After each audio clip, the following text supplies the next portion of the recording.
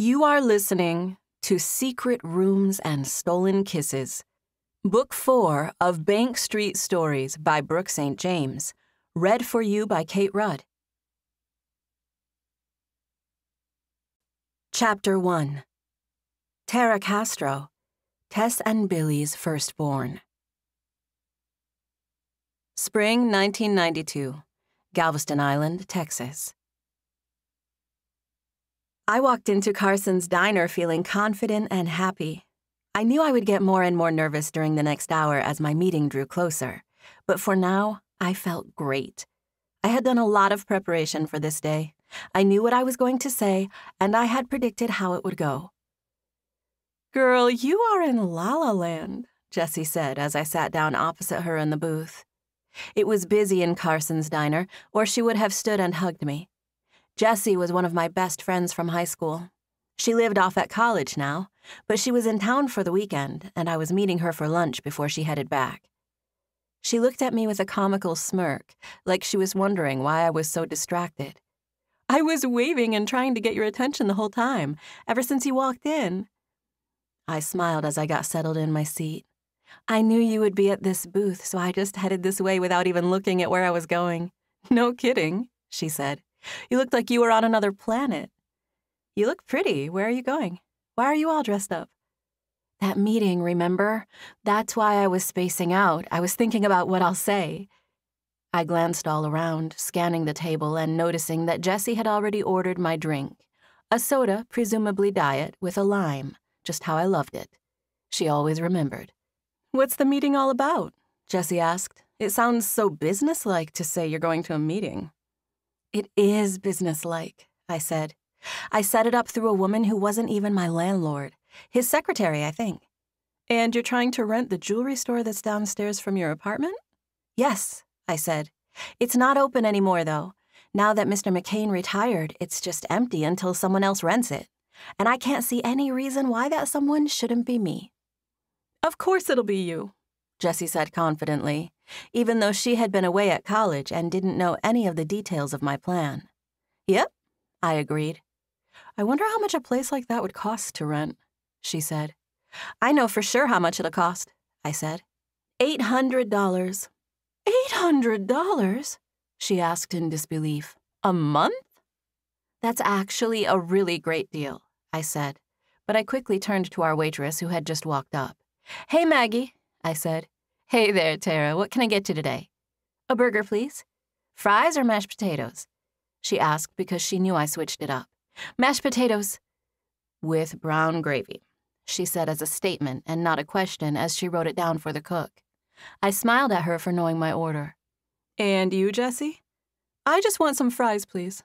Jessie handed Maggie her menu. "Large. And the chili cheese ones, please. With jalapenos? And grilled mushrooms. You can put those on top. And maybe a little bacon, too, if you don't mind." "Okay, so chili cheese fries with peppers, mushrooms, and bacon," Maggie said, confirming. "Did you say onions?" "No onions," Jessie said.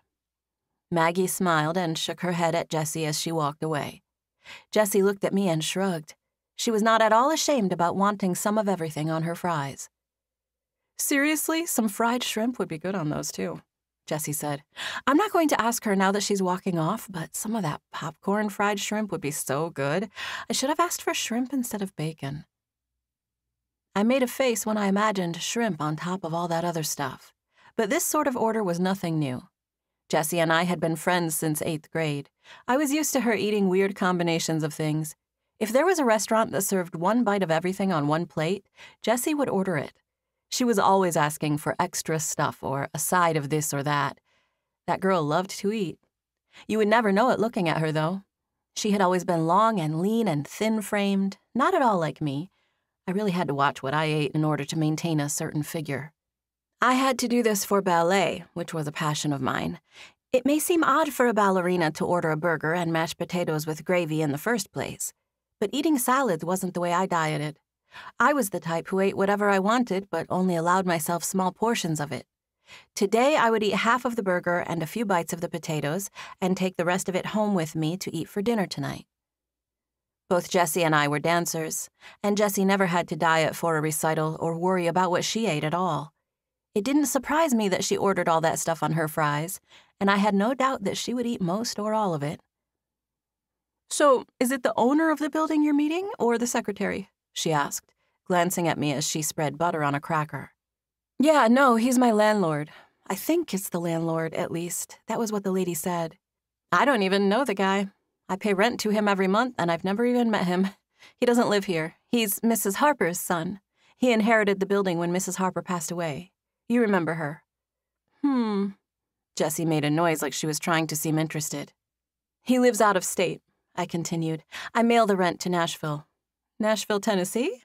Jessie asked, sounding surprised. "No, Nashville, Alabama," I said, teasing her. I smiled and added, "Yes, Nashville, Tennessee. Brentwood. It's near Nashville. I looked it up." "How is he your landlord if he doesn't even live here? What if you need something fixed?" I shrugged. "I rarely do," I said. "But there is a guy who comes by sometimes. He fixed my light switch. I had to call the secretary for that." Jessie shook her head, looking confused and still chewing the cracker. "I don't even know this Mrs. Harper lady you're talking about," she said. "She's the lady who used to live in my apartment years ago, remember? You remember her from when we were in high school." Mrs. Harper had passed a while back. Jessie made a face like she was trying to remember, but I could tell she had no clue. "She was the lady who used to sit at the window and yell down at people," I said. "Oh my goodness, seriously? The one who told Derek Singleton to put his shirt on or she was calling the cops?" "Yes," I said, laughing at the memory as I took a sip of my soda. "And the one who called Kevin Martin's dad and told him he was driving too fast down Bank Street." "Oh, that's when Kevin was working here, huh?" she said, talking about the diner. I nodded. "That's the same lady you're talking about? I didn't know she owned your building." "No one did," I said. "Not until she died. My mom rented one of those upstairs apartments when she first moved to Galveston. She and Dad lived next to Mrs. Harper for years. They were in 203. And they had no idea she owned the building. My parents said they mailed the rent to a post office box. Mr. McCain ran that jewelry store with Joan Harper living right upstairs, and he never even knew she was his landlord. He didn't know until she died and her son took over the place." All this talk was about the beautiful, large, 2-story building on the corner of Bank Street and 23rd, the place where I currently lived. I had been renting an apartment there for a year and 8 months, but this block was already home to me long before I moved in. My parents were deeply rooted in this little section of Galveston. Both of them were well known in their own right, but they were famous for doing completely different things.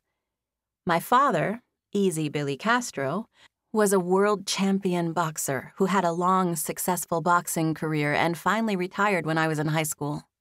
My mother was an artist who was best known for painting beach scenes in her own chunky style. She did a lot of light, bright island scenes, but my favorite paintings of hers were the darker ones, the night scenes. I grew up around boxing and art. Some people might consider this an odd combination, but for me, it was a natural one. I turned out to be a dancer, so that was a third element of my personality. I was a ballerina who also loved martial arts and fine arts. I hoped to bring them all together on our little section of Bank Street. There was a 1-block stretch between 23rd and 24th Avenues, and I had spent most of my childhood going over there multiple times a week. My father's boxing gym, a place called Bank Street Boxing, was situated on the south side of Bank Street next to Carson's Diner, where I was currently eating. My aunt and uncle owned a hardware store that was across the street from my dad's gym, and the building on the far side of King's Hardware was where I lived and where I hoped to open a new business. "And your plan is to rent out Mr. McCain's jewelry store and turn it into a dance studio?" she asked. I nodded. "I want you to work with me eventually, when you're done with school. I know you'll be working at the port and everything, and I know you'd need to think about it. But if you wanted to teach a class or 2 a week, I'd love for you to come work with me." "Just let me get through college first," Jessie said in an exasperated tone. "I have finals coming up soon, so right now I can't imagine teaching a dance class." "Oh, I know. You don't even live here right now. I was just saying once you come back, and if you want to, thank you. It'd be cool to teach a class. Do you think you can afford $800 on that rent?" "Not at first," I said. But eventually, yes, definitely. I have a whole plan. There's going to be an art gallery in my dance studio. The studio is a gallery. I have it all worked out where I can sell artwork on commission and also run a studio. I'll open it sometimes after hours for showings. Of course, my mom will be the first artist featured. You've always wanted to own a gallery, she said. I remember you talking about that. It's because I can't do art myself, I said. You never tried hard enough, she said. I smirked at her. You sound like my mother. I know I didn't try very hard. I didn't love art, not doing it myself at least. So I don't regret not trying. I express myself through dance. I love other people's art, though. I know good art, and I feel like I could do well as a gallery owner. Well, you've convinced me, she said. Now all that's left to do is convince your Lord have mercy. She trailed off. Jessie had glanced outside several times since we'd been talking, but this time something really caught her eye. I looked that way to find that it was a guy. Oh, my goodness. Goodness gracious, Tara, look at that man. Is he coming in here? Oh, my gosh. She sat up straight, unabashedly staring out of the window, watching him. He was someone we didn't know, a tourist. This one was a little earlier than most, but the tourist season was just about to be in full swing, and strangers would be everywhere. I did a double take, thinking he looked a little bit like Michael Connor, a guy we went to high school with. But no, it wasn't Michael. I glanced at Jessie, who was still busy staring. She turned and peered over her shoulder, watching him the whole way down the sidewalk. He's coming in here, she whispered excitedly, glancing at me with wide eyes. I thought he was Michael Connor, I said with a dismissive shrug. Nah, what? He's way finer than Michael Connor, Jessie said. That guy would eat Michael Connor for breakfast. Let's hope not, I said. I'm just saying, he's about 10 times finer than Michael and probably like 100 times smarter. Hey, I like Michael Connor, I said, taking up for our classmate. Jessie didn't mean any harm.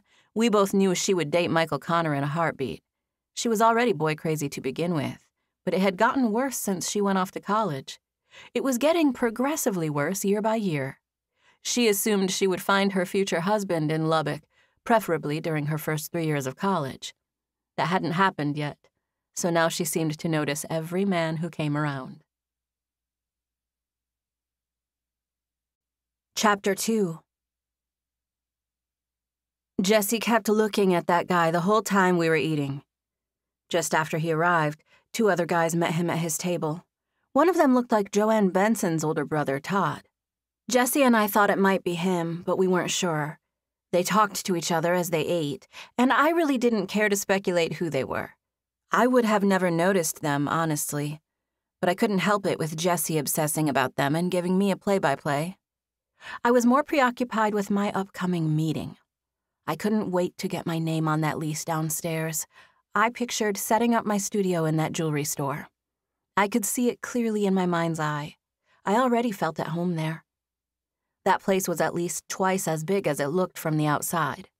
Mr. McCain only kept the front part of it open.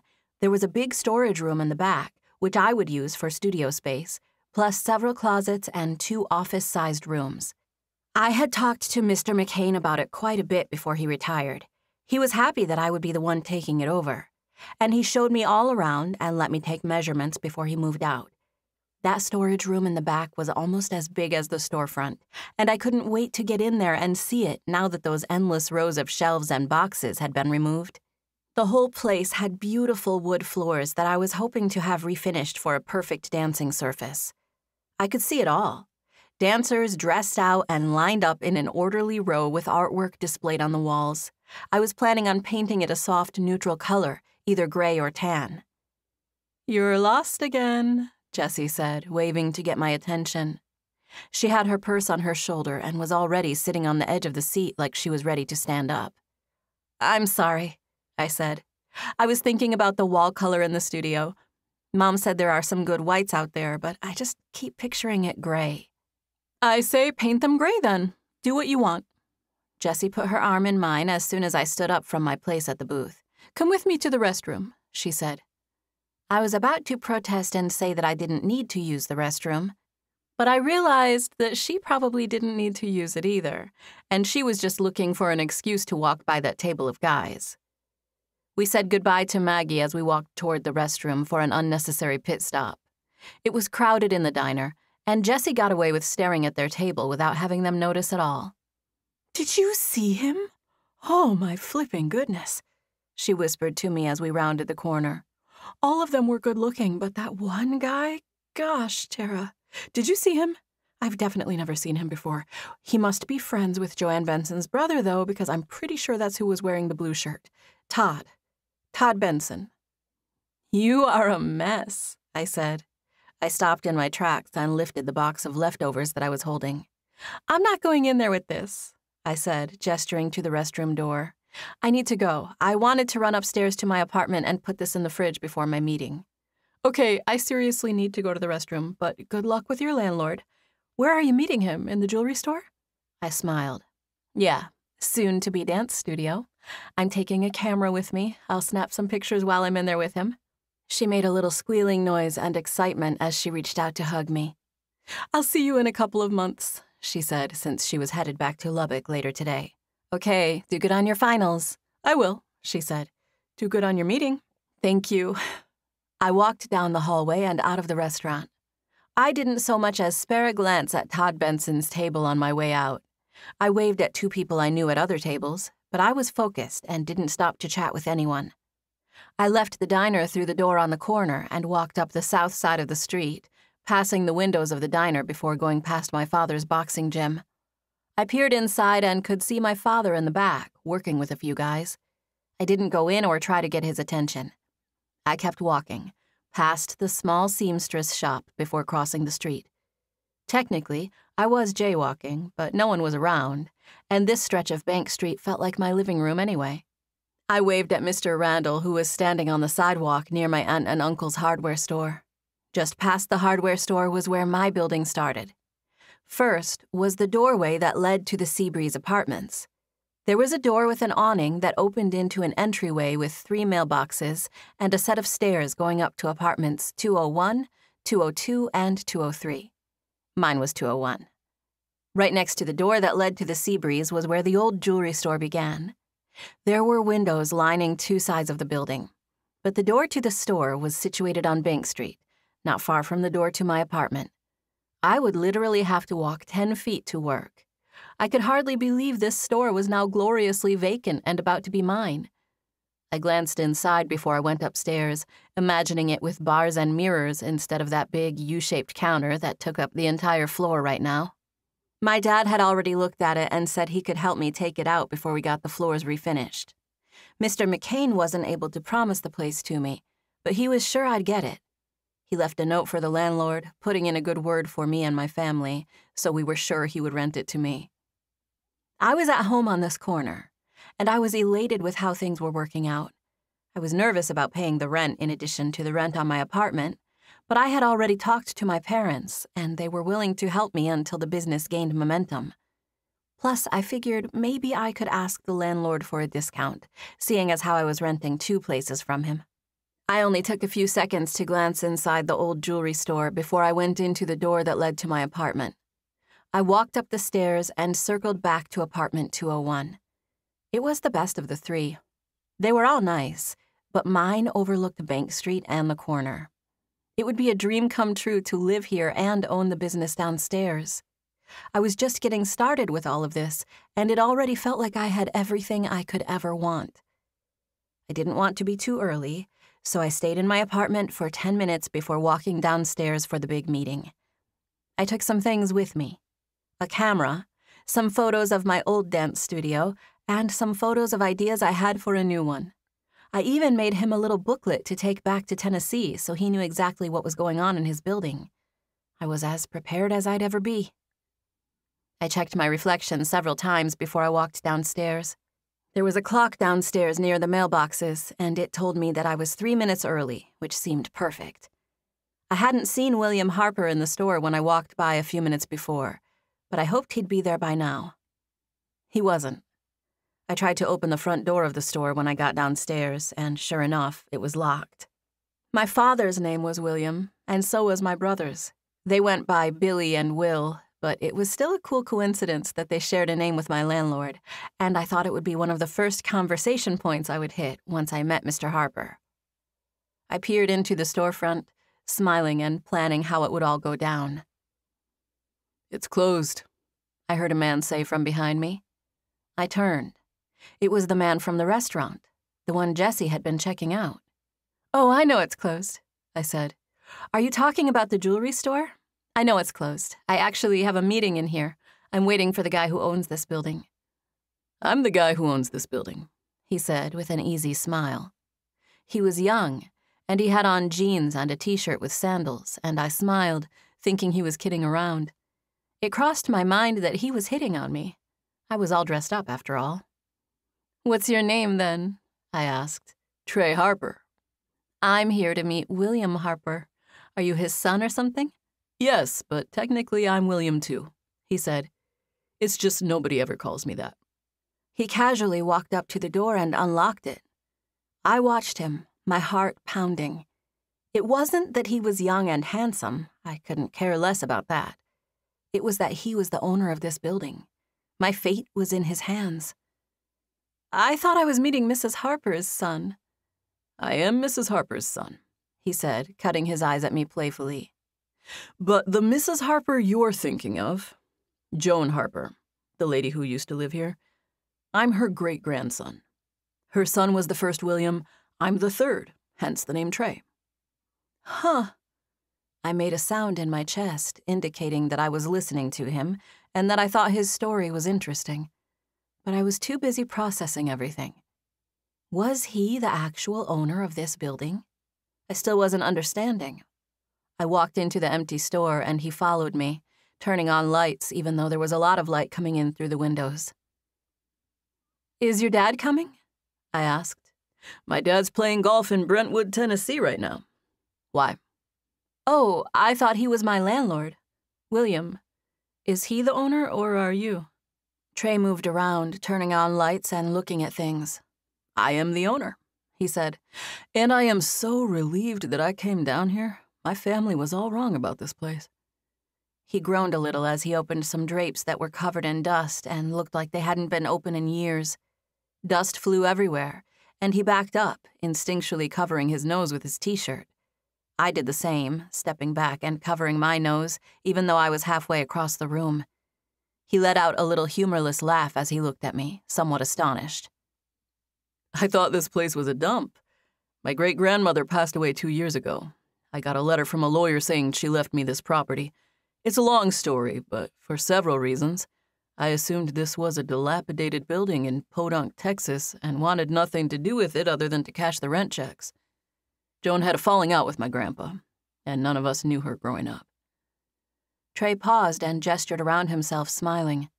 "I thought she was a crazy old lady. I thought this was going to be something on the verge of being condemned, until I got here and realized this place isn't bad at all. It's a great little town, and the building's way nicer than I thought, 10 times better than I expected. I wasn't even getting $2,000 a month for rent on this whole building, so I just assumed it was in shambles." He let out a little humorless laugh. "I'm so glad I came." He stopped walking and took a deep breath, standing in the middle of the room and looking around and filling his lungs with the scent of possibility. "Now I'm thinking maybe my great-grandmother wasn't so bad after all. Maybe she just knew nothing about managing real estate." "Oh, so are you going to make changes?" I asked, trying not to seem mortified. "Oh, yeah, absolutely. I knew the rent had to go up when I first got here, but I wasn't sure how much. I didn't know much about the market in Galveston, but I was just having lunch with a real estate agent who said I could get at least double what I was getting for these places." "Double for what places?"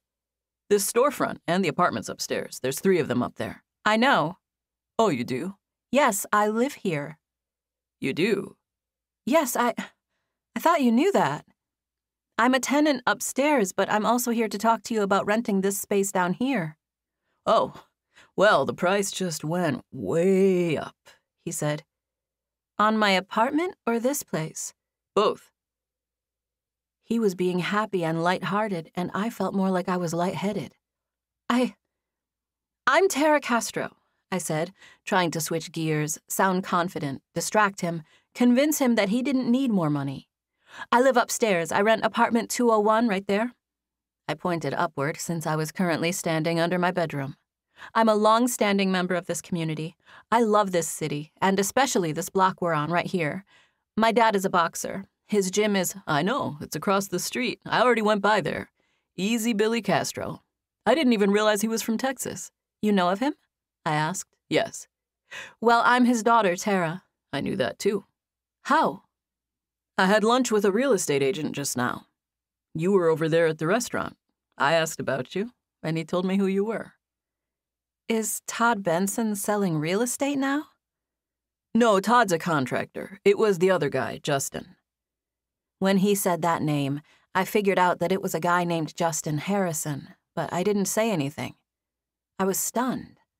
I wasn't expecting to walk into a conversation where he announced that he was going to be raising the rent. And now I had told him who I was, and it didn't seem like that was going to change things. I went from feeling excited and hopeful to frustrated and hopeless. It was truly amazing how feelings change so quickly. When are you thinking about raising the rent on my apartment? I asked, blinking at him. The dust had mostly settled, but I got caught staring at a few particles that were floating in the air between us. Not right this minute. I'm going to honor your contract amount until the lease is up. I've only got, 4 months left. Yeah, one of them, the guy in 202, has a month left. The couple in the back, they just signed theirs. They have 11 months. Stan in apartment 202 only has a month? Yeah, but that one couple just renewed. He breathed a defeated sigh. I wish I would have come here before that happened. I thought I was thankful to have them renew, so I didn't change anything. But they've been raking me over the coals this whole time. Nobody's raking you over coals. Stan's been living in that apartment for 10 years. Exactly, and only paying $300 a month. What the heck? It's no wonder he doesn't leave. Of course, I'll give him first dibs on staying in the place if he wants to sign again, but the rent is going up. There's no question about it. This whole building, I can get double the rent in the condition it's in. Justin was saying that if I do a few renovations, I can get even more than that. What about down here, the jewelry store? He said $1,400 to $1,600 in the shape it's in. More if we fix it up. That's why I was talking to Todd. My heart was pounding, and I had no idea what to say. I felt like I was in a dream. I expected this meeting to go so completely different. I was reeling. I didn't expect him to be young and in sandals. I didn't expect him to say any of this. I don't think the rent here goes as high as it does in Nashville, I said. We're used to paying a lower amount. He laughed. I'm sure you were, he said. What, so you're just going to kick us out if we don't agree to pay more? He gave me a sideways look, smiling a little like I must be missing something. That's usually how it works, he said slowly. Chapter 3. I felt utterly heartbroken, and this was only the first 3 minutes of my meeting with Mr. Harper, if you could even call it a meeting. Basically, he was nonchalantly informing me that I wasn't getting the dance studio and that I was being kicked out of my apartment. I was so frustrated about my apartment that I could barely even think about not getting to rent the business. I couldn't have this happen. I already had it all planned out. I didn't have a plan B. Mr. McCain was willing to sign his lease again and just let me move in and take over the rent, I said, regretting the fact that I ever called him in the first place. And Ms. Gwendolyn's Dance Academy is a long-standing tradition here. My studio would be under her umbrella.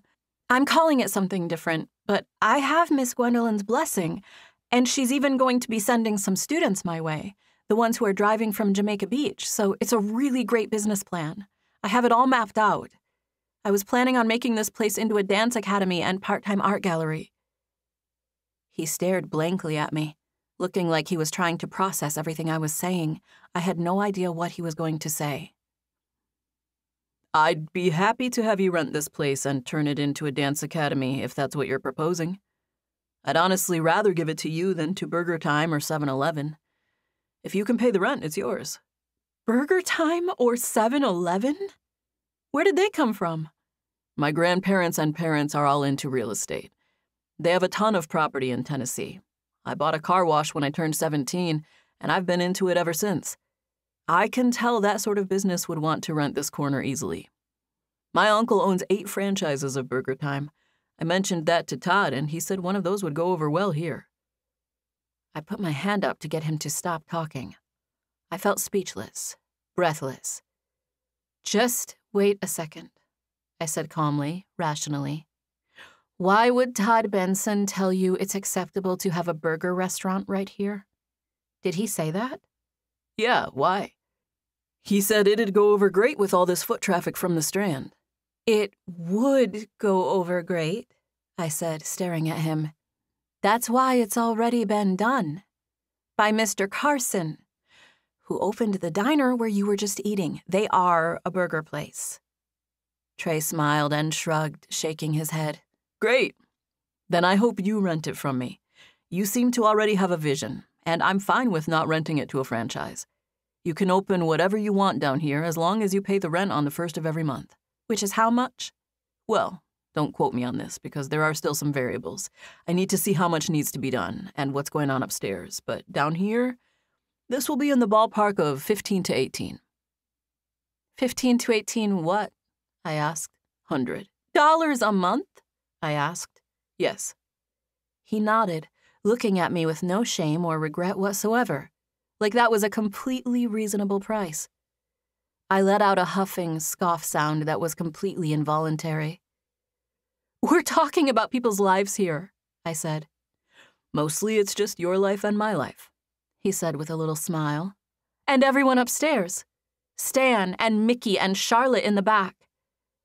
He stared at me for several seconds, wearing a serious expression. He shrugged a little, looking like he was attempting to be regretful. I told you I'm going to honor your leases, he said. Yeah, but then, after that, you're just raising the rent by double? Yes, he said, not seeing a problem. Is that legal? He let out a little laugh. Yes, it's perfectly legal. It's my building. I can charge whatever I want for rent. It's your choice whether or not you want to pay it. In fact, if you want to talk about legal and illegal, that whole plan about you taking over the jeweler's lease, that's called subletting, and it's illegal. It goes against his contract. He can't do that. Well, he's obviously not going to, I said defensively. I was angry and, honestly, embarrassed. I stared at him. How can you just come in here and be so nonchalant with this information? I asked. He stared straight at me.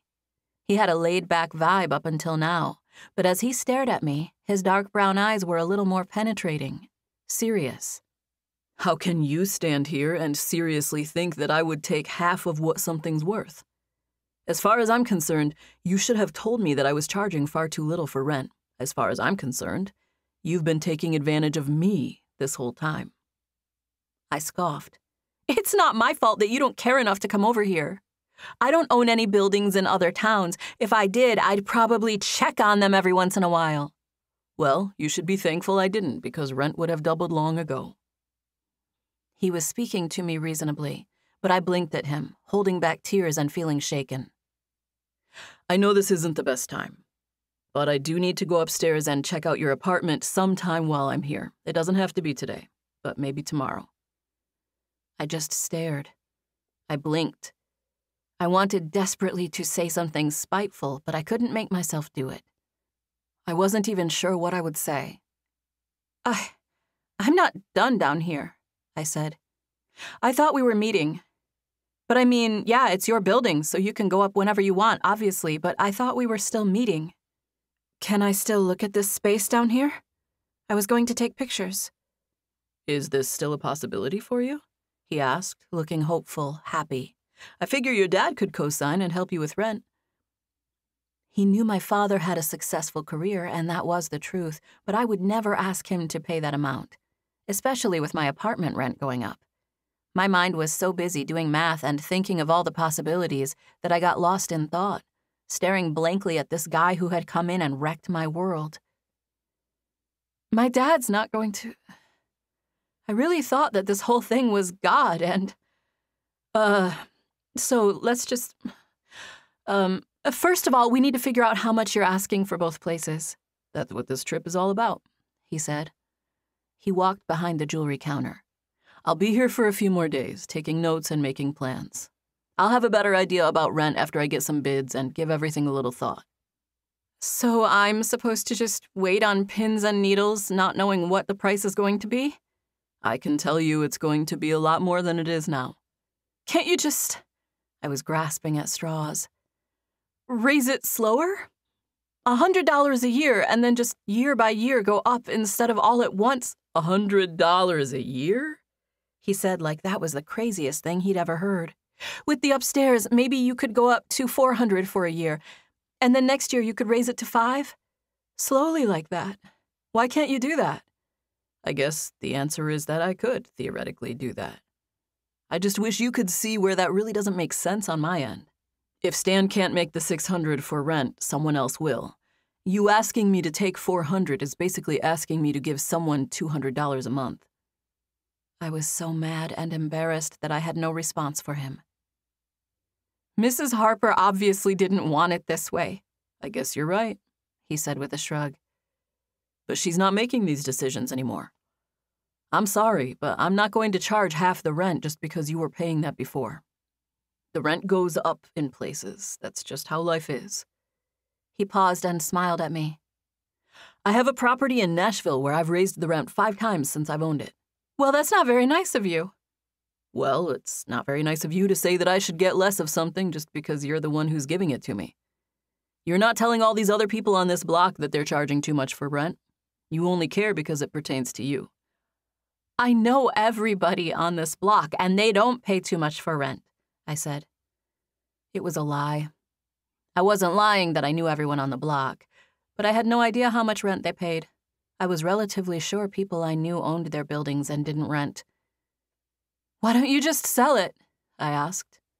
The question came out of my mouth as soon as the thought crossed my mind, and I'll honestly say it was a glorious moment. Of course. I would buy it. My parents would buy it. The more I thought about it, the more excited I became. Just sell the whole building to me. You don't want it anyway. I never said that, he said. He kept moving around, looking places, adjusting things. I walked with him, coming to stand a few feet from him as he moved. You live out of state, I reminded him. You don't want a building all the way over here in Texas, and like you said, in your mind, this place was in shambles anyway. You might as well just sell it to someone who wants it and loves it and would take care of it and live here for the rest of her life. Trey stuttered, opening his mouth and closing it again, hesitating, not wanting to say the wrong thing. He put his hands up in a gesture of surrender. I'm sorry, Miss, Castro. I wasn't expecting to have this conversation with you. I don't think I realized that the person I was meeting this afternoon was also a tenant upstairs. I told the lady I was, I said. She mentioned that I'd be meeting a tenant, but I didn't realize that was today. I have a few other meetings. Are you meeting with other people today? I asked. Uh-huh, he said, still looking around, checking the place out. Are you meeting people who want to rent this place? I asked, feeling desperate. Not yet. Right now I'm just talking to inspectors and appraisers. My father lectured me about not having all of that done 2 years ago. He wasn't even sure how it was possible that it was signed over to me without all of that happening. Maybe it was God helping you have low rent for this long. Maybe you should look at it that way. Trey kept walking around, looking. I knew I should relent. I knew I should just tell him to think about the new amount and let me know what it was. But I couldn't hold my tongue. I'd really like you to consider selling it, I said. I looked at him with a serious, pleading expression, and he tilted his head at me, smiling like he was slightly confused. Why don't you get one of these other people to sell their building? He said. Why mine? I already told you I like it here. I think it's a cool little city. I never said I wanted to sell. I held my shoulders back and my chin up and let out a little resigned sigh. Well, keep me in mind, please, if you think about selling. I think my parents would look at it. He gave me a regretful smile. I'll tell you right now. I don't want you to be mad at me, but I also don't want you to get your hopes up. I don't plan on selling the building. He glanced around, looking up at the ornamental tile on the ceiling. I like this place. Thanks for the offer, but I don't think it's for sale. I wanted to do something crazy, like stomp my feet and throw a fit and say, I want it more than you!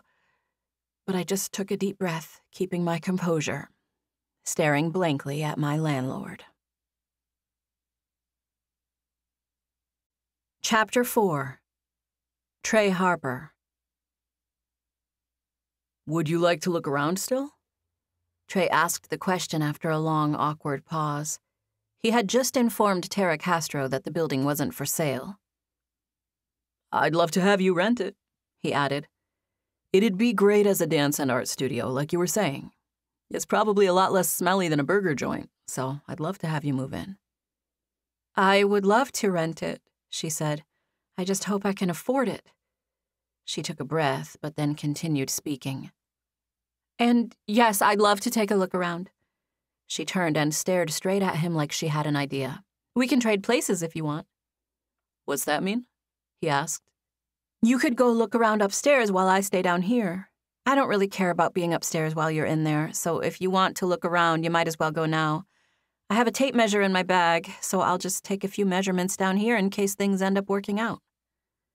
He made an expression like her offer took him by surprise. I don't mind you looking around down here and measuring, but I don't need to go upstairs right this minute. I wasn't going to spring that on you. I'm going to call you and the other tenants later this afternoon and try to set something up for tomorrow. It's all the same to me, she said. I'd rather get it over with. She had been wearing a smile when they first met, but she lost it. Trey knew she didn't like him very much. He might not like himself if he was in her situation, but to him, things were cut and dry. This was his inheritance. Sure, he had underestimated it at first, but that didn't mean he had to continue to lose money. It would be unwise of him to let the tenants stay there at the current price when a higher price was clearly fair. It's fine if you want to go upstairs, she said. Now's as good a time as any. I'm busy tomorrow anyway. She opened her notebook and spread it, along with a few other things, onto the counter. I don't want to intrude, he said. I really don't mind, she insisted. But she was lying. She did mind. She was just being friendly, barely. If he was going to go in her apartment at all, she would rather get it over with. Trey watched as she reached out and handed him her keys. There were 5 or 6 of them on the ring, and she didn't specify which one would open her door. She was obviously leaving it to him to figure that out. It's number 201, she said in a matter-of-fact tone. Are you sure? He asked. Because I don't have to go now. I'm not in a hurry. The faster you go up there, the faster you'll know what my rent is going to be, right? Yes. So I'm good with you going up there now. That way I can get my head straight about where I'm going to live and what I'm going to do. She was stone cold. All the hope and brightness and joy had left her face. It was like she finally realized that Trey was keeping the building and that he was serious about raising the rent. He thought about it as he walked out of the jewelry store and onto the sidewalk. He felt bad for the woman, but then he reminded himself that she was being completely unreasonable. First, she had been paying way too little for rent this whole time, and now she was going to be mad when he told her he was going to do the fair thing and raise it. He huffed and puffed about it under his breath as he climbed the stairs to her apartment. $300 was nothing for this place. His great-grandmother probably hadn't raised the rent in decades. He hated to raise it so drastically, but good grief, what did these people expect? This had gone on far too long. He looked around when he got to the top of the stairs. The stairs, the rail, and the lower part of the walls were wood that had been stained dark mahogany. It could use some cleaning and basic maintenance, but the bones were great. Trey glanced at the doors for the other 2 apartments before he made it to Tara's. He had a key to each of the apartments on his own keyring, the one Joan Harper had left for him. But Trey went for Tara's keys instead. There were 12 different keys on his building set, and all of the keys were the same brand, but Tara's keys were all different, so it was easy to find a match on hers based on the brand. Trey found the correct key on the first try. He opened the door, smiling at the sight of her apartment. Oh gosh, $300? No way! He hadn't expected this. It was eclectic and colorful, with paintings and furniture that were all different colors. She had a picture in her notebook. He saw her idea for a ballet studio downstairs, and it was nothing like this apartment. This place was huge also. He looked around, marveling at how big it was. He knew it was the largest apartment of the three, but the ceilings were high, and it was more spacious than he imagined. Tara had it decorated beautifully. He stood in the living room, looking around for a long minute and having a new appreciation for just how much this building was worth. He chastised himself inwardly for being so distracted and judgmental that he let this place slip through his fingers for 2 years. He assumed this building wasn't worthy of his time and attention, and he was so wrong. It was a humbling experience to stand there in an apartment that he himself would be happy to live in. He felt ashamed of himself for missing out on all the money that could have been made since he inherited the property. Trey was intelligent, and there was no excuse for something so significant slipping past him. He felt humbled as he gazed around Tara's apartment. The ceilings had to be 12 feet high. She had gorgeous paintings on the wall. They were evening and sunset scenes in bright colors and jewel tones. They were professionally framed and looked like they belonged in the home of a collector. Trey walked over to the large window that was positioned on the far side of the living room. He meant to glance out of it and look away, but he got caught staring and stayed there for several minutes. He found that it was quite relaxing, staring out at Bank Street from this perspective. He could see action in several places, as far down as the diner on one corner and the other way toward the office building on the adjacent block. Tara had personal pictures set up in frames on a shelf that was near the window. Trey wasn't meaning to snoop. In fact, he was trying not to snoop. But he couldn't help but take a glance at the photographs. They were a beautiful family, and they took interesting photographs. There were photos of them dancing and fighting.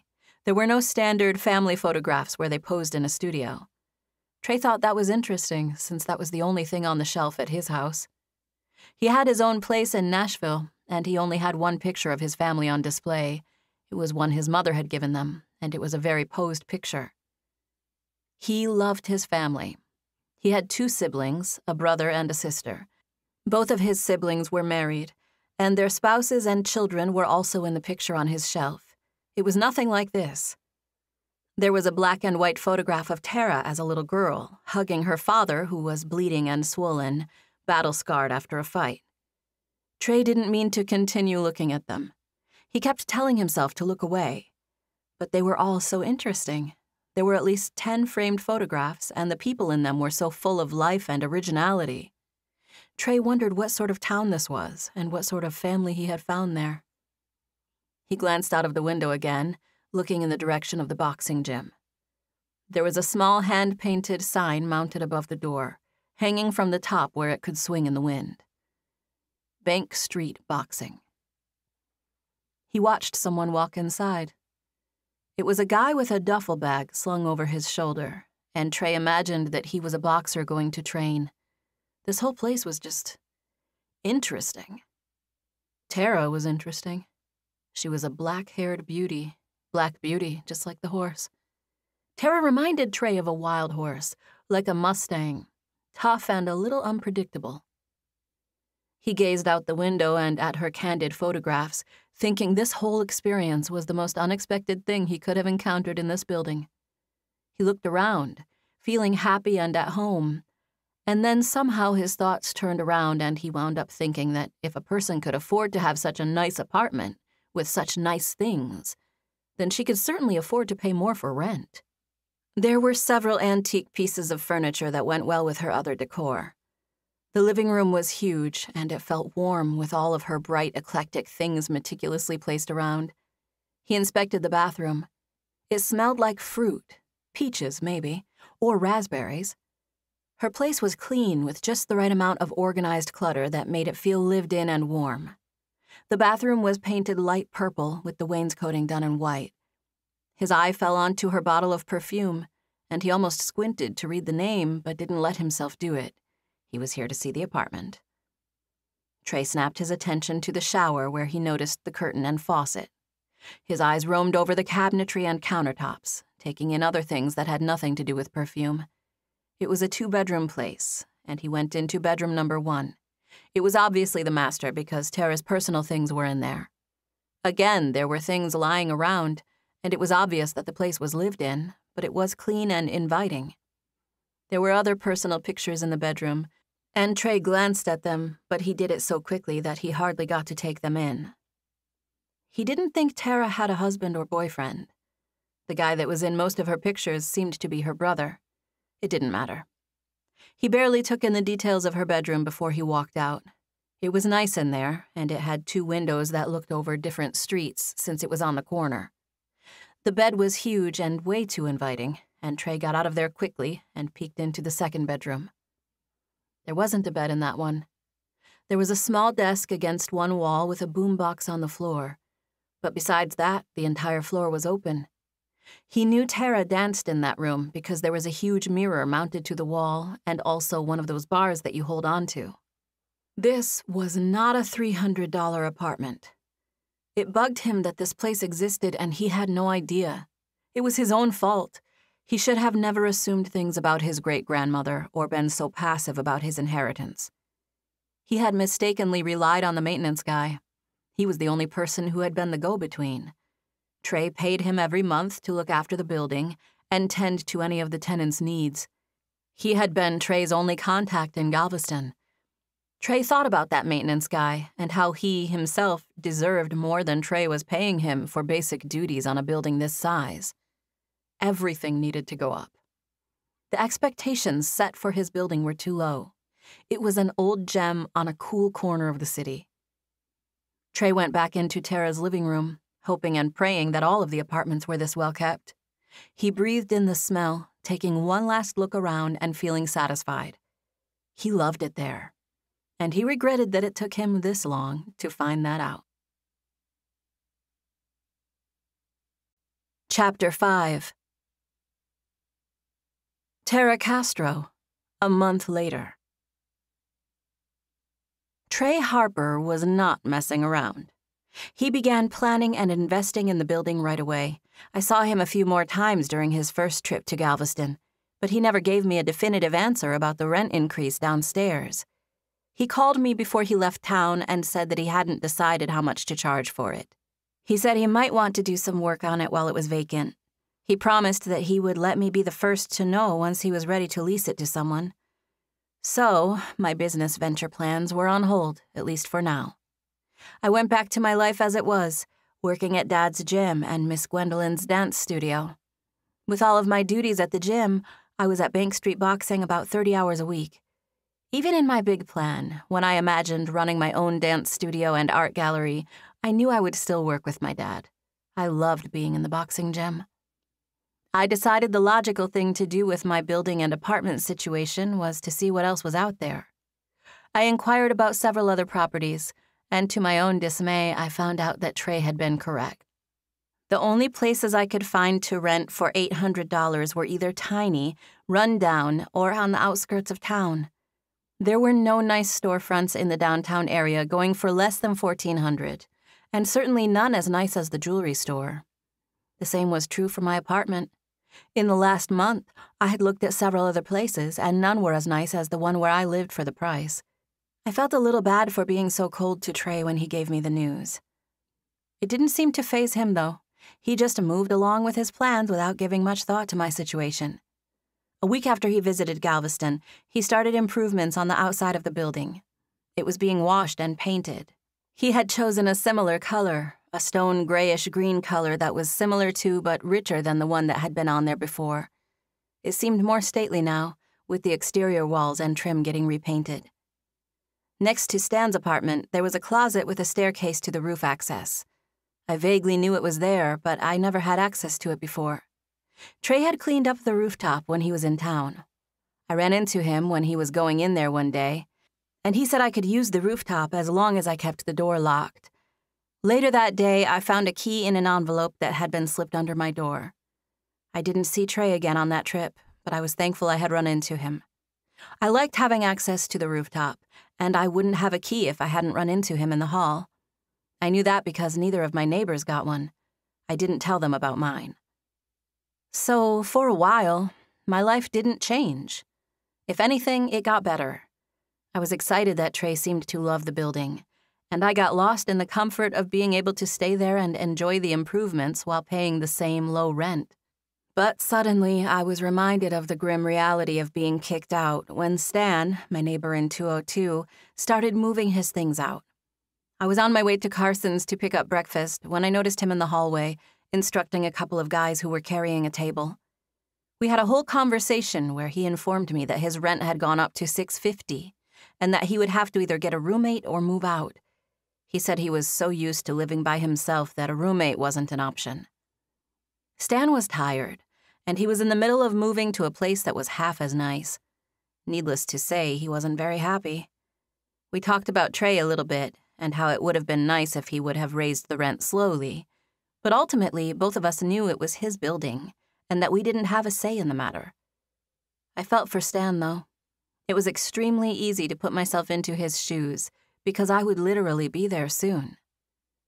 That first month of normalcy was just great, but having Stan move out put a cloud of dread over me. It was a week later when I ran into Trey Harper again. I was on my way to the gym, and I noticed that the door to the old jewelry store was open. Of course, I peered inside, and when I saw that it was Trey, I walked a little closer. Trey wasn't the only one inside. I could see as I came to the door that some construction was going on. There were two men dressed in work clothes. They were pointing at the ceiling and talking to each other.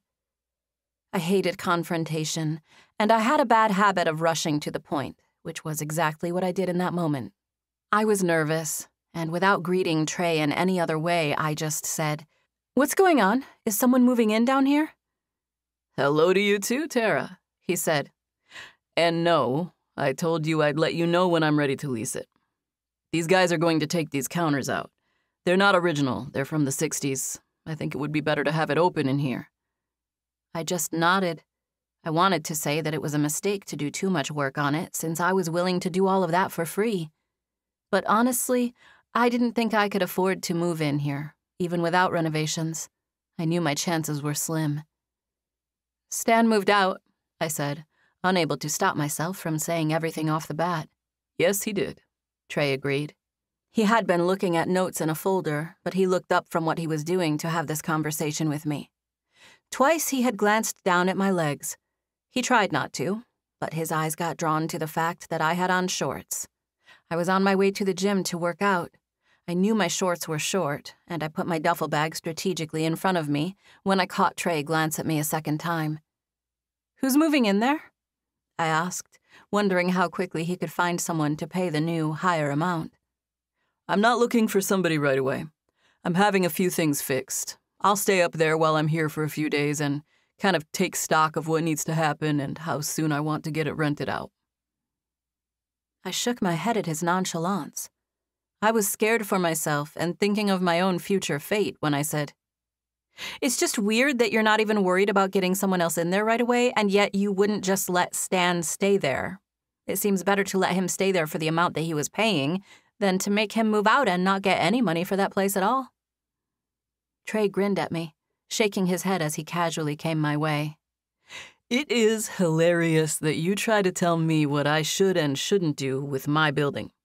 Nobody is telling you what you should do with your stuff. You have an empty bedroom in your apartment right now. I saw it for myself. It's got mirrors in it. Why don't you put a bed in there and let Stan stay with you if you are so worried about Stan having to move out?" I blinked at him. I was stunned. He was right, and I had nothing to say in response, so I just turned and walked away. My eyes were wide, and I wasn't smiling as I just slowly turned on my heels and began walking out of the store. I heard his footsteps as he crossed the room behind me. "Tara," he said. By the time I stopped and turned around, he was only a few feet from me. He was dressed in jeans and a t-shirt with skater shoes. He didn't look like the owner of a building. I would have imagined him on a skateboard at the boardwalk and not cashing rent checks and making construction upgrades. "I didn't mean to offend you," he said when I turned. "You didn't. You're actually right. It's your building. I shouldn't have..." I trailed off, not knowing how to put into words what I wanted to say. "I shouldn't have bugged you about it. I'm sorry." I spoke humbly, knowing I was wrong in this situation. I wanted to tell him that I was only saying these things because I was terrified of being in Stan's situation and knew I would find myself there in just a few months. I held my tongue. I had already done enough to let him know he was inconveniencing all of us. I gave him a little bow and turned again. "Are you going out in those shorts?" he asked. I turned, looking at him with an instant offended glare, thinking he must not be talking to me. He gave me a serious nod and gestured to my body. "Your shorts are really short," he said.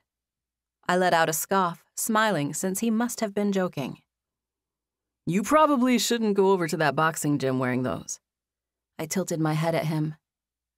Are you trying to teach me a lesson about what it feels like for people to tell you what to do with your stuff? Because I just said I was sorry for that. He gave me a confused glare like he was trying to understand what I was saying. "No, I'm just saying your shorts are really short, and there's a bunch of guys over there. You shouldn't wear them in there unless you want that kind of attention." I didn't know what to say. I thought he was doing this on purpose, to say I was being annoying about his building. But it seemed as if he was seriously worried about my shorts. "It's hot in the gym," I said. "This is what I wear all the time."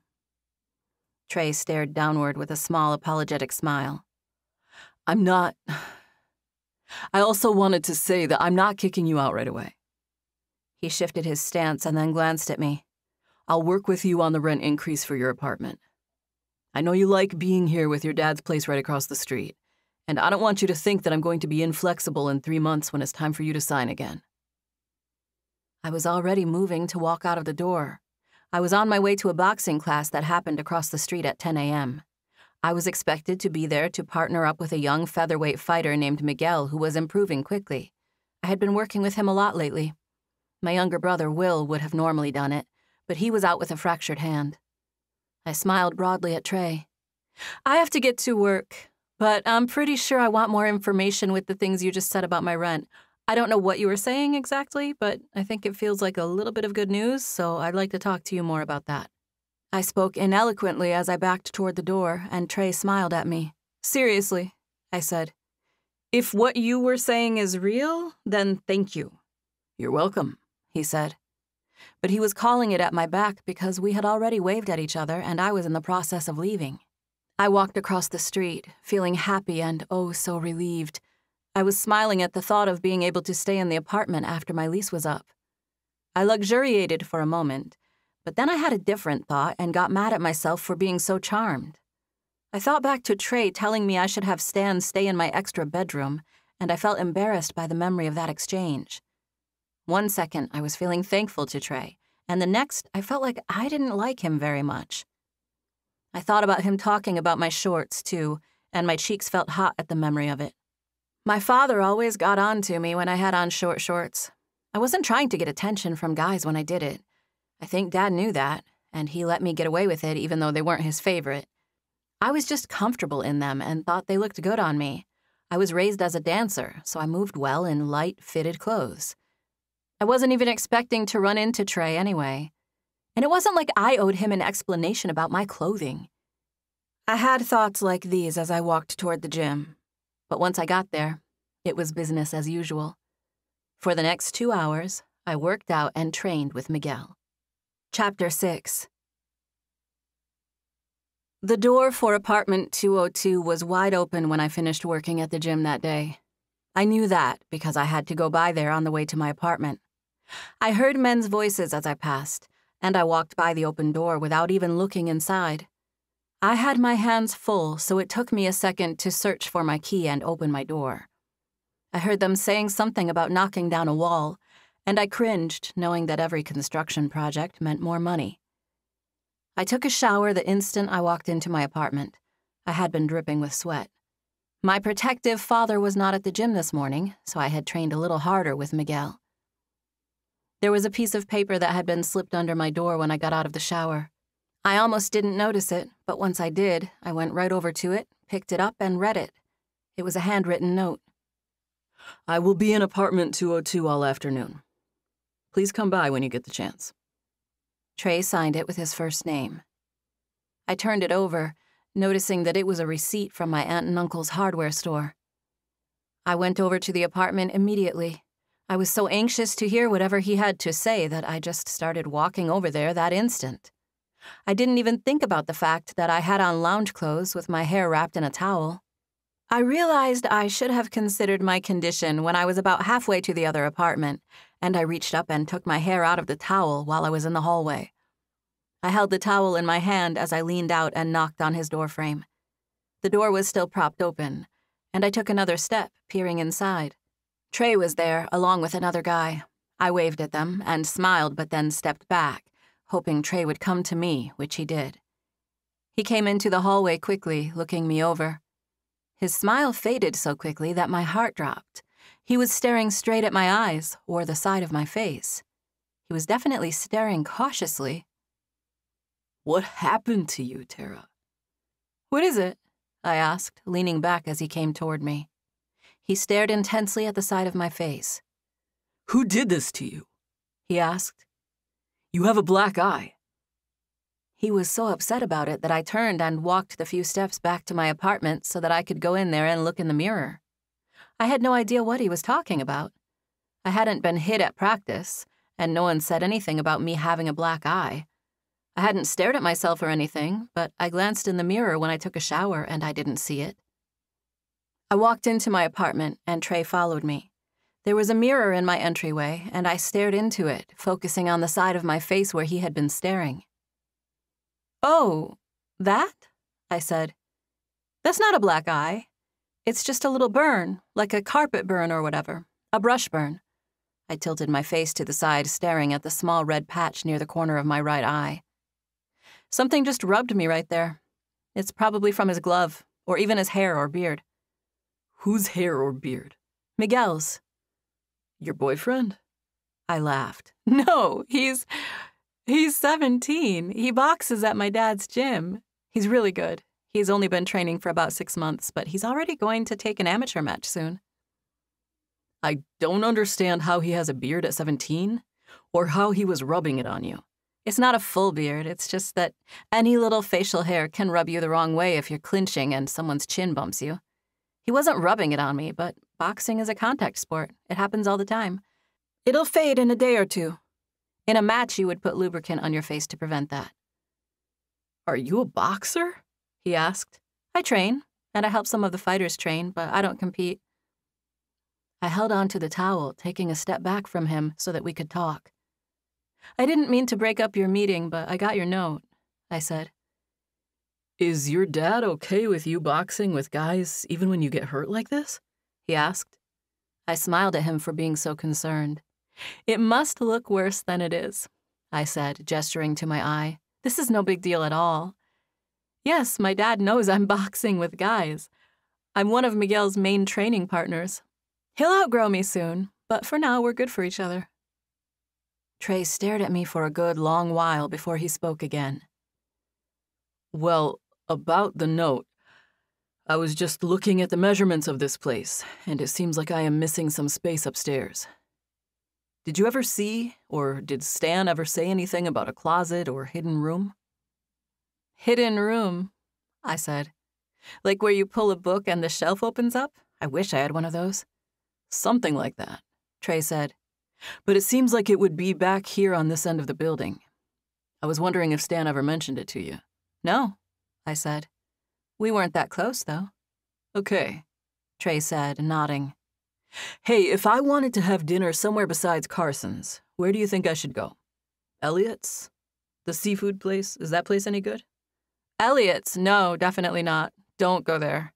Go to Miller's. Elliot's is terrible." "Oh, wow, I'm glad I asked." "Did you not want to say anything about my rent?" I said. "I thought that's what the note was about. I thought maybe you decided on a price. I'm really waiting to hear what you decide about that." "Oh, no, I hadn't thought about it," he said. "When is your lease up? 6 months?" 3 months, I said. He shook his head. "I've got it in your file. I'll have to look at it. I've just got so much going on. I'm looking at another building on Market Street." "What do you mean you're looking at it?" "I'm looking to buy it," he said. I tilted my head. "Really? Why?"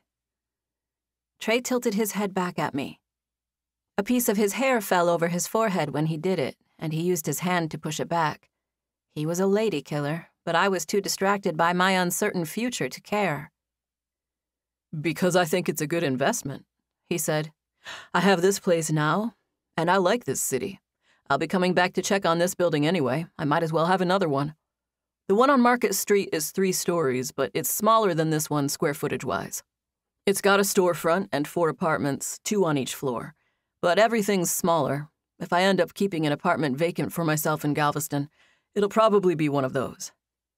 Maybe I can move into one of your smaller ones. Are they nice?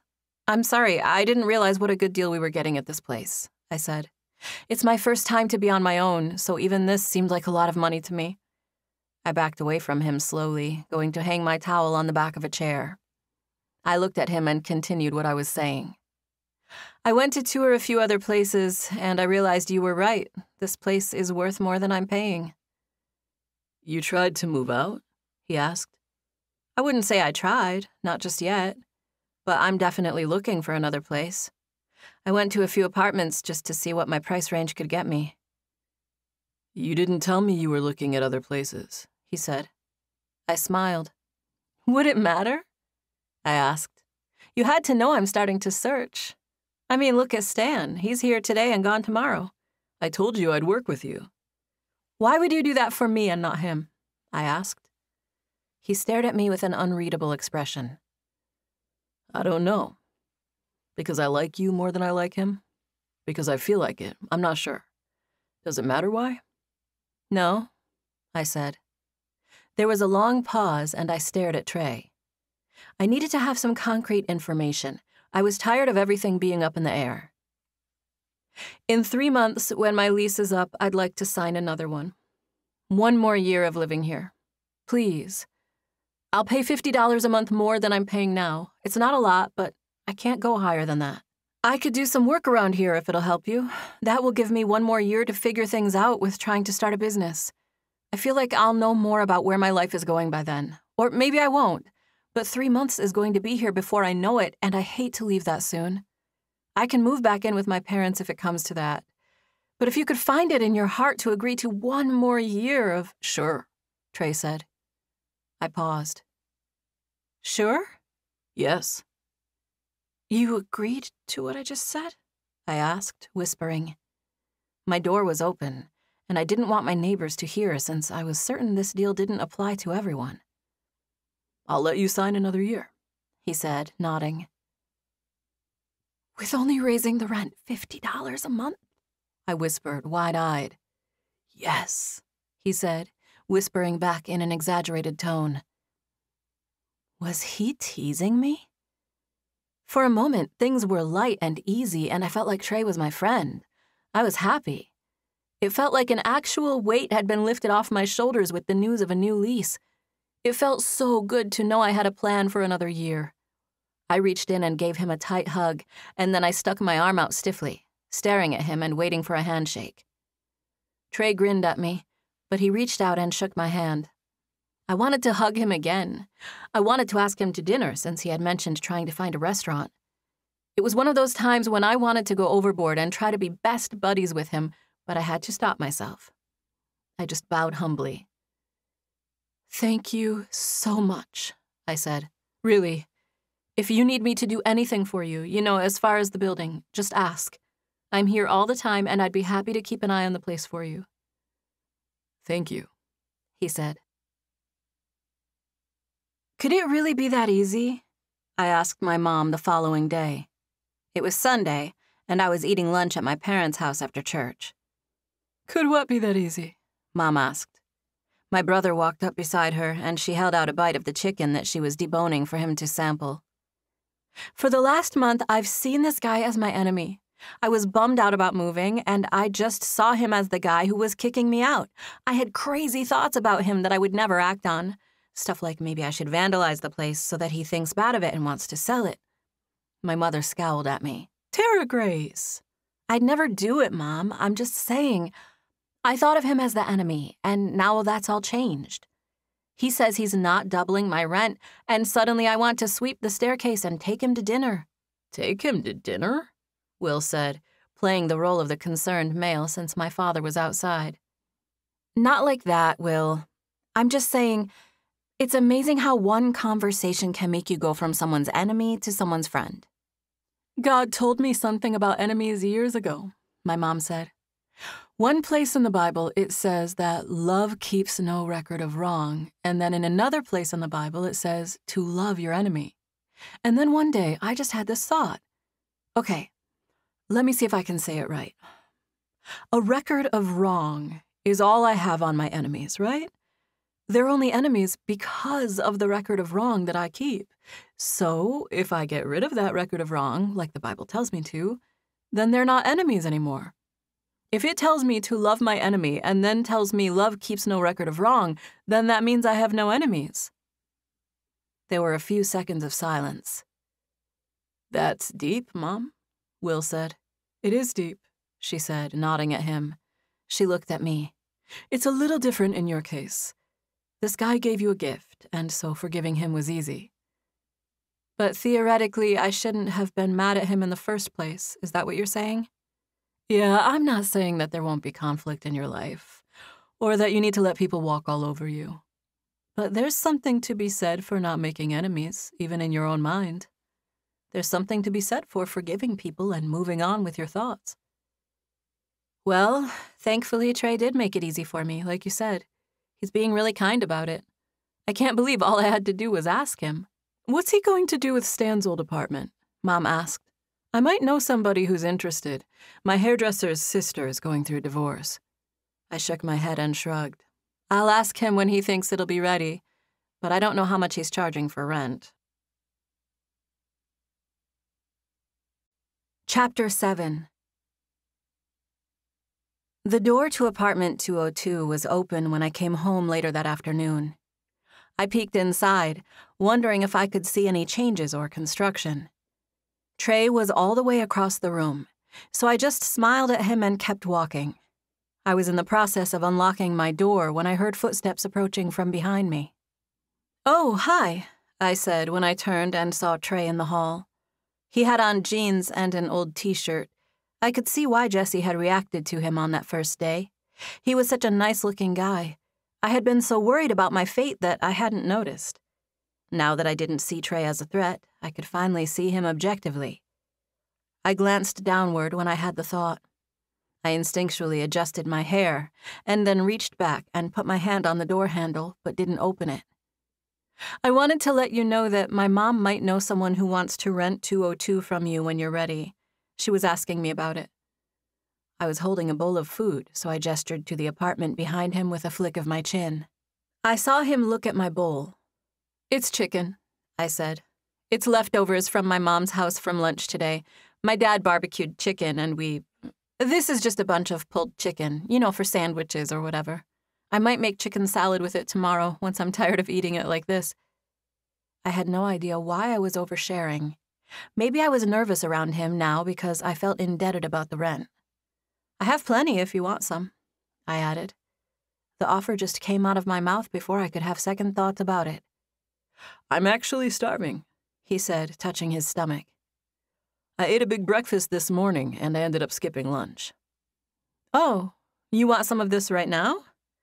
I must have sounded surprised because he said, Weren't you offering? Yes, I was, but I didn't think you'd say yes. He laughed at that. I also didn't think you'd want leftovers, but you can have some. And then I remembered how much of a discount he was giving me on the rent, and I stuck out my hand, balancing the bowl in the air between us. You can have it all, actually. It was heavy and it teetered, so I took my other hand off of the doorknob to support it, still holding it out for him to take. He just stared at it. I'm not going to take all of your food. Oh, really, it's fine, I said, holding the bowl out, insisting. He took it from me reluctantly. This is heavy, he said. What's in here? Just chicken? Yeah, it's a bunch of pulled chicken, barbecue. There must be at least a whole chicken in here. Oh, at least. My dad grilled 6 of them, and some sausages, too. We all eat it for leftovers. Well, I don't want you to give me the whole thing. Can I just make a sandwich and give you the rest? Sure. I said, taking it back and realizing it was probably kind of weird of me to give him a huge bowl of chicken. I just wanted you to do what you wanted. You know, like if you wanted it for leftovers tomorrow or whatever. I didn't know how long you were staying in Galveston. A few more days, he said. Are you going to rent it out after that? The apartment you're in? Because my mom knows someone who might be looking. I motioned for him to follow me, and we went inside. I can put a little of this in a bowl for you to make your own sandwich, or I can make you one here. All I have is wheat bread. I might have some pita bread, too. I glanced over my shoulder at him, and he smiled. All I have is no bread. I'll take either of those you mentioned. I was about to go out for dinner, but I'd just as soon stay here. I'm up to my ears exploring this building. Trey followed me into my kitchen. He leaned against the cabinet while I went to work putting a few things away and making him a barbecue chicken sandwich. I loved food, and I did for him what I would have done for myself, except nearly double the portion. I made him a chicken sandwich with just the right proportion of meat to bread. I heated it evenly and carefully cut it in half. I added a handful of regular potato chips and a pickle spear from the fridge. I did all of this while we continued our conversation. Nobody's working today since it's Sunday, so it's been quiet around here. I have a few people coming to give estimates tomorrow and the next day, and I'm going to tour that place on Market Street. Where on Market Street is it? I asked. It's near 25th. It's the pink building next to the Italian restaurant. You're kidding. That's a cool building. The candle store? I think that's what was on the first floor, but they're moving. I pass that building all the time. I imagined the candle store and tried to think about if it would be large enough for a studio. That candle store was quite a bit smaller than the jewelry store, but I thought maybe I could make it work for a studio if the rent was a lot cheaper. I didn't even know it was for sale, I said. It's not on the market yet. Justin knows about it from another one of his clients. He's the one who told me about it. That might not be a bad spot for me, I said, depending on how big it is. I slid the plate in front of Trey, and he thanked me. You're welcome. I hope you like it. You can sit here or take it back with you. Either way, I'm going to go put my things away. I'll stay here and eat if you don't mind, he said. Okay, I'll come back in just a second then. I started to take off, but I thought of getting him a glass of water since he was staying. Quickly, I took a glass from the cabinet, filled with water, and set it in front of Trey. I smiled at him as I walked out of the kitchen. He thanked me again, and I went into my room, feeling like I was vulnerable to his gaze. I assumed he was looking at me as I walked away, and for some reason, I cared. I didn't know how to feel about my reaction to Trey.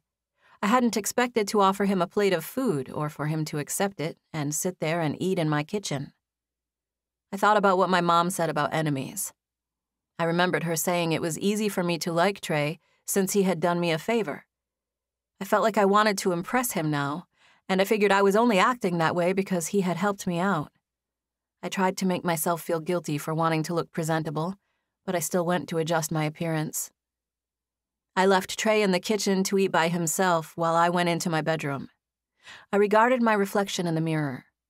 I had on a skirt from this morning, and my dark hair was styled in an easy-up style similar to a French twist. I was comfortable, but I took my hair down and changed into a pair of overall shorts with a t-shirt. I turned upside down and shook my hair out, causing it to fall in a tangled mass of black waves over my shoulders. I ran my fingers through it, strategically taming it down. I thought about powdering my nose or spraying some perfume, but I thought that would be too much. I reminded myself that he had already agreed on the contract, and even shook on it. I did not need to impress this man. I repeated that to myself, even as I tucked, straightened, and checked myself. I went back into the kitchen only a few minutes after I went into my bedroom. That was fast, he said, glancing at me when he heard me coming. You changed and everything. I smiled at him. He had almost finished his whole plate of food. I was ready to get comfortable, I said. I'm glad you liked your sandwich. I loved it, he said. It was really good. Thank you for making me that. You're welcome, I said. The same thing is on the menu tomorrow. Maybe I'll add eggs and mayonnaise and make a chicken salad, if you're not sick of chicken by then. I won't be, he said. I'd love some more of this with eggs. I had been mostly joking, making fun of myself for eating leftovers for days. but he seemed to be taking it as a serious offer. Some more right now, or some other time? No, I'm good right now. I meant tomorrow. I have plenty if you seriously want more of it now, I said. Or I'll make you another sandwich whenever you're ready. I'll take another one at 10 o'clock tonight, he said. Really? He grinned. No, I would never ask you to do that. I do eat snacks at that time of night. I'm sure I'll be pouring a bowl of cereal or something. I went to the store yesterday and got a few groceries and a microwave. Oh, for Stan's apartment? I asked, gesturing behind him. Yeah. It was cheaper for me to get a few supplies for this place than it was to get a hotel. And I'd rather be here to see what I want to do with the building. Where are you going to sleep? Is there a bed in there? Back in the day, these apartments were rented furnished, he said. Apparently, some of Stan's furniture was left over from that, because he left a note saying it wasn't his. He left a bed frame. All I had to do was buy a box spring and mattress. It's just a little twin. My feet basically hang off the end. Trey laughed and then added, Even with that and the rest of the stuff I bought, it was cheaper than a hotel. I could always stay with my parents if you want to stay in my place for a few nights, I offered. Trey turned to me quickly and regarded me with a curious stare as if he didn't know how to take my offer. I shrugged. It is your building. I just feel like I owe you with what a good deal you're giving me on the rent. I'm raising your rent by $50, he said, when you could be doing it by a lot more. You don't need to thank me, he said. This whole building is a gift. I'm still finding new things about it. It's amazing. I don't know what kind of man my great-grandfather was, but this building is crazy. Was it your great-grandfather who built it? No, but I think he made a bunch of changes to it. I'm trying to put the pieces together. I have very little information on him. Something happened between my grandfather and his parents that made him not talk about it. They had money, and they were crazy. That's all I knew. My grandfather and my dad and his siblings, they all got nothing from the will when Joan died. But me and my siblings and all 10 of my cousins got money. They got a lump sum. I got the building, and I assumed, based on my family's attitude, that I got the short end of the stick. For the last 2 years, I've been thinking I was lucky to have renters at all. More than once, I wished she would have given me money like she did with my cousins. But now you like it here? I asked. He nodded dazedly. It's hands down the coolest thing I've ever been given, he said. Todd and Justin, they've been digging for me, trying to find out all they can. As far as I could tell, my great-grandfather, Frank, and Joan opened a bookstore in the early 40s and ran it for a little over a decade until he died. And that's when the jeweler moved in. Joan stayed single in the upstairs apartment. No one even knew they had kids before that, or grandkids. That's all Justin knew. You might not ever know any more than that, I said. My dad had a bunch of stuff happen with his parents. My mom said some of it's so bad they'll probably never tell me about it. She said that some things are just better left unsaid. Is your dad good to you in spite of that stuff? He asked. Of course. He's amazing. He is the kindest, most protective father. He's been nothing but a champion for me my whole life. And he has plenty of family issues, past stuff. Things happen to people sometimes. People carry baggage we don't even know about. Chapter 8.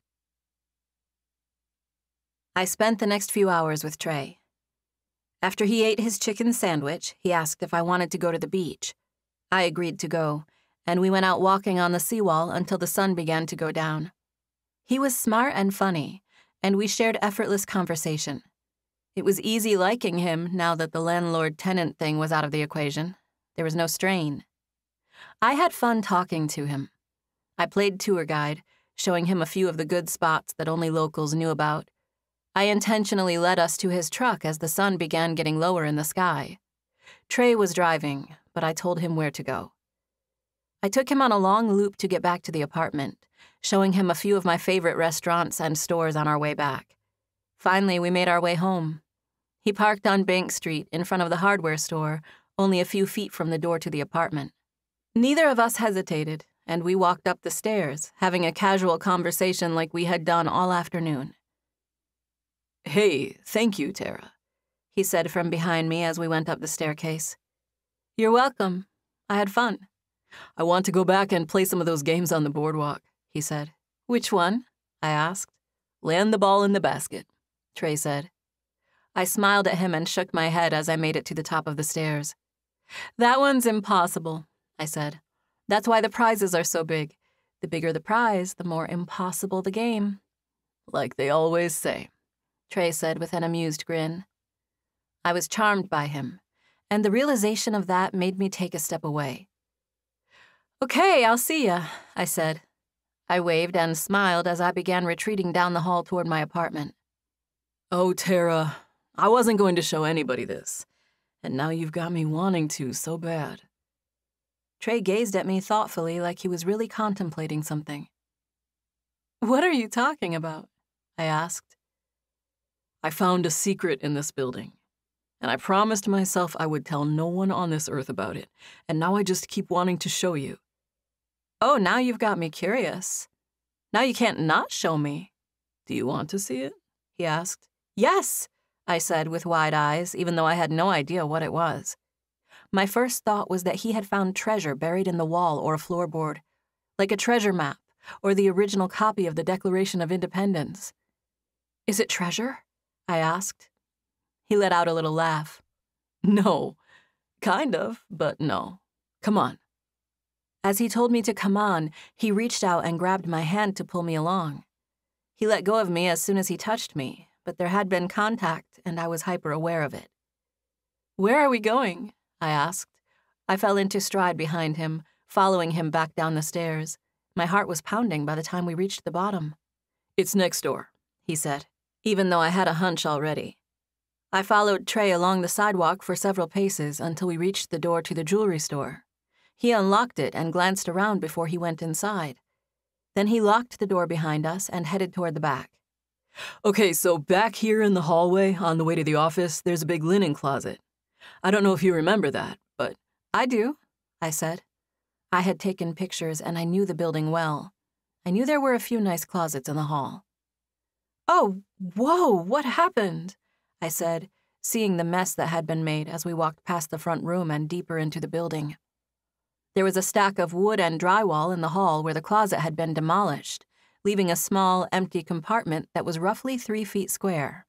Debris was stacked in the hallway, and I got caught up staring at it, but Trey got my attention by opening the door the rest of the way and stepping into the closet. First, I noticed this spackle peeling back at the seam right here, he explained. And then I saw that there was a piece of metal in the wall. It looked like there were gears, and I was like, why would there be gears? He pointed upward, and I glanced that way. I could see where the wall had been peeled back, exposing a big metal mechanism in the wall near the ceiling. I'm sure there was a switch at one point, he said. My guess was that there was a shelf facing this way. He gestured to the sidewall where the machine parts had been revealed. Like maybe you pull a certain book off the shelf and it triggers a secret passage, like you were saying. At first, I thought he had been messing with me, and then I realized that he might be serious. I widened my eyes at him, pointing at the closet. Is this a secret passage? I asked. He nodded excitedly. I found the switch in the wall, but the shelves were still in at that point. I tried to flip the switch, but they were in the way. It wouldn't work. You'll see how it works. I was in here all morning. I noticed that metal yesterday, and I just couldn't stop thinking about it. I had to peel back this wall to figure it out, and then it wouldn't work with the shelves. I had to rip them out. You'll see. You have to be inside. Be inside? Yes, come here. He stepped to one side of the closet, offering me a little room on the other side. I stepped in cautiously, feeling ridiculously close to him. He was tall and broad and hard-bodied, and I was only noticing those things because I was basically pressed up against him. Just trust me, he said reassuringly. You have to be all the way inside, and the door has to be closed. He held me close, pulling me near. I started to get a thrill from it, but then I realized he was only doing it to use me for leverage. He closed the pocket door, making it dark inside, and then he reached up and pulled a lever. Sorry, it's only going to be dark for a second. It won't work unless this door is closed. Suddenly, I heard a low, humming mechanical noise. I pulled back and looked at him with wide eyes. Just a second, he assured me, smiling. It was dark, but I could see enough to see him smile. I just stood there being quiet while things began to move. I reached out and held onto his shirt, feeling a little scared and starting to wonder what I had gotten myself into. Trey gave me a few compassionate pats on my arm. "Trust me," he said. "I wouldn't let you get hurt. This door needs oil. I think it's supposed to go quicker." I had no idea what he was talking about. We were completely surrounded on all four sides, but I still trusted him. I glanced up at him, but I could barely make out the outlines of his face. I thought he might use the few seconds of mysterious darkness to kiss me, but he didn't. I got all woozy and melty at the thought. I was still staring upward at him as the back wall opened slowly. Oh my gosh, this is insane! Is there another room over there? He held on to me. "Just stand here for a second and let it open. It takes a few seconds." I stayed still for several long seconds as the backside of the wall opened up. I thought we were going to be glued into the wall for a second there, I said, sounding relieved. He laughed. "You thought I was gluing you into the wall? You sure did give in easily if you thought that's what was going on here." "Well, obviously I trust you if I'm not fighting, but if you were really trying to glue me into the wall, you better believe I would fight." I stared at the back wall as it continued to open, revealing another tiny room on the other side. It was mostly dark still, but I could see that there was another space there. "Is this a secret closet?" I asked, peering into it. "Yeah, and it's extremely secret. I have the blueprints for this place, and none of this exists. Todd and Justin don't know about it. No one does. Todd mentioned something being off with the measurements, but I haven't let them get close enough to figure this out." "Oh gosh, it's a staircase," I said, when the back wall finally opened completely and I could see the tiny room on the other side. The only place to go was up a small spiral staircase. It was dimly lit, but I could see a little. The steps were iron, and the stairway was lined with gorgeous wood paneling. The wood walls were a stark contrast to the closet where we stood, which had been torn up by Trey ripping the shelves out and tearing the drywall down. I stepped onto the first step of the spiral staircase, but I turned and looked back at Trey. I figured it'd be better to ask if he wanted to go first, since he knew where he was going. I turned as he came to stand behind me, and I found that we were eye to eye. "Wow, how tall are you?" I asked, saying the first thing that came to my mind. 6'2". "Oh, really? I didn't realize." I leaned back when I noticed how close we were. "Did you want to go first?" I asked. There was only room for one of us on that staircase, so we would have to switch places if he wanted to go up first, but I had no idea where I was going. "There's only one place to go," he said. "There's one room at the top, and I left a nightlight plugged in earlier, so you should be able to see once you get up there." I nodded and turned, trying not to notice that Trey had been incredibly close to me. He wasn't brushing up against me or anything, but it was a tight space, and we were close. I did my best to ignore his presence, but I was aware of Trey Harper in a different way now. My eyes had adjusted to the darkness, and I easily climbed the steps. "It's wired for lights, but the bulbs are out, and it takes a special kind of bulb." The staircase turned and opened up, and I gasped at the gorgeous little room that was waiting at the top of the steps. "Where in the world am I?" I said dazedly, dramatically.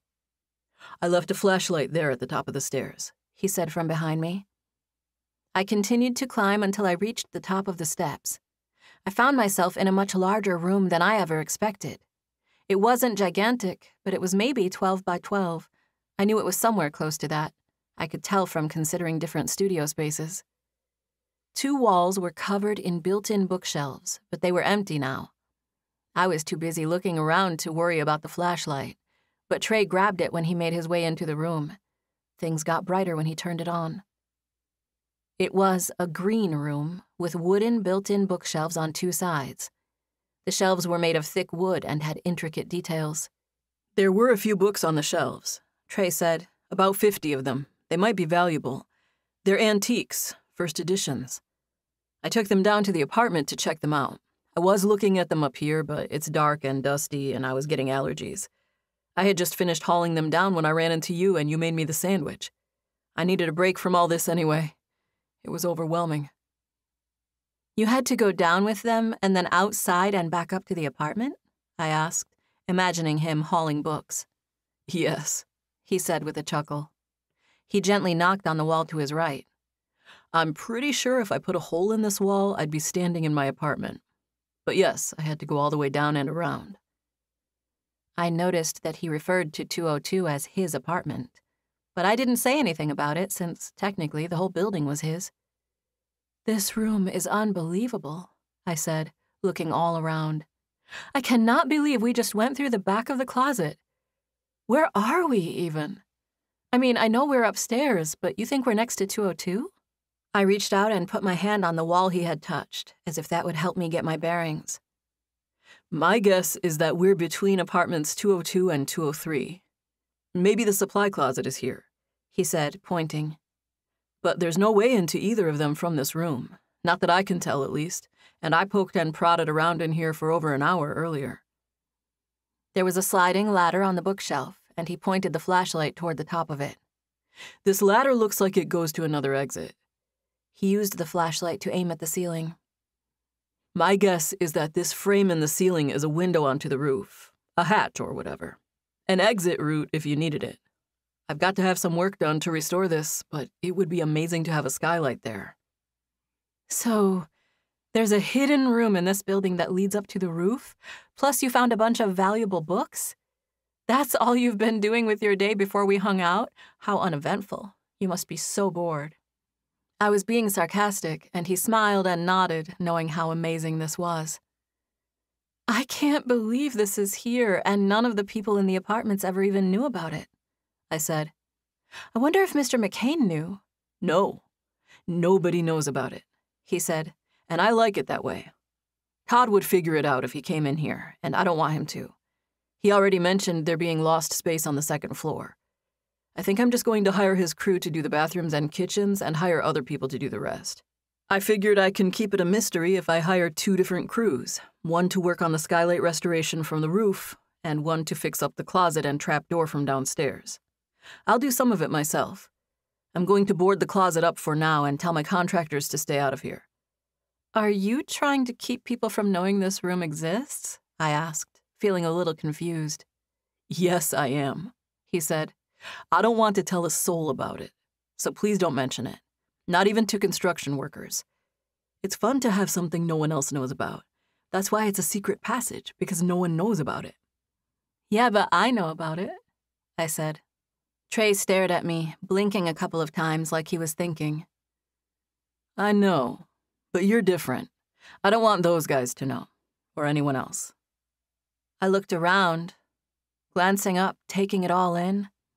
I could have imagined the window being open and functioning. It would have been magical. It already was magical. Thank you for sharing this with me, I said. You're welcome. I smiled at him. Should I be scared the door might get stuck and we'll be in here forever? Oh, gosh, was I flirting? Stop. No, we're not stuck. All we have to do is knock a hole in one of these walls and we'll be in my apartment. In fact, I thought about making another door into here from there while I'm doing renovations. That way I could reach this room from my apartment or downstairs. If I end up renting this place out to anyone but you, I'll probably make the downstairs entrance unusable like it was. He shrugged. I'd almost rather no one use it at all if it's not you. It'll always be me, I said. He chuckled at that. I'm still trying to comprehend that this room even exists. My guess is that no one's been up here for years. I guess Joan Harper could have known about it at one point, but she never left any clues. Maybe she was the one who boarded it up and built the shelves downstairs. I bent down and got on the floor slowly, first to my knees, and then I turned and laid on my back. I sprawled out in the center of the room, staring up at the ceiling. The wood floors were dusty, but I didn't care. I could imagine this place in its full splendor, with the sun shining down through a window on the roof. I imagined a seating area with chairs and a table and some plants. It would have been really glorious with these shelves all cleaned up and full of books. Trey and I stayed up there and talked for an hour or so. He loved this new secret room, and I couldn't blame him. I loved it too. I had never seen anything like it. It was hidden, secret, special. I could tell he didn't want anyone else to know about it, and I didn't plan on telling. His secret was safe with me. I had no idea why he shared it with me, but I was happy about it, and I didn't plan on betraying his trust. Chapter 9. Trey. 10 o'clock that evening. Trey had no idea why he told Tara about the secret room. The minute he found it, he assured himself that he wasn't going to tell a soul, and before the end of the day, he had already taken Tara up there. Trey normally didn't have a problem with breaking his own resolve. He was a private person who never felt the need to share information with people before he was ready. He had a whole plan about hiring different crews to work on different parts of the room so that no one knew the full scope of the hidden treasure from rooftop to closet. Trey was a smart guy who had figured out a way to get the secret room restored while still keeping the full experience a secret. And then, Tara Castro was about to say goodnight to him, and he just couldn't take it. He marched her downstairs and proceeded to show her the entire thing, bottom to top. He even told her about the books. There wasn't a single detail that he kept from her. He would have normally been mad at himself for doing something like that, but honestly, in this case, he would do it again. He liked Tara, and he had no regrets. They stayed upstairs, talking for a while after he showed it to her, and she had some great ideas about fixing it up and making it beautiful again. It was 9 p.m. when they said goodnight, and Tara knocked on his door an hour later. He opened the door, smiling when he saw that it was her. He immediately noticed that she was holding a plate. It was covered with a paper napkin, so he couldn't see what was on it, but he assumed it was a chicken sandwich. I was in the kitchen, and it was 10 o'clock, so I thought I'd make you another one. You know, since you said that about wanting one at 10 o'clock, you don't have to eat it if you don't. I want it so much, Trey said. I'm hungry. It's perfect timing. She smiled. I made a plate with chips and a pickle like before. Tara was bold and fearless. She had a scratch on her eye from boxing with a guy, and yet she smiled at Trey and acted all proper, holding out the plate like she was shy to offer it to him. She was utterly irresistible. Trey wanted to pull her into his arms and kiss her, to claim her. He grinned, ignoring the urge as he took the plate from her. I don't want you to regret telling me, she whispered. I really won't tell anyone. I'll forget you told me. Don't forget, Trey insisted easily. That'd be a shame if you forgot. She looked up and stared at him. Both of their hands were on the plate, and she let go of it once she realized Trey had a hold of it. It's awesome that you really brought this, he said. I was thinking about that conversation, and it crossed my mind that you might. She smiled and shrugged. When you have chicken for days, sometimes you have to share with neighbors.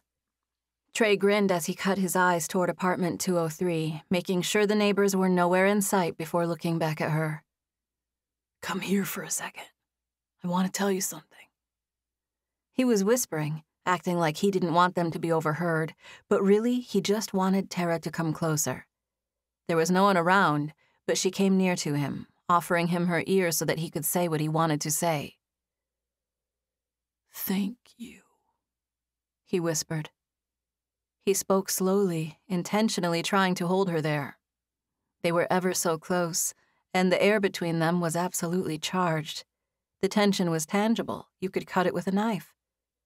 Tara put her mouth closer to his ear. You're welcome, she whispered slowly. She started to step back, but Trey reached in and kissed her cheek. Tara hesitated there, letting it happen. It was just a kiss on the cheek, but Trey's body was alive with anticipation. Her skin was like velvet, soft and warm.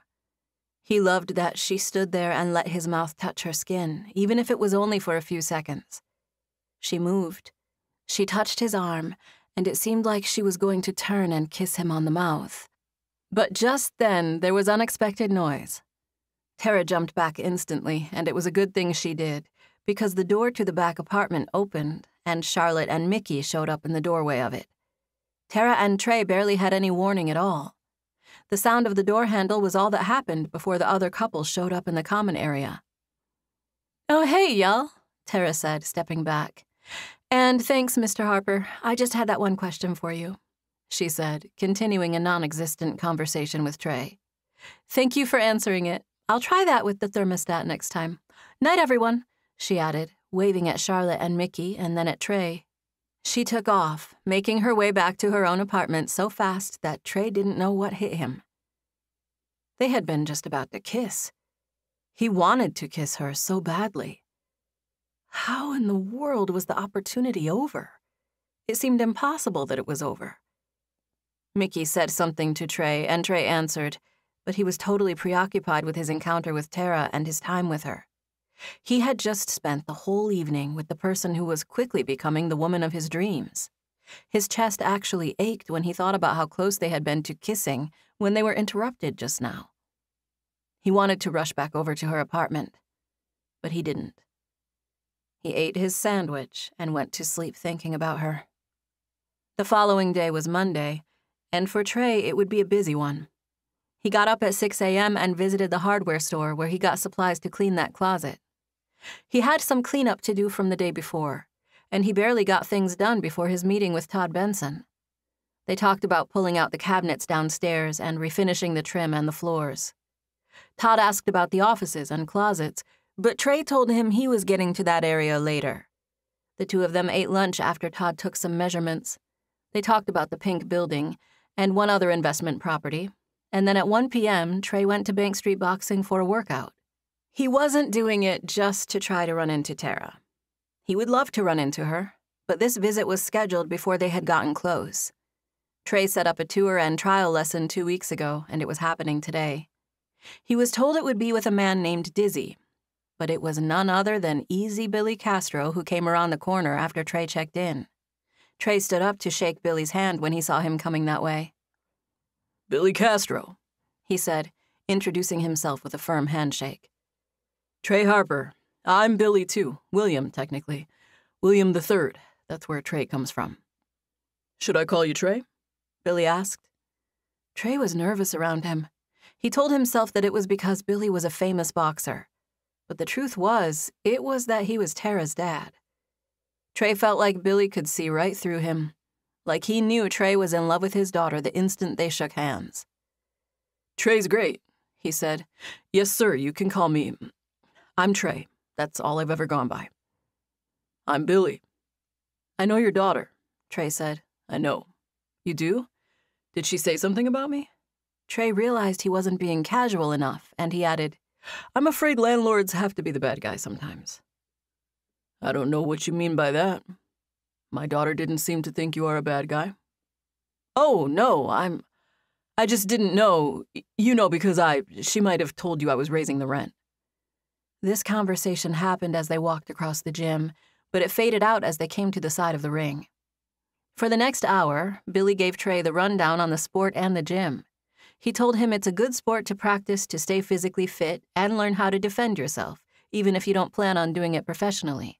They toured the gym, and then Billy went to the wall where extra gloves and pads were stored. Billy suited Trey up with boxing gloves, and he himself strapped on thick pads, the ones used to catch a boxer's punches. Billy put Trey through a fast-paced workout where he made him do alternating reps of conditioning drills and boxing. He would call out combinations so fast that Trey could hardly keep up. Trey knew a little about boxing, but he was overwhelmed by all the new information and the speed at which it was being thrown at him. Trey was in the middle of doing a basic jab-cross-hook combination when Tara Castro walked through the door. She took his breath away. She was wearing those dang shorts and a loose-fitting shirt that hung off of one shoulder. "Jab, jab, cross, hook to the body," Billy said, but it sounded like unintelligible babbling in the background of the Tara show, and slap. That thick pad came out faster than lightning and tagged Trey on the side of the head, getting his attention off of Tara. "Jab, jab, cross, hook to the body," Billy repeated. Trey performed the sequence of punches several times in a row, resetting between each set. He tried to do his best, punching smoothly and cleanly in case Tara looked his way.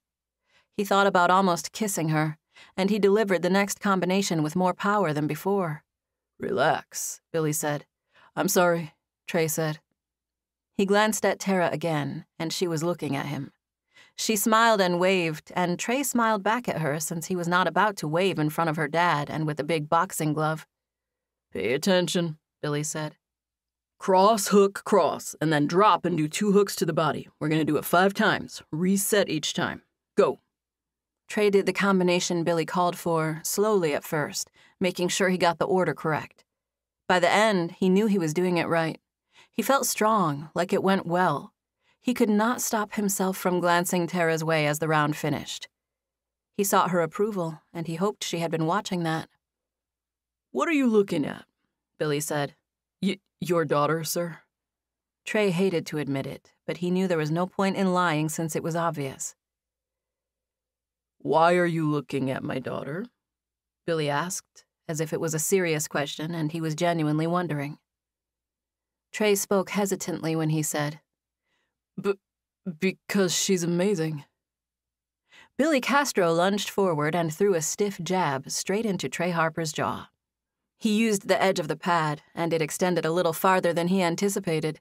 Billy intended it as a warning tag for saying such a thing, but he popped Trey. Billy was at close range, and he was a world champion. Trey had no idea what happened. He heard ringing, and then Billy's face came into focus. I meant to tap you, but you moved, Billy said. You probably got your bell rung a little bit. Yeah, Trey said. He felt a surge of adrenaline, and he desperately wanted to hit Billy back. He stopped himself, not only because the guy was a world champion fighter, but mostly because he was Tara's dad. Your lip's bleeding a little, Billy said. I went up to have you slip a punch, but you moved a little. That was a lie, and both of them knew it. Trey had been tagged in the mouth. He licked his teeth, tasting blood. It's not that bad, Billy said. It's just a little blood on your bottom lip. Cracked you a little bit. It's not dripping or anything. Busted lips happen. I'd probably stay on the mat with that one, but you can stop if you want to. We can be done if you want. I'm okay, Trey said, shaking his head a little. And for the next 30 minutes, Billy took Trey through a grueling workout. After it was all said and done, Billy said Trey should come back and get a membership. But in this moment, Trey wasn't so sure. He was nauseated, and his lip was swollen from the inside and tasted like blood. Plus, he was mad. He knew Billy had tagged him for talking about Tara. He couldn't say that he blamed the man for being protective of her, but in this moment, Trey didn't feel like going to the office to sign membership papers. He went to the side to put his gloves away and get his things. He was dripping with sweat, and he felt like he'd rather go home and take a shower rather than run into Tara. But that wasn't meant to happen. She was at the front of the gym, cleaning the guest coffee pot when he walked out. He was frustrated, and he wanted to take her and kiss her stubbornly right there in front of everyone. Hey, she said as he approached. Tara's expression grew concerned the second she saw Trey's face. What happened? Oh, it was nothing. It was just an accident. With my dad? Yeah, but it was my fault, he said. I forgot you would be here when I came in, she said. Did you have fun? I did, he said. How did your meeting go? She asked. With your dad? He asked. No, I can see how that went. I was talking about with Todd. Oh, fine. He's going to get the cabinets out and refinish the floors. I'm going to schedule other stuff around him. Chapter 10. Tara. Trey seemed a little off when I saw him at the gym. He was dripping with sweat and his lip was cut. I figured my dad put him through a hard workout. He left right away, and I knew I wouldn't see him until later tonight, if I saw him at all. We had fun with each other yesterday, but we hadn't made plans to see each other again. It bothered me that Trey left the gym so quickly after his workout. I went to my dad and asked him point blank, "Did you take it hard on him? Did you say something to him?" Who? What are you talking about? Trey, did you say something to him? Of course I said something to him. He was here for a long time. I said lots of things to him. Did you bust his lip on purpose? I wouldn't say it was on purpose.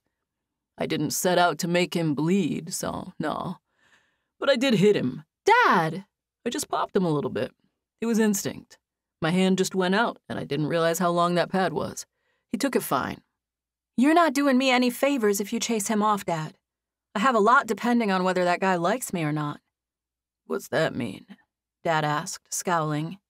It means that right now the only promise I have that I'll be able to live in my apartment for another year is a handshake.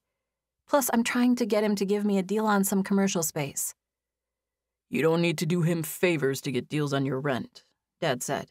I know, I said. I'm not saying I do him favors. I'm just asking you not to punch him in the face anymore. He's at a boxing gym, Dad said, laughing, and it was mostly an accident. I misjudged the pads and he moved a little. He got his bell rung, but he recovered well. Afterward, I put him through a workout that Dizzy used to have me do. I made a long groaning noise of disapproval at my dad and hoped Trey wasn't mad at me for what happened. Mondays were a long day for me. I had to work at the gym during the afternoon, and then I taught 2 ballet classes on Monday evenings. I went by the apartment on my break, but I didn't see Trey. I didn't get home until 8 o'clock that evening. Trey's vehicle was out front, but I didn't see any action in the apartment when I walked by. I was hungry, and the first thing I wanted to do was eat. I had made chicken salad earlier in the day, and I used it to fix a sandwich for myself and one for Trey. I ate mine quickly before freshening up, and then I went to take Trey the one I made for him.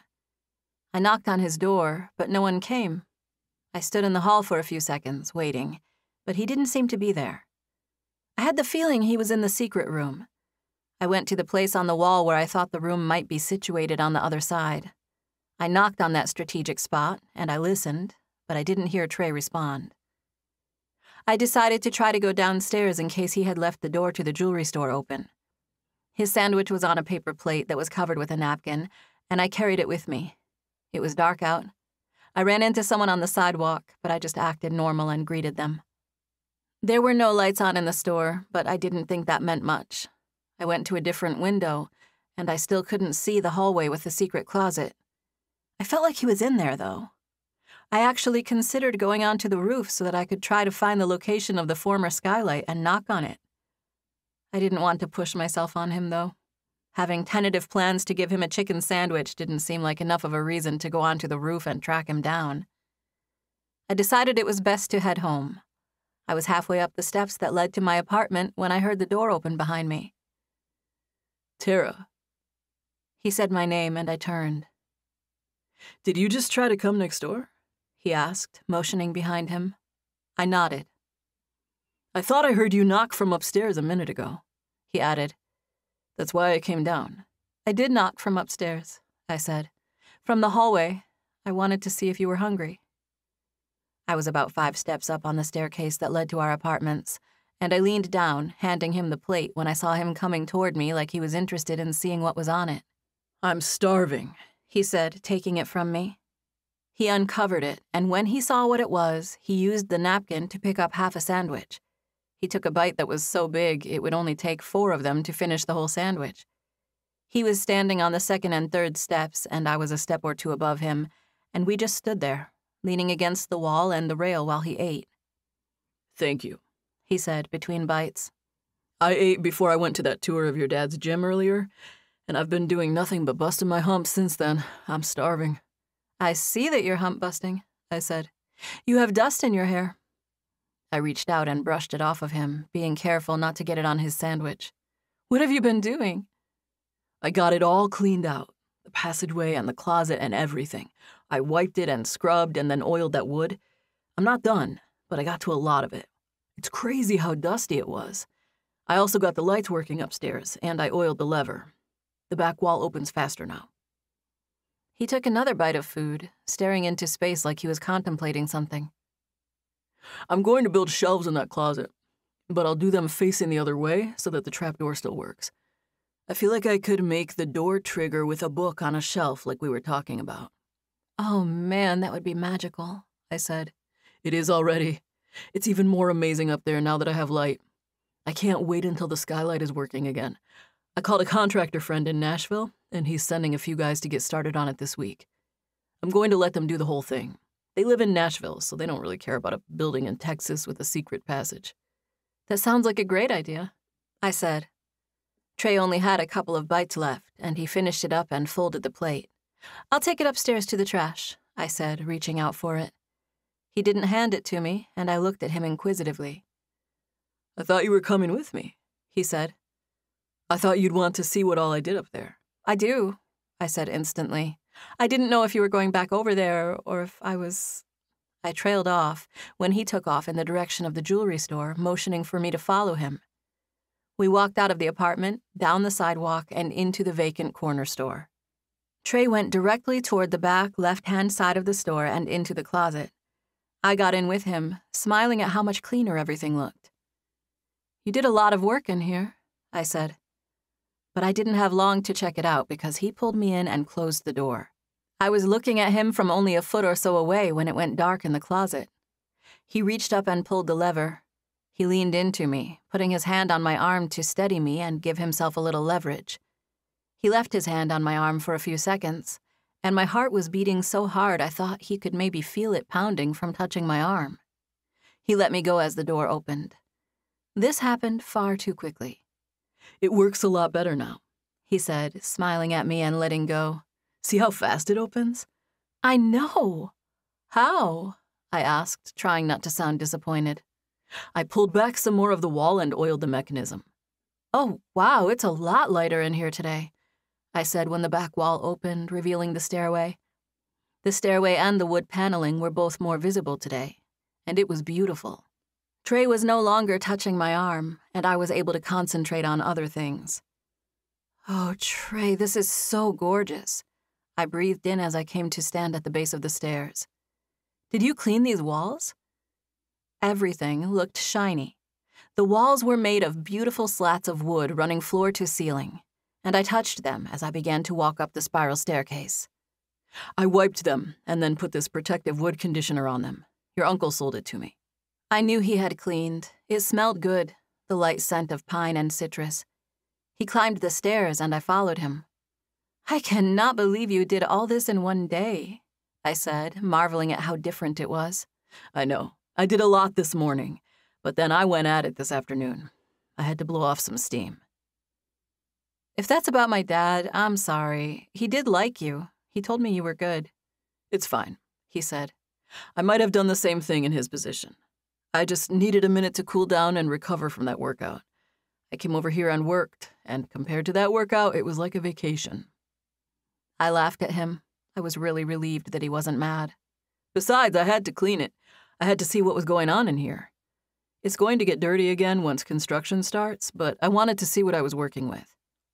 It looks unbelievable, I said, marveling at how shiny it was with the lights on. There were 2 of them, wall sconces that lit up the room with a soft amber glow. I can't believe you got all this done so fast. I gazed at the shelves, which were polished and glossy.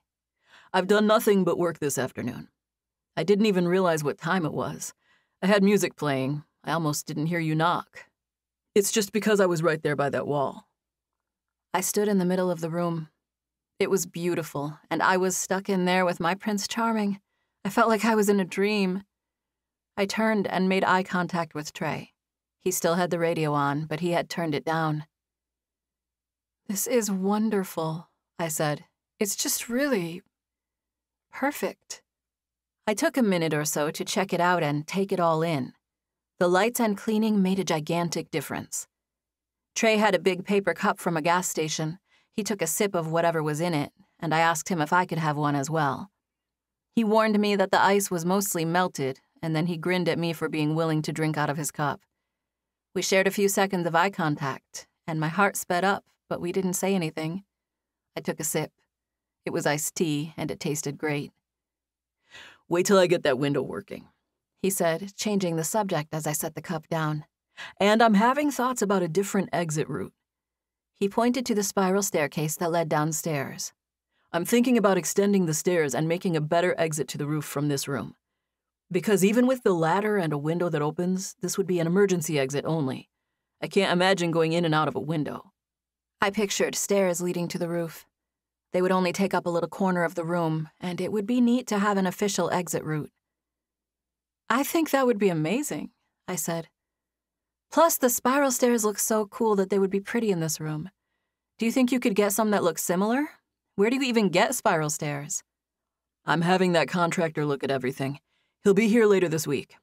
If all else fails, I could just have a staircase custom made, though. For the right price, you can have anything made. I walked over to the wall on my right, leaning against it and trying to imagine the stairs going up to the ceiling. They would be really cool in this room. Is this 202? I asked, touching the wall behind me. Yes, I brought a compass up here to make sure. But yeah, that's the storage closet, and the one you're touching is 202. I turned and leaned against the wall to his apartment. It would be really cool to put a door right here. You know, sometime, eventually. I might rent that space downstairs someday, and if you were ever in town visiting and you stayed in 202, you could use this passage to come get me if you need anything. Oh? While you're downstairs in your ballet studio? Yeah. Well, what did you decide with 202? Are you renting it to someone else? Or are you going to keep it vacant and stay there when you visit Galveston? Because if it's your apartment, you'd have access to this room. He stepped closer to me, and I felt my heart speed up. What's an ideal scenario for you, Tara? He stood right beside me, and I stared at his face, at his mouth. My heart was beating faster and faster the closer he got. Your lip, I said regretfully when my eye fell onto his cut. It's nothing.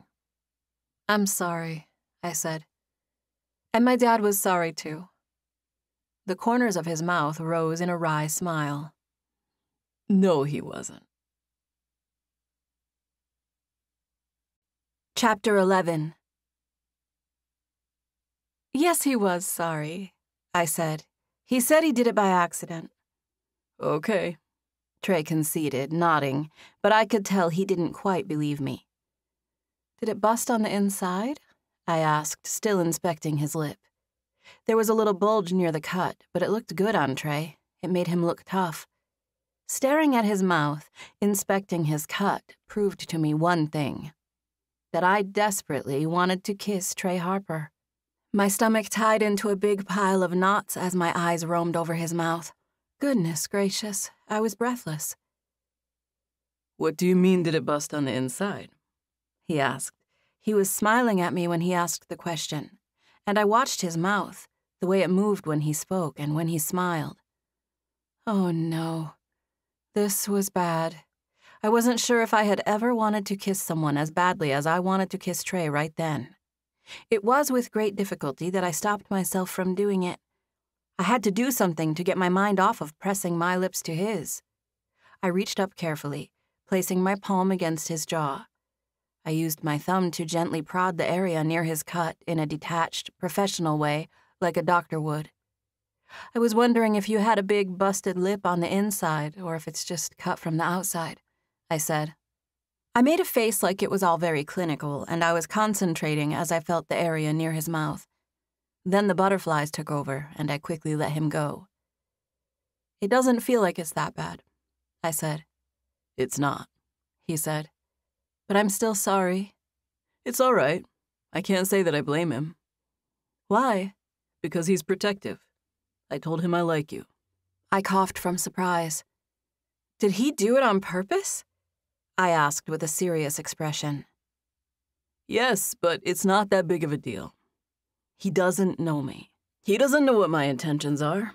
For all he knows, I could be making you feel like you owe me something because of the deal with the rent. But you aren't, I said. Yeah, but your dad doesn't know that. Plus, he's Billy Castro. I sort of feel like I'm getting off easy with a little busted lip. He smiled, and I dropped my hand and smiled back at him.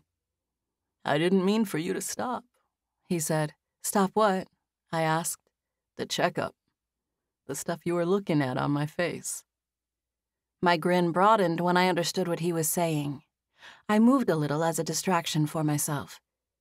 It's not too bad, I said, feeling too shy to reach up and touch his lip again. What? You barely even looked at it, he said. I did look at it, I said. My eyes roamed over his jaw, neck, shirt, chest, and then neck again. He was being patient, being quiet, waiting for me to look at him. I let my eyes meet his, and his mouth moved just enough that I caught the hint of a smile. In a fantasy world, a girl would own her own ballet studio in this beautiful building. She'd have this whole hallway off-limits to students, and she would disappear back into this closet and climb a staircase where she'd find a hidden room. She would get to come up here and kiss a handsome prince, and then go back downstairs and finish teaching ballet. Am I a handsome prince in this story? He asked, because I couldn't quite tell. Yeah, absolutely, I said. Because I didn't set out to trap a ballerina when I took over this building. This happened by accident. He spoke slowly and thoughtfully, his deep voice sounding soft and low like velvet. I was breathless. I looked around slowly and then back at Trey. If I'm the ballerina in this story and this is a trap, then I've thought of traps all wrong. I think it's only a trap if the one who's caught doesn't want to be there. Trey started leaning closer, looking at me, putting his face closer to mine. My heart was beating like a wild bird. I looked up and he ducked, putting his mouth right next to my cheek. I could feel him against my skin. You are so beautiful, he said. I reached out and placed my hand on his arm. We were close to the wall, but I was dizzy with adrenaline and anticipation, so it felt good to have him there to steady me. I came back here for you, he said. You did? He nodded. I can see myself building a door right there if I thought you'd appear on the other side of it, he said. If you build a door there, you should never rent it out again. It would just have to be your place. I might try to come to Galveston more frequently if I thought you wanted me to. I stared up at him, feeling like he was taller than 6'2". I thought you assumed I wanted you to come by now, I said. And if you do come back, you have to promise to go back to the gym, I said. I don't want you to worry about the busted lip. I'm not worried about it, he said. Good. Then neither of us are worried, I said. Good, he said. But seriously, you should put doors and windows where you want, I added. Don't listen to me when I'm talking about making a... I stopped talking in mid-sentence because Trey leaned down and kissed me. He let his mouth touch mine, and I held on for dear life as an overwhelming wave of joy and relief washed over me. It felt so good. My body was cool and electric. We had been close to this the night before, and all of today I had so looked forward to this moment. I leaned into it, and Trey adjusted, licking his lips and kissing me again. 1, 2, 3 gentle, warm, slick kisses. His mouth was soft, but not too soft. It felt perfect. It felt like I knew it would feel. Trey was an experienced kisser. He never made a wrong move. I was in love. Trey kissed me several other times during the days that followed. We had seen each other quite a bit. He had a productive week of contracting work and negotiating the other property, and he would leave for Nashville as planned in the morning. Trey and I definitely had chemistry. There was no doubt that we were attracted to each other. But at the same time, we had spent plenty of time talking or cleaning, doing things where we weren't getting close to each other physically. I helped him continue to clean the secret room.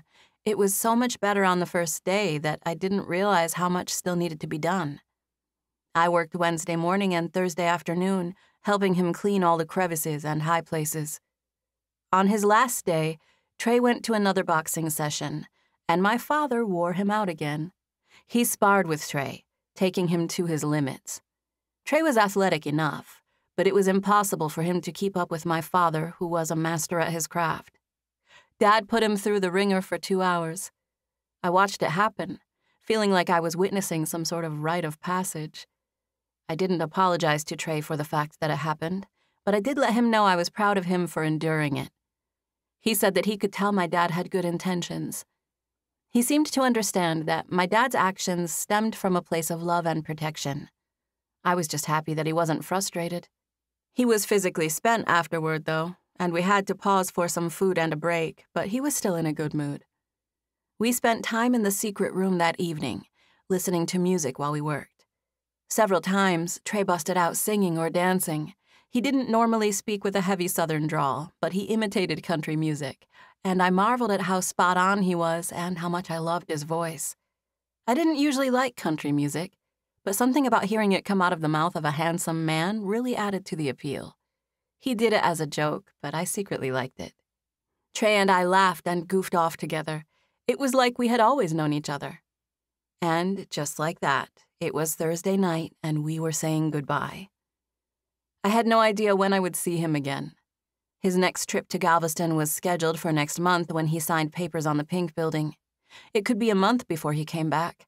Things were likely to work out that way. We had already talked about me keeping an eye on the renovations for him.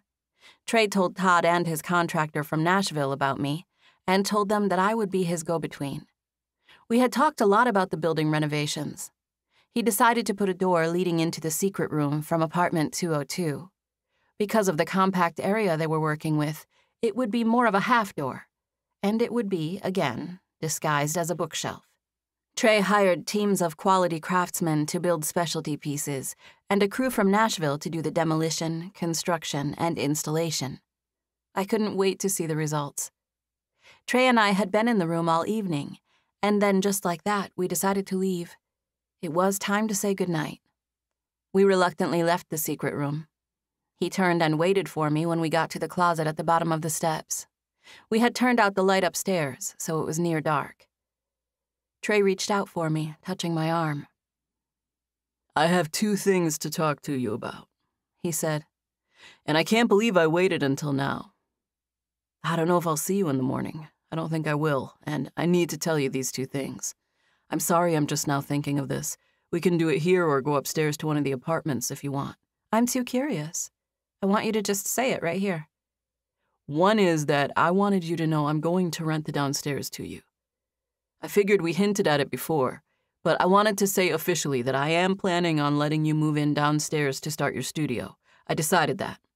I'm in the process of writing up the lease, but I won't go up much, if any at all, from what Mr. McCain was paying.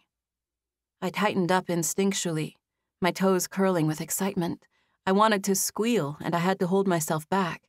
"Thank you," I said. "And I really don't want you to feel like you owe me anything," he said. "I'm happy to have you here.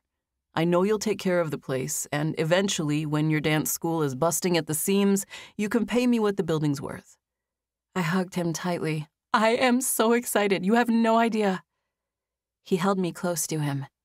My eyes had adjusted to the darkness of the closet, and I stared at the paneling on the back wall, taking a mental snapshot of the way I felt in this moment, in this dark, cramped room. It was a tangible feeling of bliss. "What's the second thing?" I asked.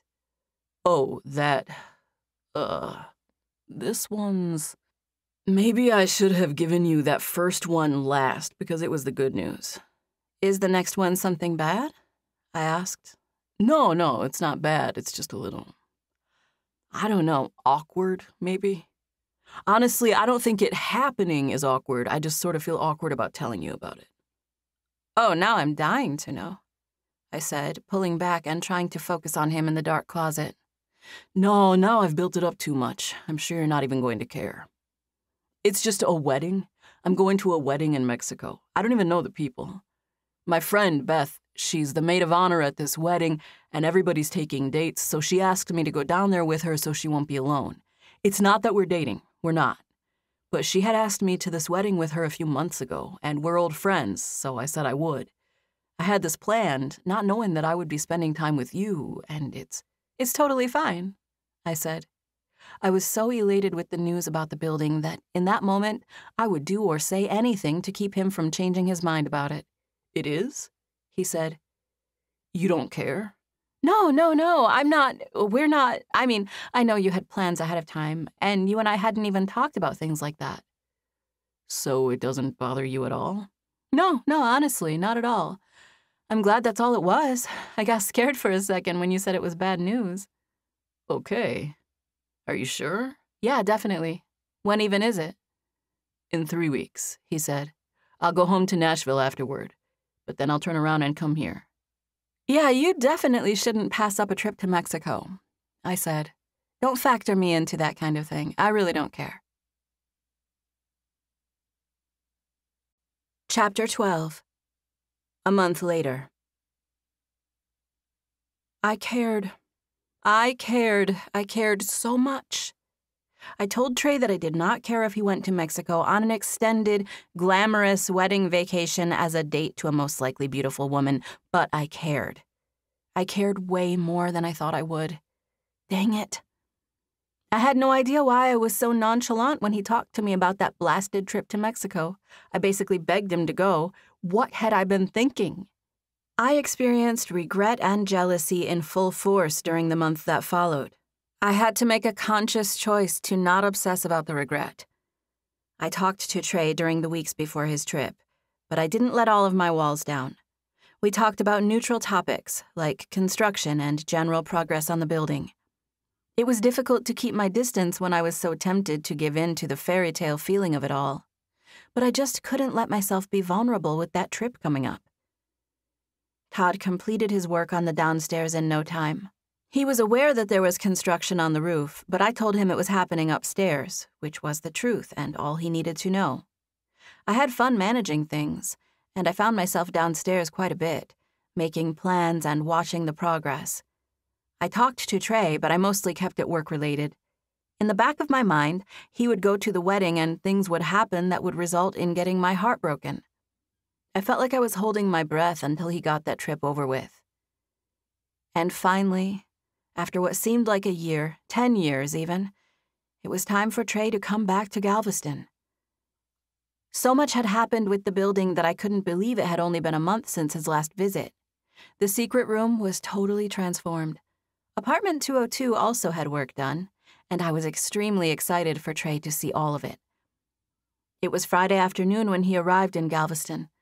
I had been in close enough contact with him that I knew he would be there by dinner time. I was nervous, and things had been slightly distant between us, but I wanted to give him a warm welcome, so I cooked a meal. I pulled out all the stops, making 3 dishes even though I was normally used to cooking quick and easy things by myself. I cooked homemade macaroni and cheese, some steak, which I had already sliced, and green beans. I was sweaty from all the scrambling in the kitchen, and I decided to take a quick shower before he arrived. I left the food on the stove to stay warm while I freshened up. I rushed to get it all done, but he took longer to get there than I anticipated. I was just about to walk over to his apartment when my phone rang. "Hello?" I said, answering the phone on the first ring. "Hey," Trey said. "Hey, did you make it?" "Yeah, I'm in Galveston, but I'm stuck at the airport. Not for good, but for an hour or so. The rental had a flat, and it was all they had, so they're changing it." "I'll pick you up," I said instantly. "Oh, no, don't worry about it. I'll need the truck anyway. And it's already been a while since they told me it would be an hour. It's probably more like 30 minutes now. It'll go fast. I just thought I'd check in with you since I told you my flight landed at 5. "I'm glad you did," I said. "I made dinner. I was about to put it in the fridge." "You made dinner?" I could tell he was smiling when he asked the question. His voice got softer, and it sounded like he got closer to the phone. It was the first time in a month that I let myself respond to any flirtatiousness, and the feeling was electrifying. Yes, I made dinner, and I felt like a chef in here with 4 pots going at once. I don't know what I was thinking. I already had to take... Never mind, where are you? "I'm at the airport on a payphone," he said. "And thank you for cooking. I'm looking forward to eating some of whatever you made." "Steak and mac and cheese." "I can't wait." "Do you need me to let you go since you're on a payphone?" "No," he said. "Nobody's around." I smiled as I carried my cordless phone across the room to sit on the couch. "I'm relieved you're in Galveston," I said. "Are you?" "Why would you ask it like that?" I asked. "Because I'm surprised. You've been all business for the last month." "No, I haven't," I insisted. But I knew he was right, so I corrected myself. "It's only because I was scared of Mexico a little." "Why were you scared? You told me you weren't scared." "I told you that," I said. "And I didn't mean to lie, but I guess I was scared. I had a whole thing built up in my mind. I thought maybe you'd get married while you were over there, like you might come back with a new wife." He laughed at that. "A new wife?" he said in a disbelieving tone that made me feel happy. "I don't know. I thought I was scared since we didn't talk about things, and I acted like I didn't care. I thought you might... I don't know. I thought you were going to come back being in love with someone else. Yeah, I didn't do that. Somebody tried to, but I told them I couldn't. What? Who? Somebody tried to marry you? Beth? Yes, he said, smiling at my apparent impatience. It was Beth, but no, she didn't quite try to marry me. What happened? Nothing, he said. She tried to kiss me, but I didn't let it happen. I concentrated on containing my emotion. Really? Did she try? Do you care? He asked. Yes, I care, I said. You said you didn't before. Well, I was wrong for saying that. Did you do it? Did you kiss her? No. You didn't? No, I didn't. We had a whole argument. She asked why I wasn't letting it happen, and I told her I was talking to someone. I knew that someone was me, and I was inexplicably excited. So nothing happened? No, nothing at all. Was it because of this other woman you're talking to? I asked. Yes. Who is she? I asked. You know who. You better know who. I know. I think I know, I said. If you don't know, I'm going to be really disappointed when I see you in a little while. Bump, bump, bump, bump, bump, bump. My heart was hammering. You're not going to believe this apartment, I said, trying to change the subject before I did something crazy like start crying from happiness. And the stairs and everything, it's all so beautiful. I think you're going to be really happy with it. I want you to give me the grand tour. I can't wait to, I said. Come to my apartment first and we'll walk over there together. Okay, I will. I'm relieved that you want to see me, he said. I thought maybe your dad forbid you to see me. Forbid me? No, Dad had nothing to do with it. I was just seeing how Mexico played out. It played out that I thought you barely liked me, Tara, and I still wouldn't talk to anyone else. I smiled even though he couldn't see me. I'm happy you're here. You're not going to believe the room. Do you love it? It's more than I ever dreamed. That back wall closes now when you're upstairs. There's a little switch. It's amazing. Totally hidden. It looks like a little closet. It is a closet. It's functional and everything's so hidden. It's perfect. You're going to love it. Did that girl really try to kiss you? He chuckled. Yes, it was a whole thing. She cried. She cried? Seriously? Yes. Why didn't you tell me? Because I wasn't sure if you cared. I was going to see you in person and get a feel. I care, I said. I'm not happy that she cried, but I'm happy about what it implies. What exactly does it imply? He asked. That you like me. I do, he said. Good, I returned. Are you sure you don't want me to go pick you up at the airport? No, thank you. I'll be there in a few minutes. We hung up the phone, and Trey pulled up on Bank Street 30 minutes later. I was positioned where I could see outside, so I noticed the movement of cars, and I glanced out all the time. I had extra time to prepare for his arrival, and I still felt like I had to rush around at the last minute. I was cleaning some dust near the window when he pulled up and parked. It was a beautiful early summer day, and I had the window open. "Hey there," I called, but I was breathless, and it came out quieter than I imagined. He didn't hear me. He glanced at the window just before he went under the awning, but he didn't catch a glimpse of me. I did some frantic last-second straightening as I waited for him to come up the steps. I thought about standing there in my apartment and waiting for him, but I couldn't make myself do it. I opened the door and looked at the stairwell, seeing the top of the back of Trey's head through the railing as he came up the stairs. I watched him walk, feeling nervous and excited. He smiled at me when he turned and came around the corner. He was dressed nicely in a button-down shirt with jeans, and he had a suitcase and a duffel bag. His facial hair had grown a little, and I smiled at how different he seemed after a month. I was done for. "I'm going to leave this stuff in my apartment," he said. He stopped in his doorway and set down his luggage, and I just couldn't deal with it any longer. I went over to him because I couldn't wait. I thought about that woman trying to kiss him and wondered if he would kiss me. I was drawn to him, and I wanted to kiss him so badly. I wanted to make sure he would kiss me back. He saw that I was coming, and he stopped what he was doing and smiled, holding his arms out so that I could walk into them. Trey welcomed me into his arms, taking me into an instant embrace. I thought we might break apart after a couple of seconds, but we didn't. We just stood there and hugged each other in the hallway. Twice I almost said something, but I changed my mind. I just held him and let him hold me. "Hello, Tara," he said eventually. It had been at least a full minute, maybe 2. I leaned back so that I could focus on his face. I smiled, and it caused him to smile back. "Hi," I said.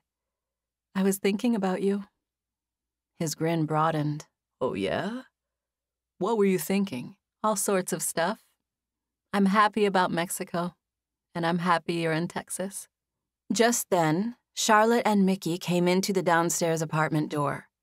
They were at the bottom of the steps where they couldn't see us, and we had plenty of time to separate and not get caught embracing. It was so frustrating that they came in right when we saw each other for the first time in a month. "Just go," Trey whispered, looking at me with an urgent expression. I turned and took off with no hesitation. Trey picked up his luggage, and we took off as fast as we could to my place, running and moving out of the way just in time for me to open the door. I stood back and let him run through. It was comical how close they were to seeing us. I closed the door just in time for them to make it to the top of the stairway and look back at me. I had been watching the backs of their heads. I waved at them as I closed the door. They had no idea that Trey had just run into my apartment, and the close call had me laughing after I closed the door. Trey had gone into my kitchen so that he was out of view, and I instantly went in there to meet him. He had already put down his bags, and I went his way, both of us laughing as I landed right next to him. "We would have been stuck talking for 20 minutes, he said. "I know, we did good." "They can't see us now," he said. He smiled irresistibly and placed his hand on the back of my waist, pulling me closer. I stretched up and kissed his cheek, breaking the ice since I didn't know where else to start. I leaned over and kissed his other cheek after that, and then I kissed his mouth. He kissed me back, and our mouths met in a gentle, perfect, soft peck. It was the most perfect little kiss that had ever happened. I felt the zap of electricity when our mouths met. I pulled back, smiling at Trey. He stared at me, his brown eyes searching my face. There was no telling what he would say next. I was quiet, regarding him and waiting. My hands were on his arms, and I let my fingertips roam over the ridges of muscles along his triceps. "You are terrible at long-distance relationships," he said, staring at me. "I had no clue I would get this kind of reception. I didn't even know you still liked me." I smiled and leaned up to kiss him again. For a second time, we executed a perfect, barely open-mouthed kiss. "I'm sorry," I whispered afterward. "I was so scared about Mexico." "You should have told me that, Tara. Beth Hardwick has nothing on you." Just hearing her name caused me to experience a stab of jealousy. "I don't know what to say other than I'm so happy you didn't do anything with her." "I didn't. I was thinking about you." "Thank you. I don't want you to kiss anyone else, please." I had kissed Trey twice, and he had let me do it both times. He had kissed me back. He did not kiss Beth, and he did kiss me. I was the one he had chosen. I felt all melty inside, and I clung to him, burying my face in his chest and holding and hugging him for another few seconds before letting him go. "Do you want to eat first or go see the room?" I asked. "I don't really feel like leaving your apartment right this second," he said. "You can catch me up on things while we eat, and then you can take me to see it in a minute." Chapter 13. We ate and talked for about an hour while sitting in my kitchen. Trey's smile. Goodness. It was mesmerizing. His eyes squinted and his teeth flashed in a way that left me breathless every time. I was enamored even more now than I had been a month ago. I was glad I thought ahead. I had a whole thing planned out for when I revealed the new and improved secret room, and it was difficult for me to contain my excitement about it. Trey knew I was excited to show him the renovations, but he didn't know the extent of my surprise. I acted laid back about it, letting him eat and talking to him for a while before I even mentioned going to look at the progress in the room. I followed him to apartment 202. He thought we would go through the new passageway together, but I stopped him before we even got close to the new door. "You know how the handle works and the door," I said. "I'm going to let you do it." "Are you not going in with me?" he asked. He looked disappointed, and it made me happy. "I am. I'm going the other way." "Well, I'll go the other way with you," he said. "I'm going alone, and you're going through here," I said, staring at him, letting him know that I had something brewing. "There's a chair in the corner of the room, and you'll find a note." "Are you good?" he asked, looking slightly concerned. "Yes, it's all good. I'm just excited to show it to you. I'm doing something. I'm going in the other way. Give me a second to get down there. Wait right here for 2 minutes, and then go in and find the note. It's in a chair in the corner." I was retreating to the other side of the room as I spoke. We were both smiling. Him at me for being nervous and in a hurry, and me because I was so excited. "I'll see you in a minute," I added. I left Trey's apartment and instantly ran down the staircase and out the door that led to the sidewalk. I had thought about this moment for weeks and rehearsed it in my mind so much that I knew exactly what I was going to do. I ran into Papa King, who owned the hardware store next door, and I said, "Hey, Papa," so fast that he laughed at me. I moved swiftly, hugging corners and slipping into the door of my new studio. Trey had gotten a coating put on the windows. It was a subtle mirror finish. You could see out from the inside, but not the other way around. I had total privacy as soon as I closed the door. I locked it behind me and took off toward the hall bathroom. I had everything set up. I stripped down to my ballet costume. It wasn't a full costume. It was basically a fancier version of the leotards that I wear all the time. I was wearing a black, short-sleeved leotard with a detailed scoop neck. I also had on a sheer black skirt. I wore nude tights and leather slippers, and I tied my hair into a neat bun. I was nice and tight-looking, like a proper ballerina, but the black leotard was my favorite. It went with my hair. I knew what I had to do. I had practiced this enough, and I had been in the downstairs so much in the last month that this process was quick and easy. I changed and tied up my hair, and just like that, I was heading for the closet. I stepped inside of it, closed the door, and pulled the lever, which was now attached to a fake book. The trapdoor opened quietly, and I stepped out of the closet and into the secret room. I pushed a button to close the door behind me, and I stood at the foot of the steps, feeling more nervous than I had ever been in my entire life. I had to assume that Trey was already in the secret room, waiting for me. "Are you there?" I said, calling up the steps and hoping he could hear me. "Yes." I heard his deep voice answer me, and I thought I might melt into a pool of mushy goo right there. "Did you read your note?" I asked. "I did," he said. "I'm sitting where you told me to sit." "Isn't it beautiful up there?" "It is." He hesitated, and a few seconds of silence passed before he added, "But I want you up here with me." "I'm coming," I promised, feeling nervous and doubting myself more and more with every passing second. I gave myself a mental pep talk as I pressed the button on my boombox to start the music. I had the volume adjusted, and I strategically positioned the device where the speaker projected up the stairs. I recorded a tape for my dance. The music started softly with a slow intro that led into a 3-minute upbeat classical piece, and then it would fade into beautiful, slow classical music for 60 minutes before the tape ran out. My dance was only 3 minutes, but I wanted music to continue afterward. I was shaken, but I trusted myself, knowing that at one point I thought this was all a good idea. I heard the music begin, and I started climbing the steps. I was in character immediately. I was a fairy trapped in a jar. The song began, and I did my dance. It was a ballet that was made for Trey. I told a whole story through movement. I choreographed the piece for the room, tailoring it for the person who would be sitting in the chair. I noticed Trey watching me, but I couldn't let myself look straight at him because if I did, I might break character. I made a conscious choice to devote myself to the dance. I was aware of him sitting there, but I didn't let myself look at him or be affected by him.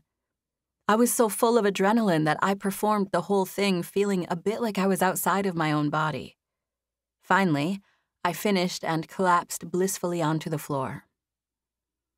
The music got quieter and I stayed still, feeling winded and spent and doing my best to regulate my breathing.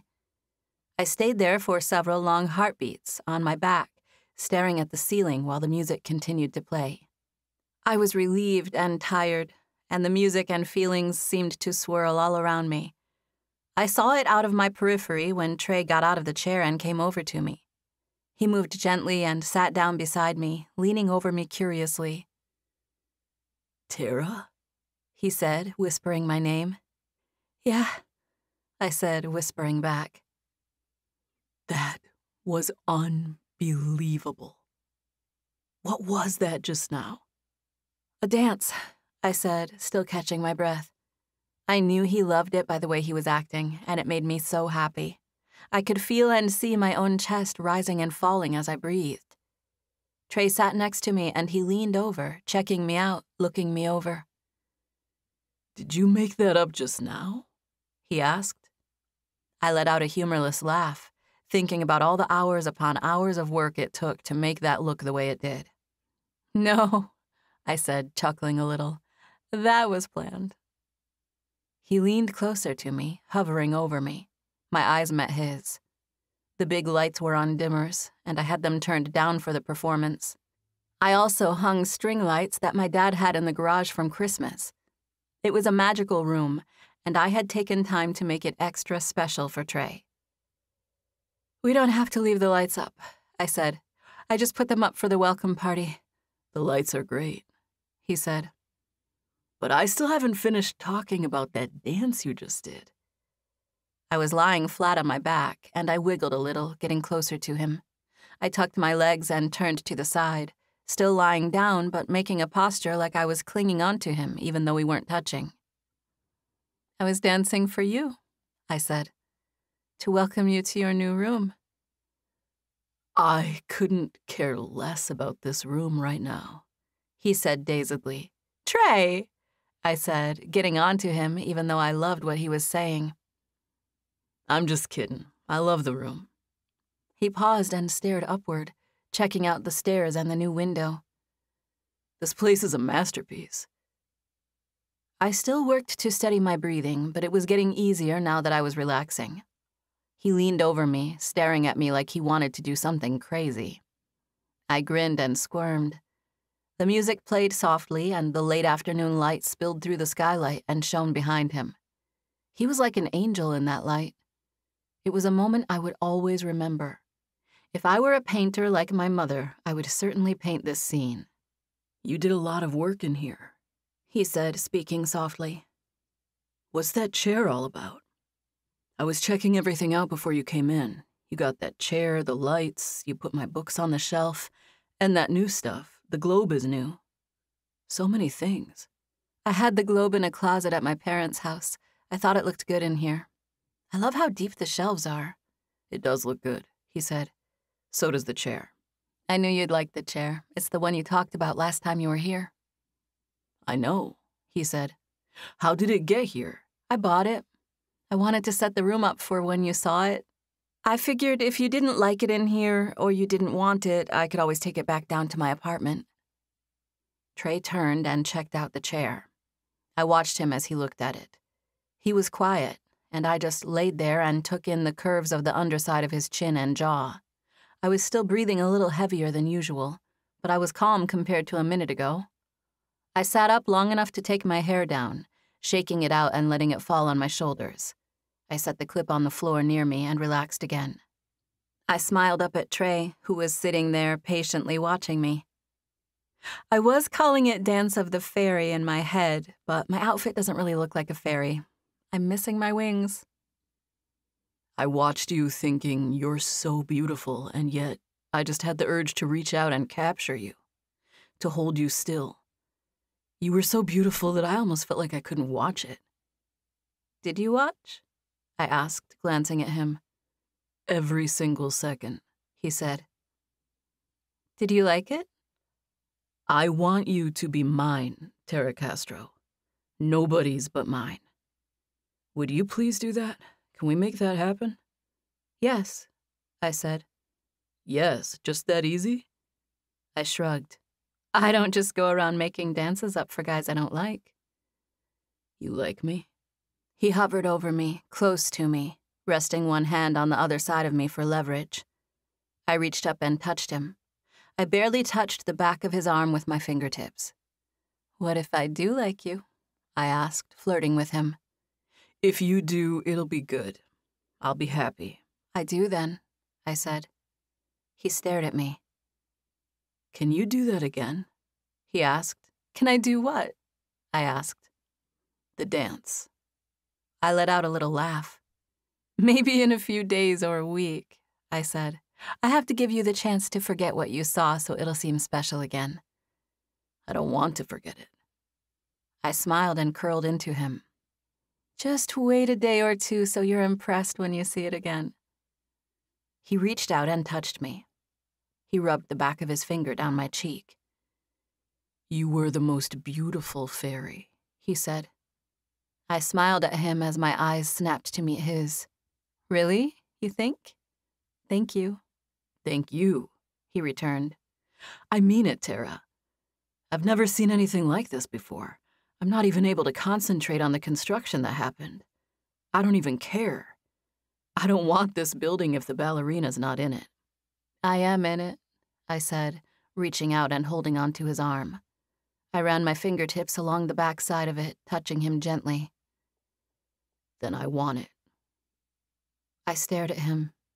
I'm so glad you're here, I said. Chapter 14. Trey. It was Saturday morning, and Trey woke up thinking about that oversized chair in the corner of the secret room. He had been thinking about Tara since their reunion last night, and this morning, his thoughts led to the chair. Last night, she had surprised him with the room and the private ballet. Obviously, the dance itself was an amazing gift. All last evening, he was stunned by it and obsessed with locking it into his memory. He asked her more than a few times to perform it again, but she didn't. But this morning, he woke up feeling touched at the thought of that chair. Tara's parents had done well with their chosen occupations, and they helped her out with a few of her living expenses. But they certainly didn't provide her with a lavish lifestyle. She worked and made a paycheck like a normal person, and Trey felt touched that she would buy that chair. He wanted to give her his credit card and let her buy more things to put in that room. He wanted her to finish decorating it. She mentioned a rug, and he thought that should be the first thing they buy. Trey could not get Tara Castro out of his mind. That dance. He wished he had recorded it. He had vivid memories of it, but he knew there were things he missed or that he was forgetting. He remembered her dancing on the staircase, climbing that new section of stairs and performing a part of the dance up there. The two of them hung out until 2 a.m., looking at all of the new trapdoor mechanisms and general construction. They went onto the roof for a while, and then at one point in the evening, they explored the downstairs where Tara would soon open a studio and gallery. She led him through a waltz in the main studio room. The floors were beautiful, and the color she chose for the walls looked serene, soft, and peaceful. She led Trey around the whole room twice before he got the hang of it and he started leading her. Even at 2 o'clock in the morning, their parting had been reluctant. Tara had plans to go to the gym at 9 a.m., and Trey agreed to meet her there so that he could participate in the morning class. He was tired when his alarm went off, but he woke up thinking about her, and that made it much easier to get out of bed. Class, however, did not work out as planned. Billy Castro coached it, and he did not take it easy on Trey. He pushed his limits at everything. He not only tested him physically, but he made quick conversation with him, testing him mentally as well. It would have been bearable if Trey didn't have to worry about Tara the whole time. Tara's brother, Will, was there, but Billy still made Tara partner with a young fighter named Miguel. Trey got partnered with an older guy named Quentin, who used to be a fighter, but now worked a regular job and went there to train on weekends. He was tough, and he took Billy's lead and didn't take it easy on Trey. Trey tried to do the class to the best of his abilities, but he was not a trained boxer, and 100% of those men were protective of Tara. They knew Trey liked Tara, and in a way it made him the enemy. None of them took it easy on him. They weren't mean, but at the same time, they weren't going out of their way to make him comfortable. Trey tried not to feel frustrated about it. He had changed and was heading out of the locker room when he overheard someone say his name from outside. He stopped short of leaving the locker room and tuned into the conversation. "Standing here waiting for Trey," was the first thing he heard. It was Tara speaking, and Trey slowed down and listened. "I'm glad I saw you," she continued. "I wanted to talk to you anyway." "Oh, really? What about?" It was Billy who answered. Tara was talking to her dad. Trey knew their voices. He was in earshot of their conversation. "I wanted to ask you to be nicer to Trey," she said. "Trey's a man," Billy said. "And he's tough. I was just talking to Quentin about him. He's got some heavy hands and some good instincts." "I know, but Dad, I'm not talking about his boxing. I'm talking about running him off in general." "I'm not running him off," Billy said. "But you're not making him comfortable either."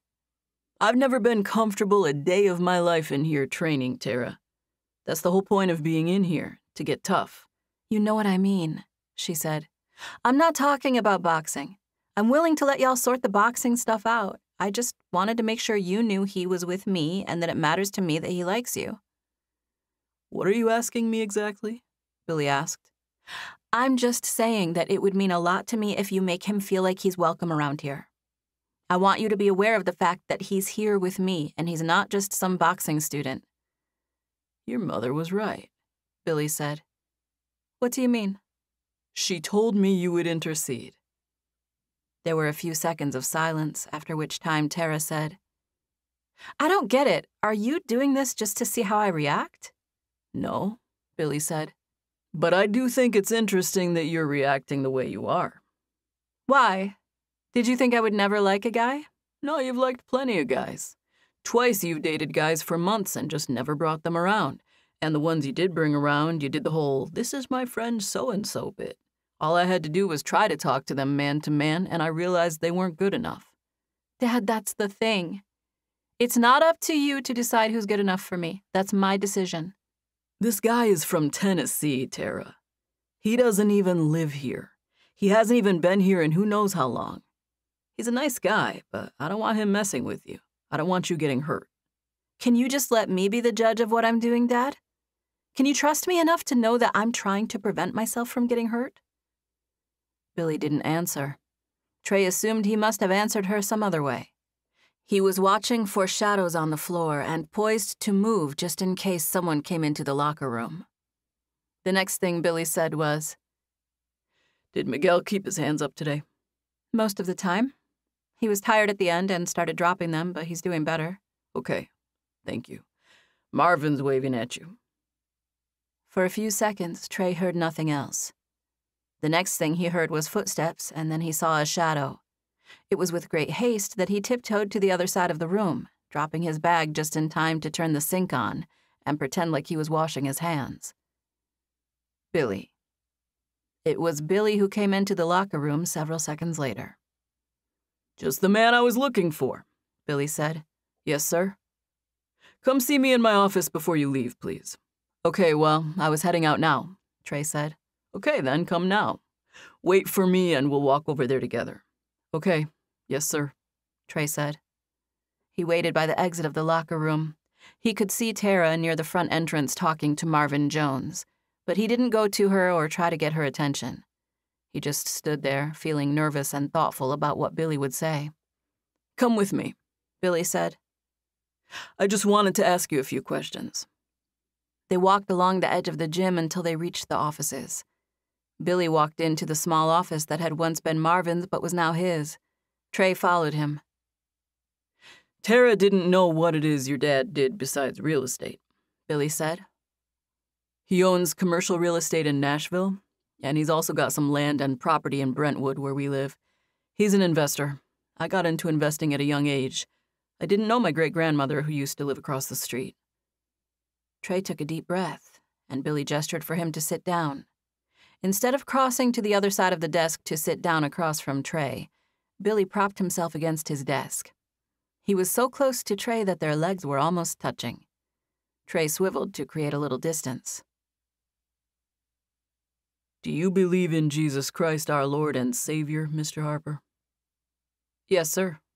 Have you ever been arrested? Billy asked. No, sir. Have you ever been married? No, sir. Okay, I'm going to make this as direct as I can, Billy said. Tara is my first and only daughter. I didn't think I would be giving you this whole speech for a while, but she came in covered up today, and I knew something was going on. I'm afraid I'm lost, Trey said. My daughter came in this morning wearing those longer shorts and covering her legs up. Her shirt was different, too, bigger and baggier, and I knew something was going on. I would think you would want her to wear longer shorts, Trey said. He glanced at Billy's desk, at the family photos he had sitting in the corner. I do. But what I'm saying is that my daughter didn't realize she needed to cover herself up until she met you, Mr. Harper. That might not mean much to you, but to me it means a lot. That's how innocent she is. She's just realizing that someone might want to look at her legs. What it implies is that Tara sees something new in you. You have to understand the significance of this and realize that Tara looks different than what she is. Billy paused and looked at Trey, waiting to hear if he was paying attention. How so? Trey asked. She looks tough. She boxes, and she hits like a guy. She's fast and tough and brave. She even seems really mature, and she is. She is mature. I'm not saying she's not, but Trey, she's also innocent. She's pure, she's trusting, and she's new to all this. I can see her act in a certain way about you, and I just don't want to see her get hurt. He paused, but then continued. So if you're just being casual with my daughter, you might as well just keep moving. Or at least keep your relationship to one of a normal landlord-tenant. I'm respectfully asking you to do that. Billy regarded Trey, who just looked back at him. Okay, Trey said finally. Okay, what? Billy asked. Okay, I'm not being casual with Tara, Trey said, hoping and praying he was saying the right thing. He was nervous around Billy. I'm honestly sitting here wondering what I can say to you to make you know what I'm thinking and feeling about her. I like her, Mr. Castro. I really do. If I didn't like her so much, I'd probably give up on her by now because I'm so intimidated by you. Billy laughed at that, and Trey let out a laugh since he was relieved at the sight of Billy laughing. He would have to take to heart what Billy was saying.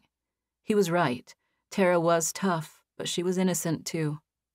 Trey was way more experienced with women than she was with men. He knew these things, and he knew he didn't want to hurt her. But Billy's warning carried weight, and Trey found himself reflecting on it for the next few days. Chapter 15. Tara. 4 days later. Trey had been quiet and thoughtful for the last few days. We had spent time together every day, and we had fun and got along great, but he was introspective. We had kissed a few times, but it was restrained and didn't feel as passionate as that first night. After the way we acted that first night, I almost felt like we would go around announcing our love and being unable to keep our hands off of each other. But that was just a fantasy that had occurred in my own mind. We had met at the gym 3 times this week, and we kept our distance to the point where my family assumed we were just friends or getting to know each other. We were obviously attracted to each other, but there was no blatant, public boyfriend-girlfriend thing going on, like I thought there would be. It was now Wednesday evening, and Trey would leave in a few days to go back to Nashville. He would be busy between now and then, entertaining a couple of friends from back home who were coming in to visit him and see his property in Galveston. I had just come home from Miss Gwendolyn's studio. I knew Trey's friends were coming over this afternoon, so it didn't surprise me when I climbed the stairs and heard noise and talking. I thought the television was on because I heard women's voices as well. The door to his apartment was open, and I did my best to sneak past it since I didn't want to interrupt. "Tara!" Trey called my name as I walked past, and I turned and glanced into his apartment. There were several people, and I didn't feel prepared to walk into the room wearing sweatpants over a ballet leotard. I smiled and waved, but kept walking. "Tara!" Trey came into the hallway, saying my name again. I had almost made it to my door by this time, and I turned and looked at Trey. I had seen him earlier this morning, but it was brief, and he had changed clothes since then. "Come in here," he said. "Please, just for a minute. Come meet everyone. Leah and Tyler are two of my oldest friends from school. I thought you'd want to come in here and meet them." "Okay," I said, nodding and beginning to walk toward him.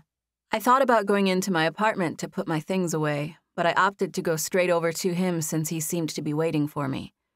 I tried to act happy and confident as I came into the room. "Everyone, this is Tara Castro. Tara, these are some of my good friends from Tennessee. This is Tyler and his girlfriend Cassie. That's Lee. And these two are Emily and Elizabeth." Elizabeth. Beth from Mexico was the first thing that popped into my mind when Trey introduced the woman. I felt sick to my stomach, but I just smiled and greeted all of them. Vaguely, in the midst of the haze of jealousy and insecurity, I heard Trey saying something about my dance uniform. "Yes, I'm just coming from the dance studio," I said, explaining my clothing. "I should be going so I can change and everything." I waved at them. "It was so nice meeting you all. I hope you have fun in Galveston." There were 5 of them, and they all answered me with various responses. They told me goodbye like it was no big deal at all, but I could see that Trey was looking at me closely and wondering why I was leaving so soon. I smiled and reached out to hug him goodbye, kissing him briefly on the cheek. "Don't leave," he said, whispering near my ear. I pulled back, smiling at him. "I'm going to let you hang out with your friends," I said. I started to walk out with as little awkwardness as possible. "Hey, I'm coming. I'll be back in just a minute," he announced to the others. He followed me into the hall, and I looked back at him once we were out there and couldn't be overheard. "Come hang out with us," he said. "I didn't know so many people were coming. Tyler brought Cassie, and she wanted to bring her friends.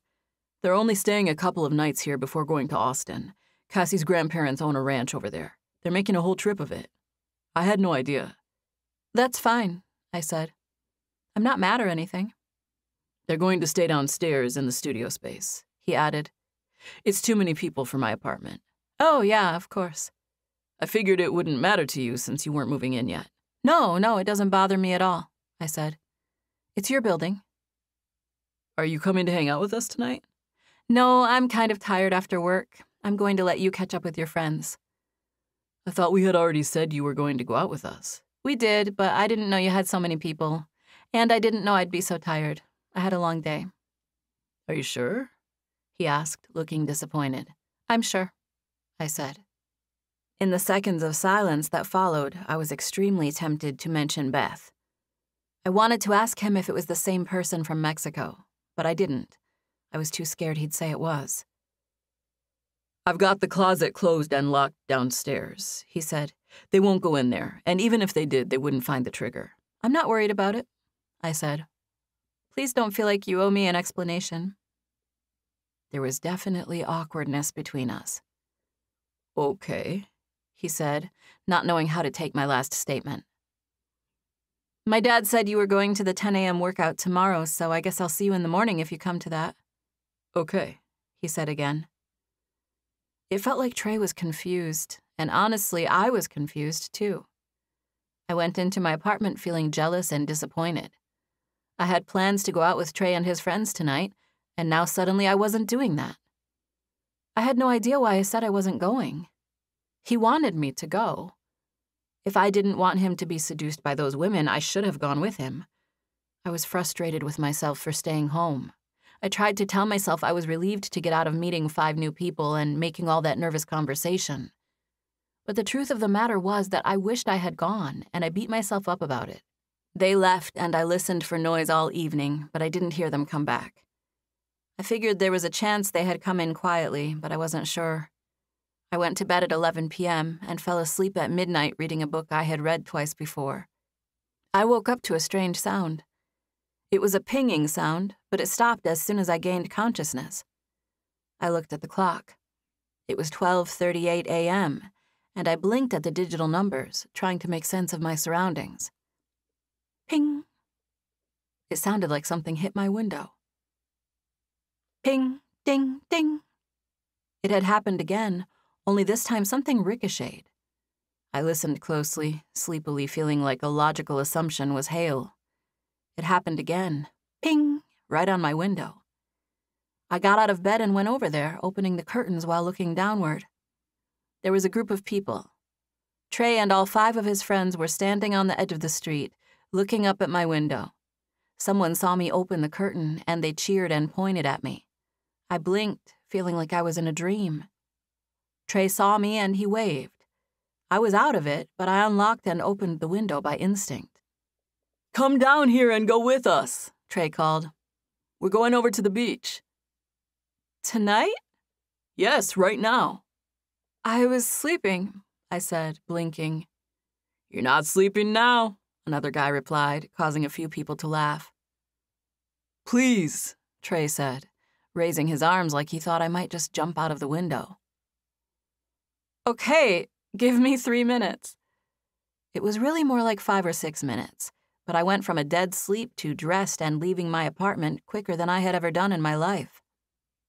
I instinctually put on an Old Faithful outfit, jeans and a t-shirt layered with a plaid button-down shirt and black Converse. I pulled my hair half up and tried to adjust it some.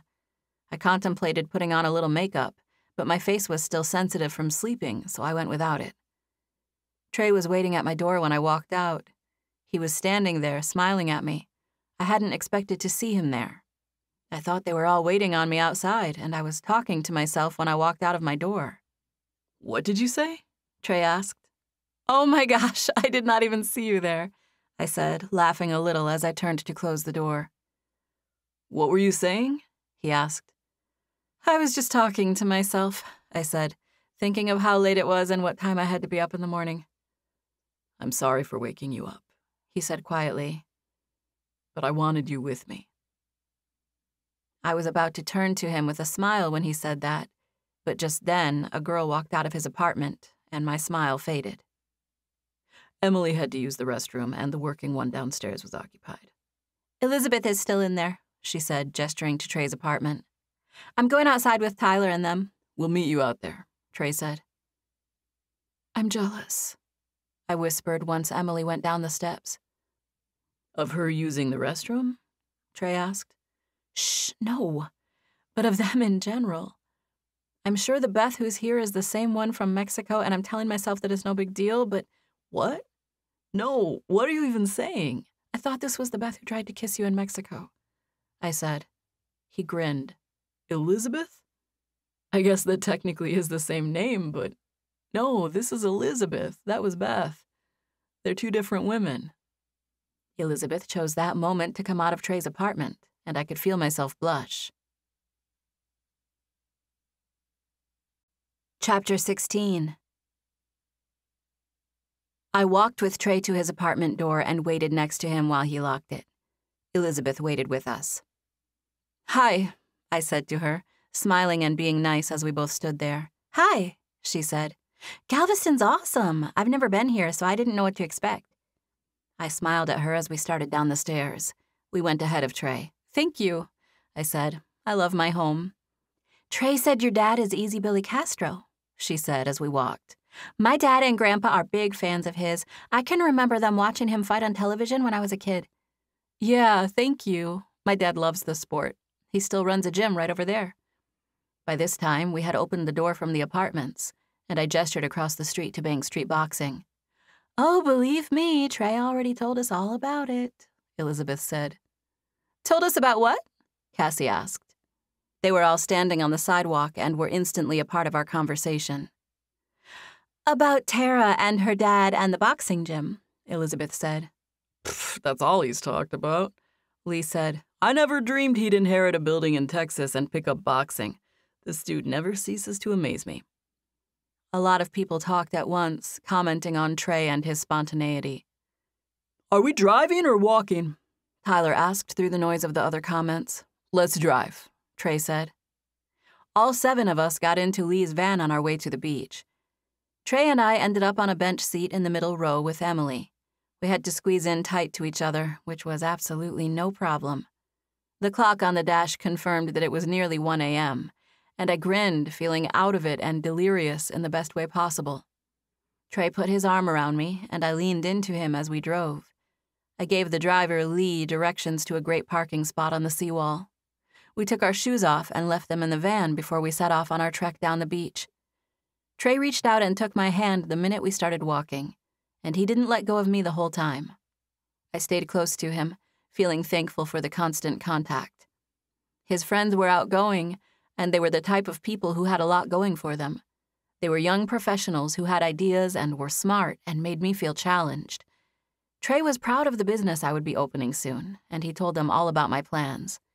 They were all friendly and easy to be around, and I was sad that I had wasted an evening being all worked up about it. We walked for 30 minutes one way before Trey made the call to turn around.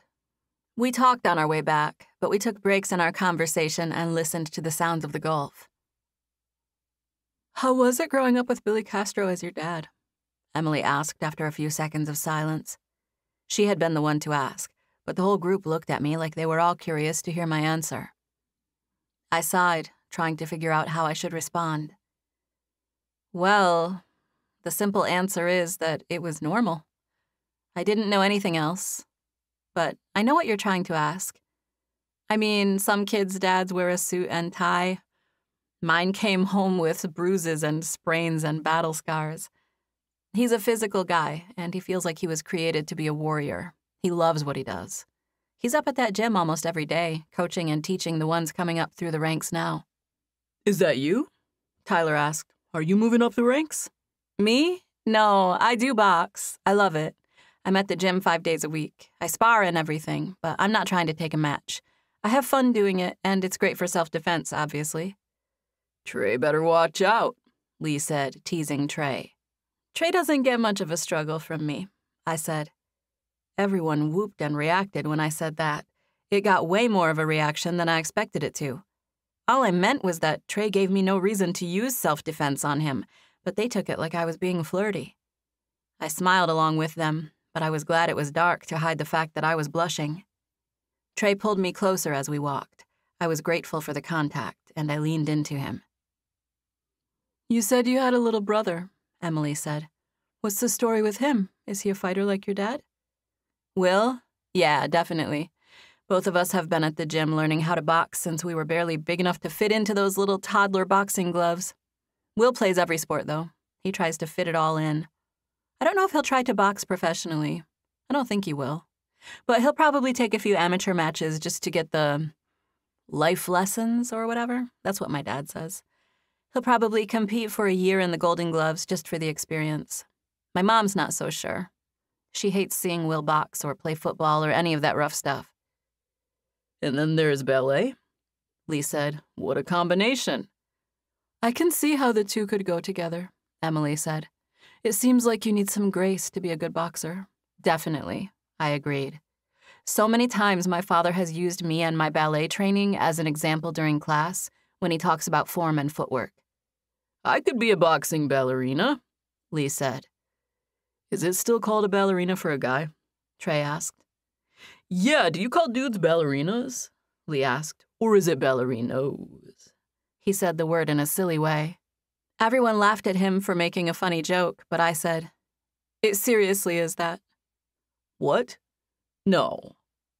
Ballerinos? Are you serious?" "Yes," I said. "Different companies refer to guys as different things. The French have a totally different name. Ballerina and ballerino are Italian, I think, but yes, a ballerino is a male dancer." "That is hilarious," Emily said, laughing at Lee. "Did you have no idea?" I asked. "Surely you must have heard it before and it was in the back of your mind." "I promise I have not heard of that. I just made it up. I can't believe that's really a thing. That is the funniest thing I've ever heard. Ballerino. I think I might be a genius." "I think it's the ballerinos who are genius," Tyler said. "Think about it. They put themselves in this occupation where a bunch of beautiful ladies are climbing all over them and dancing around them all day." Trey looked at me with a scowl. "You're not climbing all over dudes, are you?" "No," I said, laughing, but secretly loving that he would be jealous. We made it back to the van and took a minute to dust off our feet and organize some shells we had found. Emily had never been to the beach, and she was the most excited about her shells.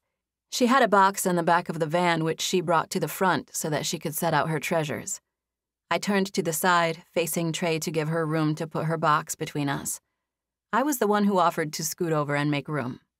She could have found a different solution for her shells, but I was glad to have the excuse to face Trey and get closer to him on the way home. I was facing him and holding his hand, and my blood ran warm as a result of our contact. Everyone talked, and we chimed in, but I could hardly concentrate on anything other than the place where my skin touched Trey's. Because of how we were positioned, Trey had full access to my arm. He took my hand and placed it palm down on his stomach, holding it there. He was wearing a thin shirt, and I could easily feel the warmth of his skin and the taut ridges of his abs. He acted like tucking my hand there was an absent-minded move on his part, but it was more than that. You don't just let someone touch your stomach. I knew that from boxing. It was a vulnerable place. He was leaving himself fully exposed, letting me touch the soft spot. Maybe I was making too much of it, but goodness. His hand holding my hand and trapping it on his stomach, it gave me all sorts of ooey-gooey feelings. Lee was driving, and he basically knew how to get back to the apartment on Bank Street. He asked me about one turn, but otherwise he knew. They had already mentioned that the guys were going to sleep upstairs in Trey's apartment, while the girls slept downstairs. They were prepared and were traveling with some cot mattresses, but I thought about offering them my apartment since I had 2 couches and a chair. I almost invited the girls to stay with me, but I thought I might regret getting swept away in the moment. I had fun with them tonight, but I wasn't sure if I was up for getting myself into 2 days of company in my apartment. I went with my gut and kept my mouth shut about it, but I told myself that I would ask Trey about it when we were alone and make sure he knew I didn't mind having his friends stay with me. For now, it was late, and everyone needed to get to bed. They had it worked out. I figured I could maybe mention it to Trey later, and they could stay with me tomorrow night. Chapter 17. We left the girls downstairs, and I walked upstairs with the guys. I told Trey goodnight with the rest of them. We didn't make a big deal about it since Lee and Tyler were there. I kissed his cheek quickly and told him that I'd still be going to the gym in the morning. He said he would be there, and I took off down the hall, quietly saying goodnight to the other 2. I looked over my shoulder as I was about to unlock my door. Trey had just opened his door. "Hey, Trey?" He looked over his shoulder at me. "Don't let me forget to ask you something about downstairs." I saw him tell his friends that he would be back. They went into his apartment, and he turned and came my way. He walked toward me, smiling and looking straight at me. "Hey, I wanted to tell you, your friends are welcome to stay in my apartment if they'd be more comfortable. The girls, I mean." Trey smiled and pulled me right inside the door to my apartment. He closed the door most of the way and took me into his arms. He just held me tightly like he was never going to let me go. "What happened?" I asked. "What changed?" "What do you mean?" he asked. "You, tonight. Something's different with you. Something changed. All week we weren't holding hands in front of people or anything, and tonight we were glued together." I spoke quietly even though we were alone. I was being vulnerable and saying things that made me feel shy. I stared at his shirt, at the top of his chest near his collar. "I wanted to be glued to you all along," he said. "I was trying to slow down and be patient." "Why would you want to do something like that?" I asked softly, playing with him, flirting. "Your dad." "What did he do?" "It's not bad. He just pulled me aside and reminded me that I needed to be patient. I just wanted to go as slow as you needed." Sheer mortification washed over me when Trey said those words. I felt a whooshing sensation of dread and embarrassment. "What? Did my dad actually tell you that?" "It's not bad, Tara. Don't be mad at him. It's the truth that I need to take your feelings seriously, and I do. I feel serious about you, and I'm not trying to go too fast or hurt you. All week I've just been thinking about it and trying to figure out where to go from here." I let out a frustrated sigh. I was so mad. "I cannot believe my dad," I said dazedly. "Don't be mad at him," Trey said, holding me closer. "He loves you. He's just trying to protect you." I pulled back and let my eyes meet his. our brown eyes connecting like they had done countless times. "Thank you for not letting that run you off," I said. "I won't. Ultimately, I'm my own man. But the things he said, they did make me check myself, you know?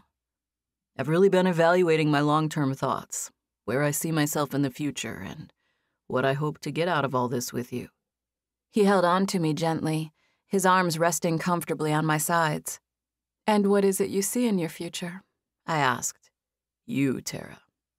You're the thing I want, not the building or any number of buildings. I don't even care about living in a certain city. I want you in my life, and that's all." I let my arms rest on him, holding on to him. Being with those people tonight, having my Nashville people here, it reminds me of what's back home. And no offense, they're great. They're all great people. But being with them just makes me know how badly I wanted you. I'm trying to be next to you. I feel like everything I could want is here. I felt weak in the knees. "I'm going to tell my dad that I'm with you, and that's final," I said. "If he says anything else to you, please come tell me about it." "He's fine," Trey said. "He and I will be fine. You don't need to take up for me with your dad." "I will if you need me to." He gave me a squeeze. "I can take care of Billy Castro. Easy." He said it just the right way that it was a play on my dad's nickname, and I smiled at his joke. He leaned down and kissed me. His mouth was firm and warm, and I had not been able to kiss him enough during the last few days. I felt deprived of his kiss, and it made me lean into him. He pulled me close, turning to the side and kissing me deeply. Oh gosh, his kiss. Oh. Trey had never, ever kissed me like this. His tongue came into my mouth, and the silky intrusion gave me a completely different feeling than the gentle kisses we shared up until now. I held on to his shirt and let him kiss me deeply, leaning into him, feeling like I might melt. Trey held me securely, kissing me for several long, hazy minutes. It was the middle of the night, and those moments felt fevered and dreamlike. All we did was stand there in my doorway and kiss. We were on our feet, and yet it was intense. Like his kiss caused me to leave my own body. I was awestruck when Trey finally pulled back. He broke the kiss, but then he kissed me again, twice, and then 3 times. I smiled when he pulled back for the last time, and he leaned in to kiss my mouth again. Our lips were damp from kissing, and it felt like a cool, sweet stamp of heaven when he did it. "I better go," he whispered reluctantly, staring at me. "I know. Your friends are waiting for you." He leaned in and kissed me again. "I'm sorry for waking you up tonight," he said. He was still holding me close, not moving. His mouth was only inches from mine, even when he pulled back. I smiled at him for saying he was sorry. "Are you sorry?" I asked sarcastically. "No, I'm not. This is by far the best part of my day. I'm not sorry at all. But I'm sorry if you're tired at work tomorrow. That I would regret." "I'm sure I'll survive," I said. "Kiss." "It was worth it," I added. Kiss. This one was longer. This was one where he sucked gently on my lower lip. I was barely able to breathe, much less form a sentence. We stayed there for a moment. "Are you going to be at class at 10? I asked finally. "Yes," he answered. "I'll see you in a few hours." Of course, my thoughts ran wild and it was difficult to get to sleep, even after my head hit the pillow. It was ridiculously late when I finally fell asleep. I set the alarm for the last possible minute. I got out of bed and went to my father's gym, feeling puffy and unrested. My eyes burned, and I went to the coach's lounge where I poured 1/4 of a cup of coffee, added cream and sugar, and drank it down without taking time to savor it. I didn't care about being tired. I was in the best mood possible, considering how little sleep I got. I drank down some coffee and chewed a mint on my way out of the lounge. Trey made it to class. I saw him from across the gym as I came out of the back. He was in a group, talking to my dad and 2 other people. They were smiling, and I went toward them. It ended up being a big morning class. My dad didn't usually teach on Saturday mornings, and it seemed that word had gotten out that he would be here because there was about double the number of people we normally had. I tried to make my way over to Trey, but Miguel stopped me to ask me a question, and by the time I answered it, my father was starting class. We did warm-ups, and all of us were sweating by the time those were finished. My dad did not mess around when he was running a class, and he went straight into drilling after warm-ups. "Grab a partner," Dad called. "One of you get pads, the other put on your gloves." I instantly went to Miguel. I didn't even hesitate since I knew that working with him had been part of my job description lately. I glanced at Trey, who had partnered with Greg, one of our heavyweights. My dad and Coach Dizzy came up to Miguel and me while we were still finding a spot on the mat. "Miguel, I'm going to get Dizzy to hold pads for you today," Dad said, handing the older coach some equipment. Dad looked at me. "Come with me," he said, and we started walking. "I want you to come partner up with this guy over here. Show him around." By the time Dad finished talking, he and I were on our way to the other side of the mat. Trey could see that we were headed toward him, and he watched us approach. "Greg, go over here and rotate with Tyson and Mark. Or better yet, go with Brandon." Greg nodded and took off. "Trey, I wanted to get you to partner up with my daughter, Tara. She's going to work with you today." This was the type of introduction my dad made all the time. I worked with new members a lot. I smiled and stood opposite Trey, both of us squaring off in loose but athletic stances as my dad moved away. "I guess you're my partner," I said. "I guess so," he said. "Is that okay?" I asked. A smile was Trey's only response, but we both knew he thought it was okay. "Our first combination is going to be jab, jab, cross, hook, cross. Nice and easy, 5 punches. Watch your footwork, stay light on your feet. Get your rhythm, stay loose, and keep your hands up, people. Ready and go." "Jab, jab, then what was after that?" Trey asked. "Jab, jab, hook, cross, hook. No, cross, hook, cross." Trey threw the first punch. "Jab with the other hand," I said, smiling. He smiled at himself, and then he did it again. "That's right," I said. "Sorry," he said, doing the combination slowly. "You make me nervous." "Don't be sorry and don't be nervous. Just get a rhythm. Jab, jab, hook, yes. Now cross, good, hook, yes. Great, Trey. You're really good. You have good instincts, good form." We went through several sets of the combination, all while moving around and trying to stay light on our feet.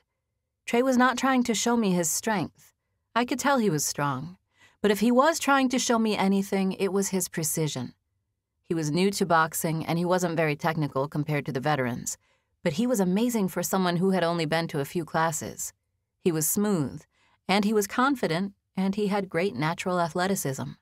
We were doing 2-minute rounds, and near the end of it, Trey got tired and dropped his hands. I reached out and tapped him on the cheek lightly with the palm of my pad. He laughed, knowing that I could have punched him right then. "Keep your hands up," I reminded him. He finished the round breathing heavy but smiling. My dad went into a speech about keeping our core centered and our feet under us to retain a constant center of balance. He used me and my ballet as an example again, posing in something close to an arabesque. He was a dynamic teacher, and he had everyone laughing. He gave us another combination, and we went to work again. This one was longer, but Trey kept up, taking it slowly and not freaking out and trying to go hard like most new people would. "What time do you get off work?" he asked between rounds. 4, I said. I knew his friends were still in town tonight, and that we were all planning on going out to eat.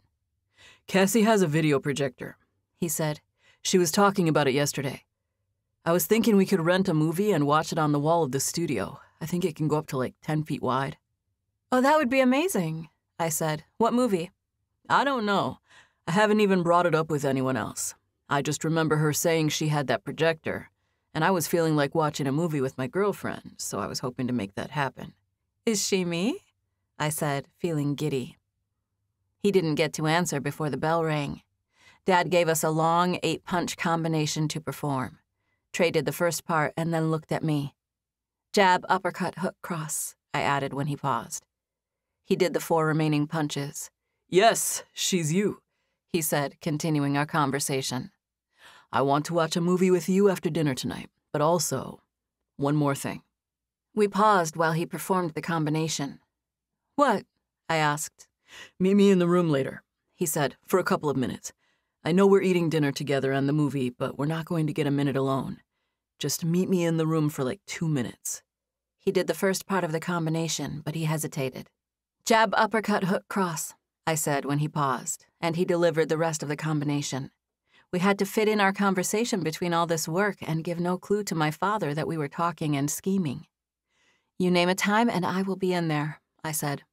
I usually get home by 4 and I just need to take a quick shower. Do we just use the roof since your friends are in the rooms? Yes, I'm going to use the roof access too, he said. Jab, uppercut, hook, cross. He was the one to say the end of the combination this time, and I smiled that he remembered. They want to go back to the beach today, but we should be back by 4. Can you meet me upstairs when you get off work? Maybe at 4:15? I smiled and nodded. I can't wait. Chapter 18. I thought I would beat Trey to the secret room. I got off of work a little early and freshened up. I found my way onto the roof and down to the secret room. I was 15 minutes early, so I was shocked to find Trey in there. What? I said as I came down the new spiral stairs. What are you doing here so early? I'm waiting for you, he said. He was sitting in the chair, sprawled out, confidently messing with a toy. It looked like a black rubber ball, and he might as well have been a rock star, sitting there, tossing it casually. I was going to get down here first and wait for you, I said. Well, I beat you to it, he said. He stood up, tossing the ball into the corner of the chair before turning just in time to catch me when I walked into his arms. What's that ball? I asked. Just a racquetball, he said. I found it in Lee's van. I've been messing with it all afternoon. He took me into his arms, burying his face in my neck, kissing me lightly, hugging me, and holding on to me gently. You smell so good, I said. You smell good, he replied. Not as good as you. I sniffed his hair. I just took a shower when we got home from the beach. There was barely any hot water. They've taken over all of my space. Not all of your space, I said, referring to this room and raising my eyebrows a little. You're right, he said. That's why I told you to meet me here. Because in front of them, it's hard to find an opportunity to... He trailed off and leaned in, letting his lips softly touch mine for a heart-stopping second before pulling back. I know, I said, holding on to him. We're going to be eating dinner and watching a movie, and everyone will be right there, so it'll be hard to find time to... I kissed him again, and he smiled. Our contact was torturously gentle, but finally he grabbed a hold of the sides of my sweatshirt, pulling me in. He gave me a little tug as he began to move. Come sit by me for a minute, he said.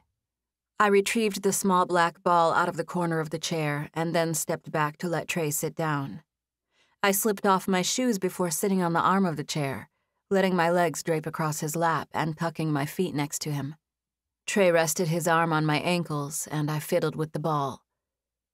Thank you for meeting me up here, he said in a sweet, patient tone.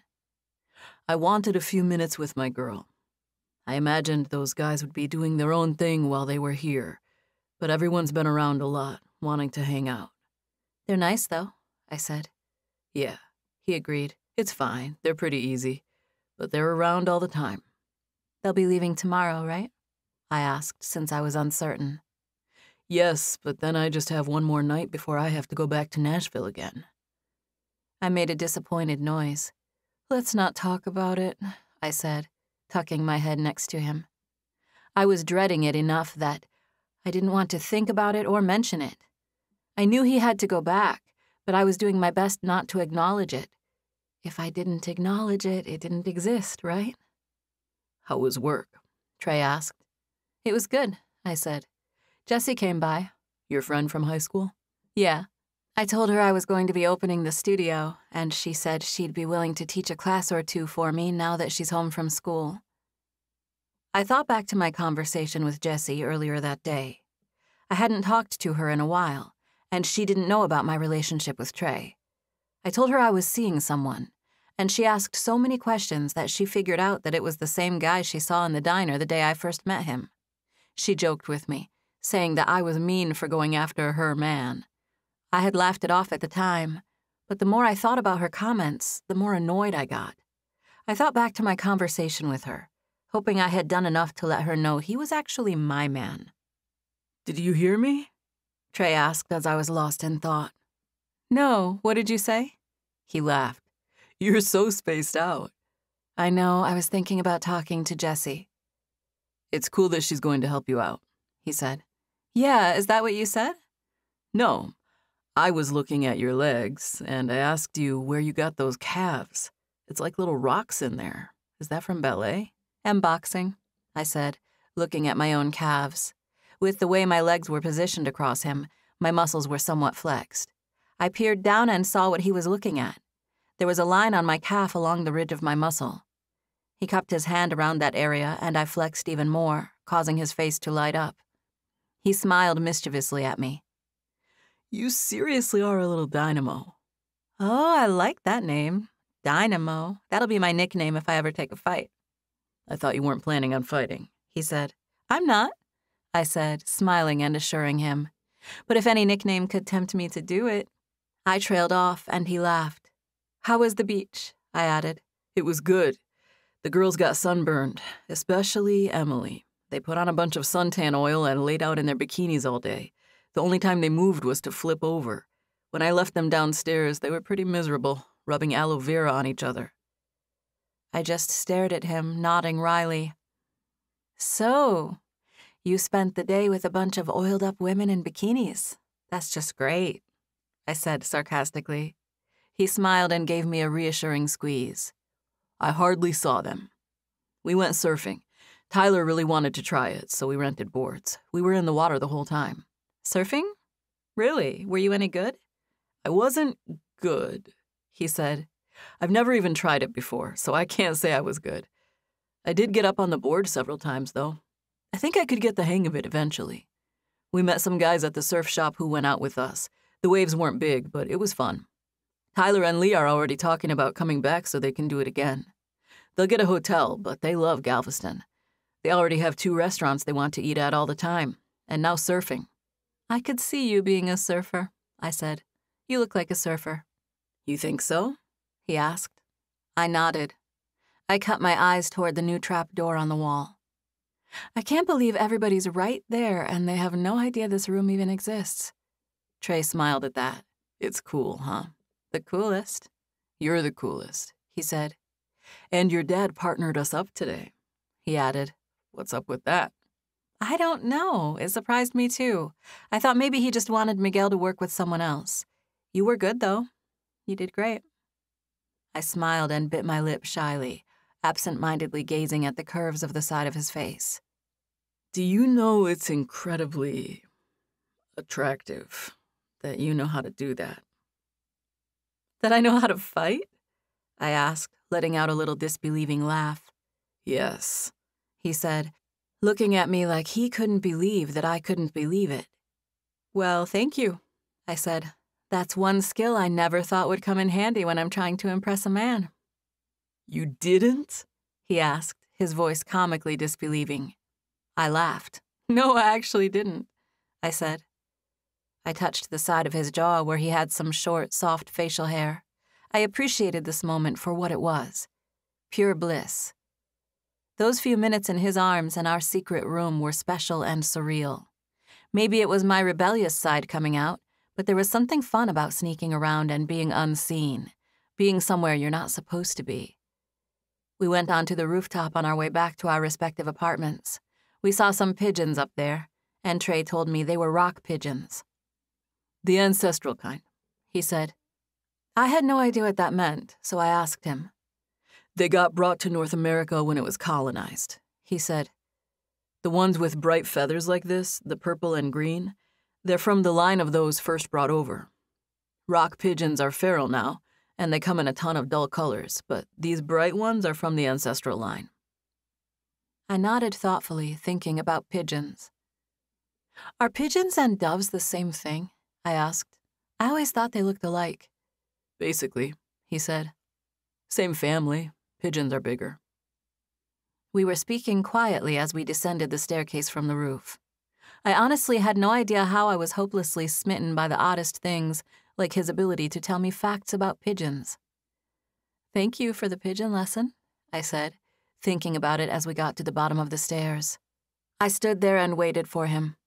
Neither of us reached for the door handle. It was locked from the other side, and we were technically still in our secret space.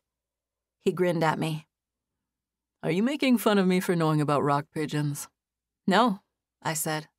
"On the contrary, I was thinking about how happy I am that you're so smart." He leaned against the wall, pulling me in, holding me for one last minute. "Tell me something else about birds," I said. "They fly." "Very funny," I said. "No, I will. I'll tell you something. Let me think. Okay, male cardinals are so aggressive and territorial that they've been known to fight their own reflections in mirrors." "Really?" "Yes," he said, giving me an irresistible smile. "How is it that being a big science nerd is unbelievably handsome?" I said. "It's like you being attracted to me with my boxing." He laughed. "This is not at all the same as you boxing. That's actually really hot. You physically look beautiful doing it." "Well, you look beautiful being smart," I said. "I feel like I could learn about rock pigeons all day." He laughed. "I'm afraid I don't have a day of information on them," he said. "I pretty much gave you all I had already." I smiled at him. "You're handsome anyway, science or no science. I almost had to judo toss my friend Jessie today because she remembered you from the diner and couldn't stop talking about how fine you were." "You and your friend talked about me?" "Yes." "What did you say?" "That you were mine," I said. "No, you didn't," he said, smiling and teasing me. "Yes, I did. Basically, I had to with how bold she was being." He stared into my eyes. Both of us knew he had to get back to his friends. "I'll see you at dinner," I said. We broke apart, and I reached for the door handle, but he leaned in and kissed me. I kissed him back, but I was smiling because I was already in motion, opening the door. And to my utter surprise, there was Tyler standing in the hallway. He hadn't seen us kissing, but boy was it close. "Oh, hey," I said as soon as I saw him. My heart pounded. I didn't know what to say next. Trey was behind me, but he didn't hesitate. "So that's where the circuit breaker is," he said to me as he came into the hallway. He closed the door, casually checking the lock. "This closet stays locked, but I'll get you a key in case that ever happens again." I already had a key to this door, but I knew Trey was just trying to maintain the secrecy of the room, so I just smiled and nodded and thanked him. "I'll see you at dinner," he said. Chapter 19. Trey. Later that evening. Trey was a goal setter, a real go-getter. He was accustomed to making moves and going after the things he wanted. It was an attitude that had served him well thus far in life. There was a certain compelling feeling he got when there was something he really wanted, and he felt that way about Tara. It was just unacceptable to think about moving forward without her as a fixture in his life. She added energy and vitality to the atmosphere around her, and Trey was basically addicted to it. Now that he had gotten used to having Tara around, he felt like he might not be able to breathe without her. They ate dinner with his friends from Nashville. Tara introduced them to an Italian place that had a wood-burning pizza oven. They talked about all sorts of things at dinner. Trey's friends told a few stories about old times, but Tyler and Lee were excited about their experience surfing, and they ended up talking a lot about their day at the beach and their trip to Galveston in general. They all agreed that they'd be sad to leave tomorrow. The whole group went to rent a movie. Tara was the only one who had a membership at the store, so they just put the movie on her account. They rented an action movie with Keanu Reeves, mainly because it had surfing in it, and the boys were officially obsessed with surfing now. Tara and Trey had both seen the movie before. Most or all of them had, but they didn't care. Cassie and Tyler set up the projector and got the movie ready. Elizabeth went with Trey and Tara to retrieve more blankets and cushions from upstairs so that they could make a comfortable viewing surface. Emily and Lee were in charge of preparing the snacks, and within 10 minutes, the studio had been transformed into a movie theater. something even better than a movie theater. They piled up pillows and sprawled out, making themselves comfortable and making sure everyone could see. Trey was propped on a pillow, and Tara sat cross-legged next to him. She was close enough that their legs brushed against each other. "What's Harper going to do once he gets back to Nashville and can't go to his boxing class anymore?" Tyler asked. "I'm wondering what he's going to do without surfing," Lee said. Cassie nodded. "It's going to be hard to leave his second home in paradise." Tara looked at Trey when they said that about him, and he stared back at her. "I'm thinking I'll just hang on to the apartment upstairs instead of renting it out," he said. "That way I can come anytime I want." "I think you totally should," Emily said. "This building is so cool. Galveston's so cool. If I had this set up and I could afford it, I'd definitely keep an apartment." Trey kept his eyes on Tara. "I probably will," he said, staring at her. She regarded him with a challenging expression, and he regarded her right back. "Did you see that fight with your dad and Mick Nielsen?" Tyler said. Tara broke eye contact with Trey to look at Tyler. They had talked to Tara a little about boxing, but they had been low-key about asking her about it. "Were you at that fight?" he asked. "I mean, I just remember that so vividly. Your dad was just hit like so many times, and then all of a sudden, Tyler started shadowboxing. He was like, bam, bam, bam, bam, bam, just going at it. That was a title fight." "I remember that fight," Lee said. "I know what you're talking about," Tara said. "But the only reason I remember that match is because so many people have brought it up and talked about it since it happened. Every bout seemed the same to me at the time. We traveled with Dad, but Will and I stayed in a hotel with Mom and didn't even go to the venues. This was during my early childhood, before we could make the choice that we wanted to start going. Until then, Mom stayed back with us and we waited for Dad at the hotel. We would usually be asleep by the time he came in. I remember being aware of him winning sometimes and losing some, too. But my parents just got through all of them, win or lose, with a steady sort of reaction that made me feel like my dad's job was the most normal life ever." "Well, coming from a guy whose parents are actually normal, no, I'd say having Easy Billy Castro for a dad is not normal at all. I was eating TV dinners while this girl was at Madison Square Garden watching her dad fight in front of 1 million people." Everyone laughed at Tyler, even Tara. "It's funny how you see your life so differently than other people see it," she said, shaking her head. "I'm pressing play," Cassie announced from the back of the room. "Who's hungry?" Emily asked. "I'm still full from dinner," Elizabeth said. Tara used all this distraction to move. She got onto her back, settling into a comfortable spot propped on a pillow next to Trey. He moved her, repositioning her pillow so that his arm was tucked beneath it. This meant she was now lying right beside him where their bodies were making contact at several places. It was the closest they had been all night, and Trey felt a current of warm electricity in his body as a result of being so close to her. She was a catch. Trey had never thought of a person as a catch, but there was no other way to describe Tara. He felt like she was such a catch that if he didn't reel her in and keep her for himself, someone else would. He just couldn't stand by and let that happen. He reached over and took her hand at the thought, and she held on to him, turning toward him a little and stretching up to speak to him quietly. "I had fun tonight," she said. Her mouth was close to his ear, and she was speaking so quietly that there was no way anyone else heard her. Her voice tickled Trey's ear, and he closed his eyes, shutting out the movie and everything around him so that he could hear her, feel her. He lifted his chin to speak to her when she finished. "What?" he asked, even though he had heard her the first time. "I said I had so much fun with you tonight," she said, still whispering. Her whisper caused a physical reaction in him. He moved to speak to her again. "Why are you saying that already?" he asked. "The night's not over." She leaned up to speak next to his ear. This conversation was all happening slowly and quietly because they didn't want to disturb anyone. "I know, but we might be rushed saying goodnight. And I just wanted you to know that I had fun.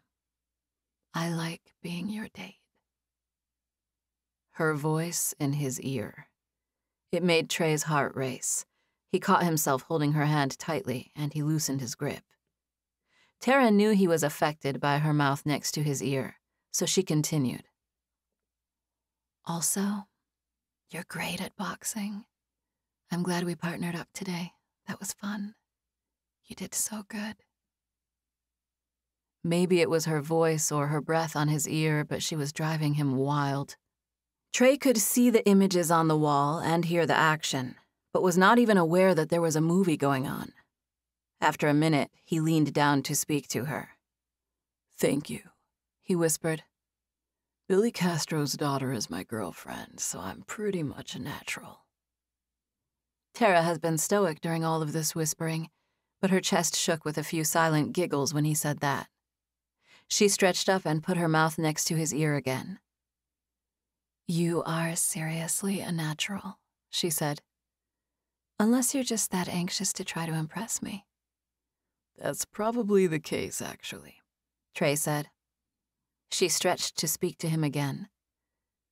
Your breath tickles my ear when you talk. He leaned in to whisper back to her. What do you think I'm dealing with over here? I'm about ready to ditch these people and watch a movie upstairs.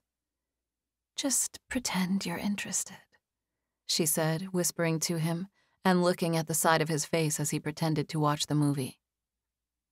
It'll be our little secret that we're talking. They'll all think we're paying attention. Tara's voice traveled into Trey's ear in tones that must have been intentional, because Trey had never been affected by a woman's voice like this before. The whispering. Gosh. He could feel the gentle puffs of air on his ear. Tara was an expert whisperer, and she was sweet. She said kind words to him that made him feel like he wanted her to always be his, and only his. Chapter 20. Tara. I had to go to work at the gym the following morning, so I missed Cassie, Tyler, and the rest of the crew from Nashville when they took off. I saw them getting into the van, but I was in the middle of mopping and couldn't get away. I had told them goodbye last night anyway. Are you doing the class at noon? Dad asked. I doubt it, I said. I'm gonna take off in a minute. Trey's leaving for Nashville in the morning, so we'll probably hang out as much as possible today. Oh, Trey? Really? Because he was coming here for that class. My head snapped up and I stared at my father, who laughed at my surprise. He just did class yesterday, I said. Well, I've done class every day for about 25 years. No, I'm just saying I didn't think Trey had plans to come here today. I told him I was coming in for a couple of hours this morning, but after that we were going to... I called him, Dad said, cutting me off. You called him? I asked, wavering on being happy and mortified. My dad grinned at me. Yes. What did he say? What did you say? My dad was getting a kick out of my curiosity, I could tell. I told him that he should come up here to do the workout at noon. Your mom will be here, so I thought he might want to come by and meet her. I smiled and squinted at him. Are you joking with me right now? No, I'm 100% serious. Why? Because.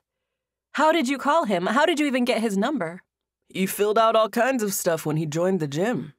I have his phone number, his address, probably even his social security number. Do you? No, but I do have a telephone number, and I seriously did call him. Your mom's coming by. She and I were talking, and she said she hadn't met your friends, so I was going to see if he wanted to go by the house this afternoon, I said. Or maybe even eat dinner with y'all tonight. Dad shrugged. Well, I guess she'll get to meet him twice, because they'll both be here at noon. Of course, I stuck around. I was obviously going to be there when Trey came. My mom got to the gym first, and within minutes, Trey walked in. I went toward the door to meet him. He was looking handsome in athletic shorts and a t-shirt with a duffel bag draped over his shoulder. Hey, I said when I got close enough for him to hear me. Hey, he said. My mom's here, I added, looking slightly apologetic since I didn't want him to feel bombarded. Good, I hope so. That's why your dad told me to come. I hope it wasn't weird that he called you, I said quietly. Not at all, he answered, smiling. But we weren't alone anymore. My mom crossed over to us. I could tell Trey had made eye contact with her by the way his face changed. He grinned at her as she walked up. "Hello," she said, moving past me for the hug. "Hello," Trey said, pushing his bag behind him and reaching out to hug her back. "I'm Tess Castro, Tara's mom." "Tara's told me a lot about you," Trey said. "And I really like your paintings. I saw the ones in Tara's place, and I've seen a few others around town. There's one in the hardware store. I was staring at it just the other day. Really great stuff. I'd love to buy a piece sometime." "Oh, of course," Mom said, "and thank you." I watched them interact, feeling more nervous than ever. My heart was pounding, and I constantly wanted to cut in, but I just stood there and watched. "Tara's excited about renting that jewelry store," Mom said. "I'm excited to see what she'll do with it. She's going to make it beautiful. She already has." "Oh, wow," my mom said, stunned by his sweetness. She blinked rapidly the way she does when she's about to tear up. "What do you think about God, Trey?" "Mom!" "No, it's okay," Trey said, laughing a little as he shook his head. "What do you mean?" he asked my mom. "I mean, do you know him?" "Yes, ma'am. And Mr. Castro asked me the same thing. That was basically the first thing he ever asked me." "Seriously?" Mom asked, glancing proudly at Dad, who was standing across the room. "But Tara had already talked to me about it before either of you did. She and I talked about that, and yes, I do. And I like that it's important to all of you. I respect that about you guys, that you just came out and asked me. Yes, I do know God. I think he had a hand in leading me here." My mom was steady blinking, holding her eyes wide to dry them out so that she wouldn't cry. She went in and hugged Trey again. "Tara's so talented, and she's got great things ahead of her. But honestly, nothing makes me prouder of her than what you just said. If she remembers one thing we taught her." Mom paused and took a deep breath, but then continued. "So thank you. And thank you for all you're doing with that building. It's so nice to see it getting all fixed up over there. Tara can't wait to move in. Thank you for making that possible." "It's my pleasure," Trey said, seeming like those weren't quite the words he was looking for. "Billy's trying to get y'all started," Mom said, noticing my dad on the other side of the gym. We turned and saw that Dad was gesturing for us. "Tara said she might bring you by the house tonight," Mom added. "Yes, ma'am, I hope so," Trey said. Mom smiled and waved at us, and we took off to meet my dad.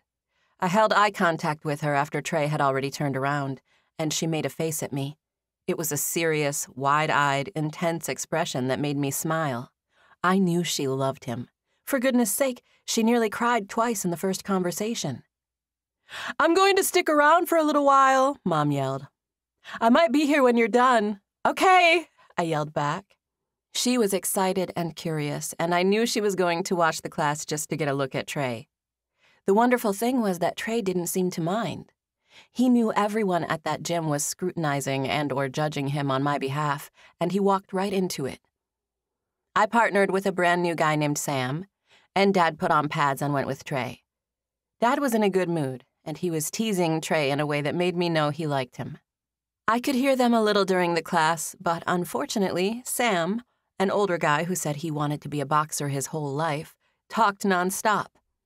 He did what Dad instructed, and he swung for the fences when he did hit, but he worked slow enough that he was able to carry on a conversation the whole time. I was not accustomed to talking during class. I answered him with short answers, and I tried to keep us on track as much as possible. I didn't get to see Trey and my dad much at all. I could hear them some of the time, but Sam was a handful, and I was busy working with him. We were doing a particular combination toward the end of class that had us moving around some more. My dad and Trey ended up next to us. Trey was the one performing the drill, and I was aware of their rhythm, which was faster and smoother than mine and Sam's. My dad made 3 guttural noises in a row as he lunged forward. He delivered blows, hard, fast slaps with the pads. I stopped what I was doing with Sam just to see what was going on. Trey blocked and shifted out of the way of my dad's counter. "Oh, that was good," Dad said, laughing. "You got hit with that yesterday." Trey smiled. "I know, I remember. It hurt. That's why it didn't happen today." "Good man," Dad said. I turned to Sam, catching his sequence of punches. He wasn't able to hurt me because I knew what I was doing, and I was able to avoid the full power of his follow-through. But when he hit hard.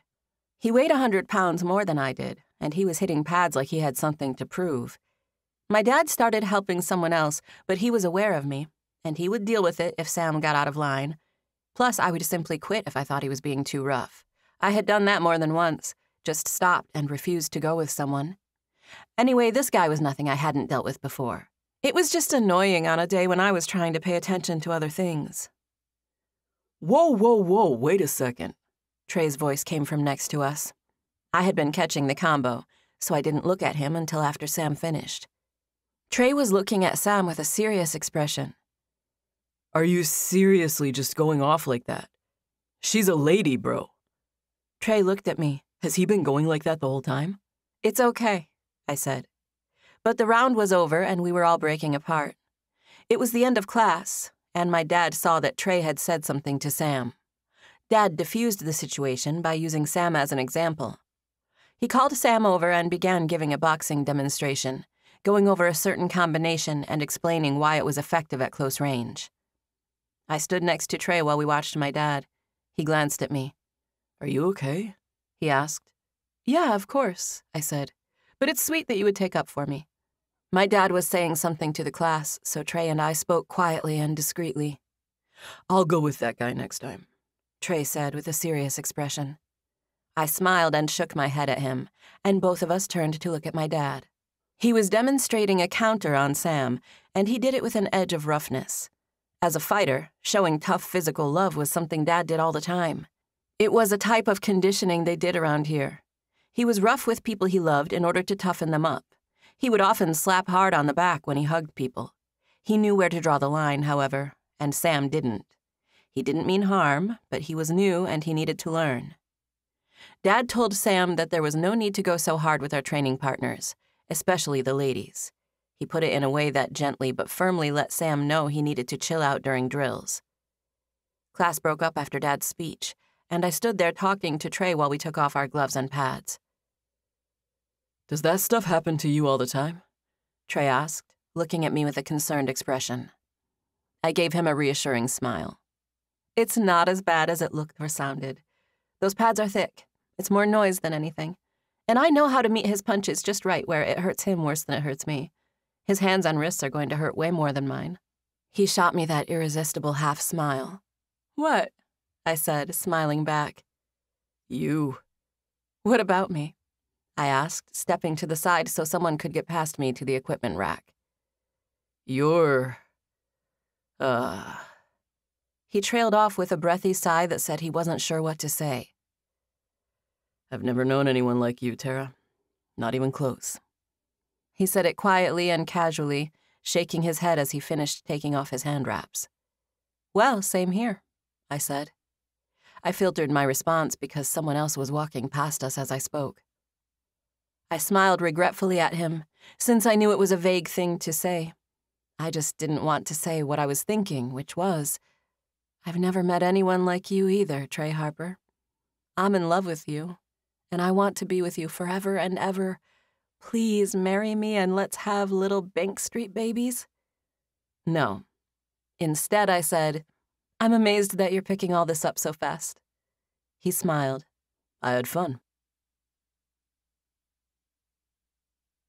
Chapter 21.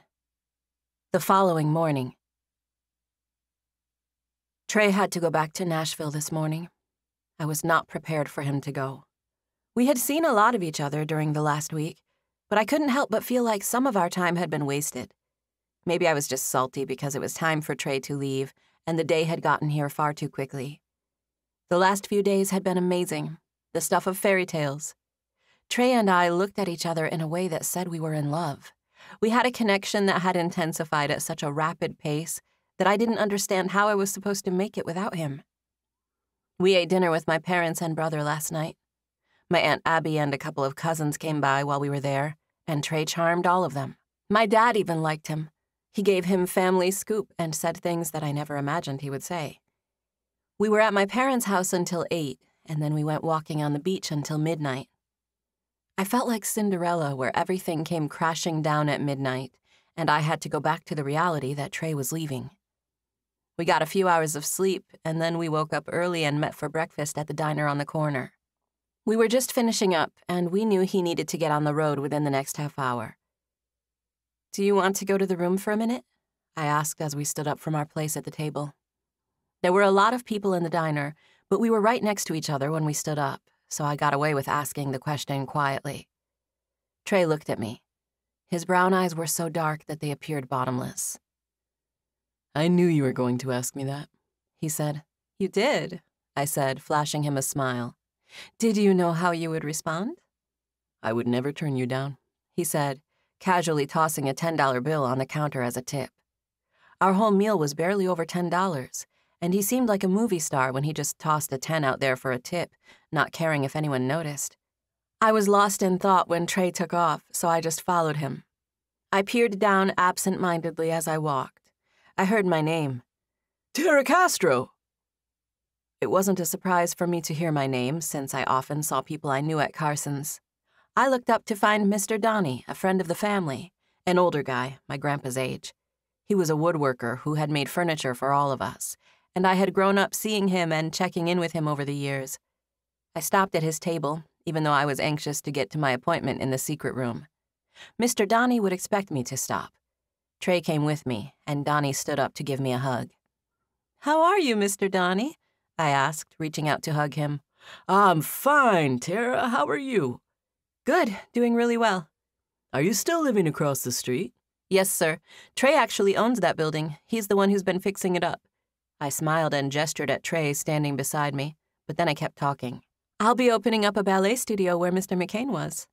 "Oh, really? I didn't know that. I knew you used to go over there to Gwendolyn Marshall's all the time for ballet lessons." "Yes, sir. Miss Gwendolyn's been my teacher for years. She's going to help me with opening this new place." "Well, that's good," Donnie said.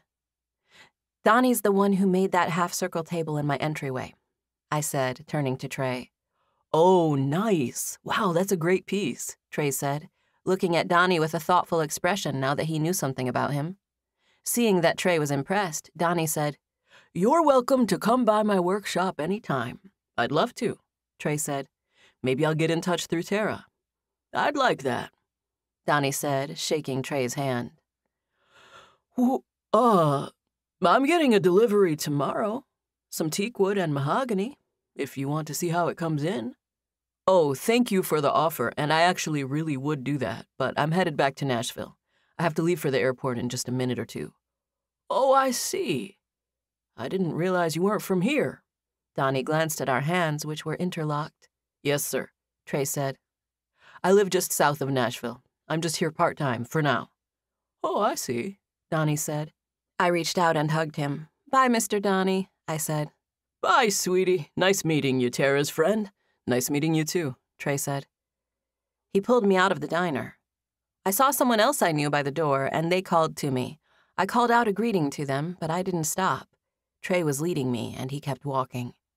We made our way out of the diner and onto the sidewalk. We crossed Bank Street at the corner and walked up the sidewalk that would take us back to Trey's building and the secret room. He held my hand as we walked.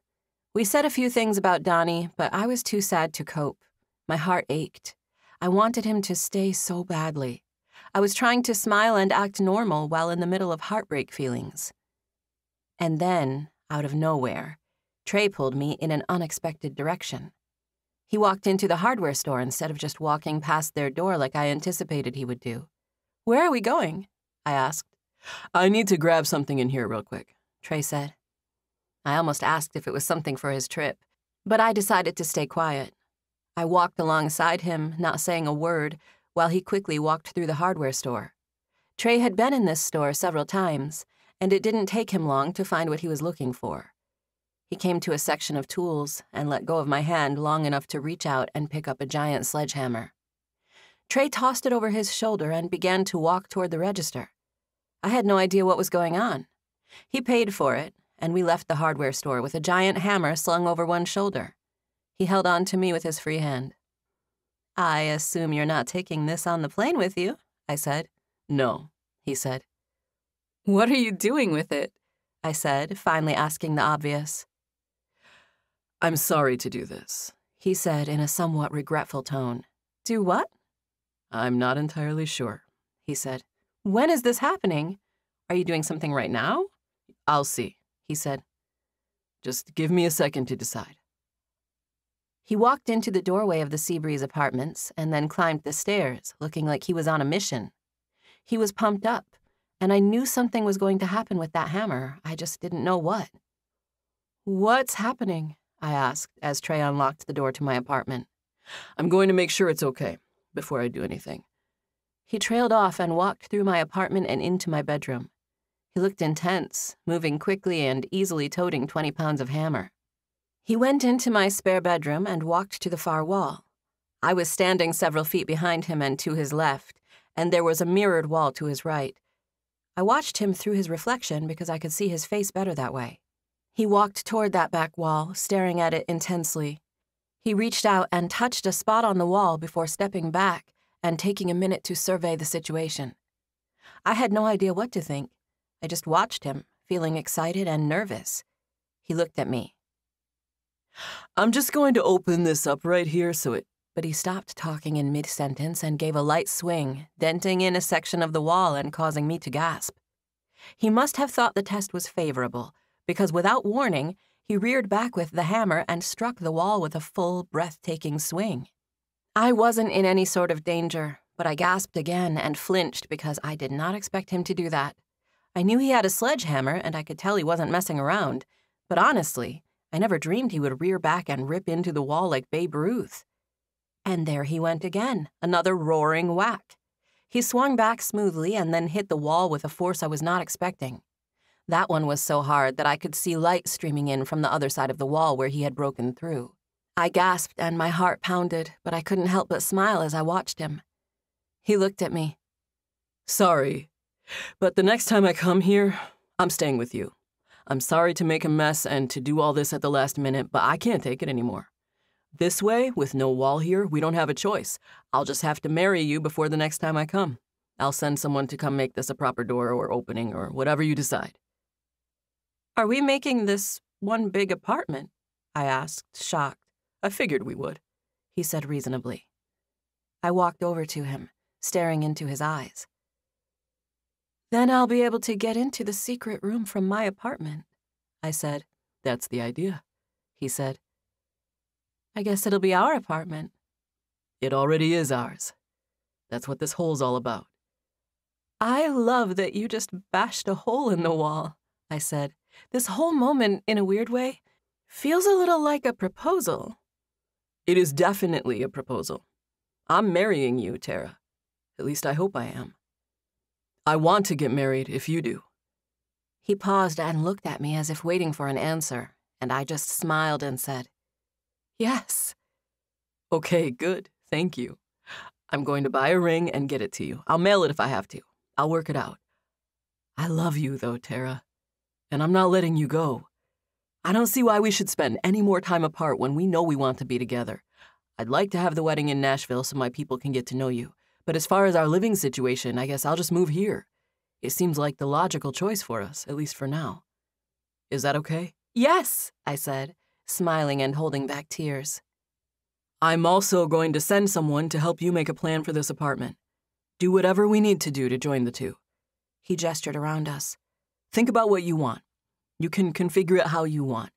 I'm sorry I put a hole in your wall. I just wanted to. I hoped that maybe it being here would force us to move things along. I should say so, I said, peering through the hole into his apartment. We're going to have 2 kitchens. I glanced at him and he smiled. Yeah. But as he said it, he turned and grunted and shoved the heavy hammer into the wall. I was standing close to him, and he performed a tight swing so that he wouldn't hit me. But his motion was efficient, and he bashed a significant chunk of the wall out of the way, pushing the pieces so they would fall into his side of the apartment. Sorry, I had to even it out. You're good at that, I said. I wish you had time to do the whole thing so I could just step through. I wish I did too, he said. But this will have to do for now. He set the hammer down on the floor next to him. I'll send someone over to clean it up and make better access. He reached out and took me into his arms as he spoke. I didn't plan on doing that. I just talked to Donnie about touring his wood shop, and I was all pumped up about living here, so I... He hesitated, and I said, "Bashed holes in walls?" Exactly, he said, hugging me. Just talk to Todd or whoever I send by about the two-kitchen thing. We'll get a designer in here who will know what to do, how to tie the two together. You guys can make a plan. Okay, I said, feeling overwhelmed but in an excited way. And I guess when Charlotte and Mickey move out, we can take over the back apartment too, Trey said, if you want. Or we can keep it empty and save it for guests. We'll talk about it. We have time. I don't care, I said. I just want the man. He pulled me in, hugging me, holding me, wrapping his big arms tightly around me. He took a deep breath, and I could feel his lungs expand. I smiled as I leaned against him. My head's spinning with all the things I have to take care of and tie up in Nashville. I have so much property over there. I'm probably not even going to start selling it right away. I've got a lot to do and think about. His eyes met mine. But I'm not doubting it for a second, he added. I hope not, considering you've already started construction, I said, referring to the hole. Which, I'm sorry, Mr. Harper, but I'm not even sure if you had a permit for any of this. He laughed and then ducked, kissing my neck and making me squirm and squeal. His smile faded, and he regarded me thoughtfully as he pulled back.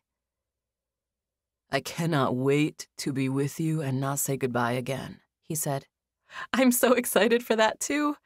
I was genuinely excited, and he smiled at my innocence. He kissed me, his perfect mouth touching mine. My girl, Tara, coming to Nashville to get married, he said, teasing me. I smiled. And to meet your parents. I'm nervous. They're going to love you. I love you, too, I said, misunderstanding him on purpose. He paused for a second, but he knew what I had done. He smiled. Yeah, well, I love you too, he said. Epilogue. Trey. A year later. Tara absolutely loved that hole in the wall. She kept it like it was for a couple of months, until construction on 202 had finished and it was time to join the two apartments. The contractors lined the other side with plastic so that she had privacy, and so none of the dust from the construction could travel into her side of the apartment. Tess had fallen in love with the hole the same way her daughter did. Tara told her mom the story of how it happened, and upon seeing the small area of destruction, Tess ran home, grabbed paints, and painted a frame around the hole itself, transforming it into a piece of art.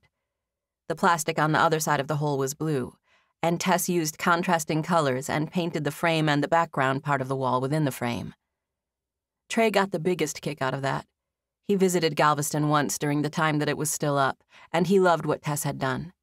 During his visit, they left the barrier in place, and Trey stayed on his side of the apartment as they had done in the past. They didn't get married right away, but they began immediately moving forward with several different plans. They did some work on the Pink Building, and Trey purchased 2 other houses in Galveston. Tara helped him with the deals and some of the property management while he was still tying things up in Nashville. They put off opening the ballet school until January. That way they could get through the construction upstairs and all the noise wouldn't be a nuisance during classes. They got married in Nashville in December before opening the studio. And that was when Trey finally moved into the apartment. It was huge, and it felt empty without him there during those weeks before their wedding, but Tara had fun setting it up and getting it ready for him. He was there to stay by Christmas, and it was the greatest relief ever. That was almost 6 months ago. The couple passed a winter and spring as newlyweds, getting to know each other in all new ways while being thrown into the whirlwind of moving, buying property, and opening the studio. They met up in the secret room at least a few times a week because everyone knew that stolen kisses, secret kisses, were even better than the regular kind. Trey had hardly come up for air since he met Tara. It was a wonderful whirlwind, but it was indeed a whirlwind. But after tonight, he would be able to breathe a little easier. He had been anxious, not for himself, but for Tara. Tonight was her studio's first ever dance recital where her students got to show off all that they had learned during the academy's first semester. Tara was new to being an owner, but she knew it was within her duties to speak to the parents as a whole and make announcements about each group of dancers. She had seen other people run recitals over the years, and been a part of many of them. But she was extremely nervous about doing it herself. Tara was nervous, therefore Trey had been nervous. But now he could breathe easy. In fact, he was breathing better than ever. He was outstanding. The recital had just finished, and Tara had done a perfect job. She had done so well that Trey had no idea why she was anxious in the first place. She delegated jobs, put together a lovely program, and the dancers and instructors all did great. The whole night was a gigantic success. Trey felt so relieved and excited that he was pumped up as he walked back to the dressing room to meet his wife. They had both told everyone goodbye after the recital, but Tara went inside while Trey helped her dad and brother load a couple of tables and some chairs into Billy's truck. Tara! He called her name as he went into the dressing room to look for her. "I'm in here," she shouted back. Trey came around the corner and saw her. She looked like she had just stood up. She had her back turned toward him, and she was clearing the last few things off of the surface of the vanity in the dressing room. "Thank you for helping Dad and Will," she said. Trey caught a glimpse of her in the mirror as she moved to turn off the light, and it looked like she had black streaks running down her face. Tara. He said her name in a no-nonsense tone that made her turn to him instantly. Baby, what happened to you? The vanity lights were now out, but there was still plenty of light in the room, and he could clearly see that she had been crying. Her cheeks were wet, and her makeup was smeared. She set down the things she had just picked up, 2 bottles of hairspray and a comb, and turned to hug Trey. "I'm fine," she said, hugging him gratefully. They're happy tears. Not just happy, but everything. Happiness, relief, just everything. I felt like I was holding my breath going into this, and I was just back here letting it all out." He used his finger to tilt up her chin. She was wearing a little black wraparound dress, and her hair was put up in a neat style, yet there were fresh tears and streaks of makeup running down her face. She was the most beautiful thing he had ever seen. You didn't seem like you were holding your breath, he said. He held her, crowding her space, leaning her against the counter. She smelled like perfume and sweat. Tara worked hard that night, and she smelled like exertion.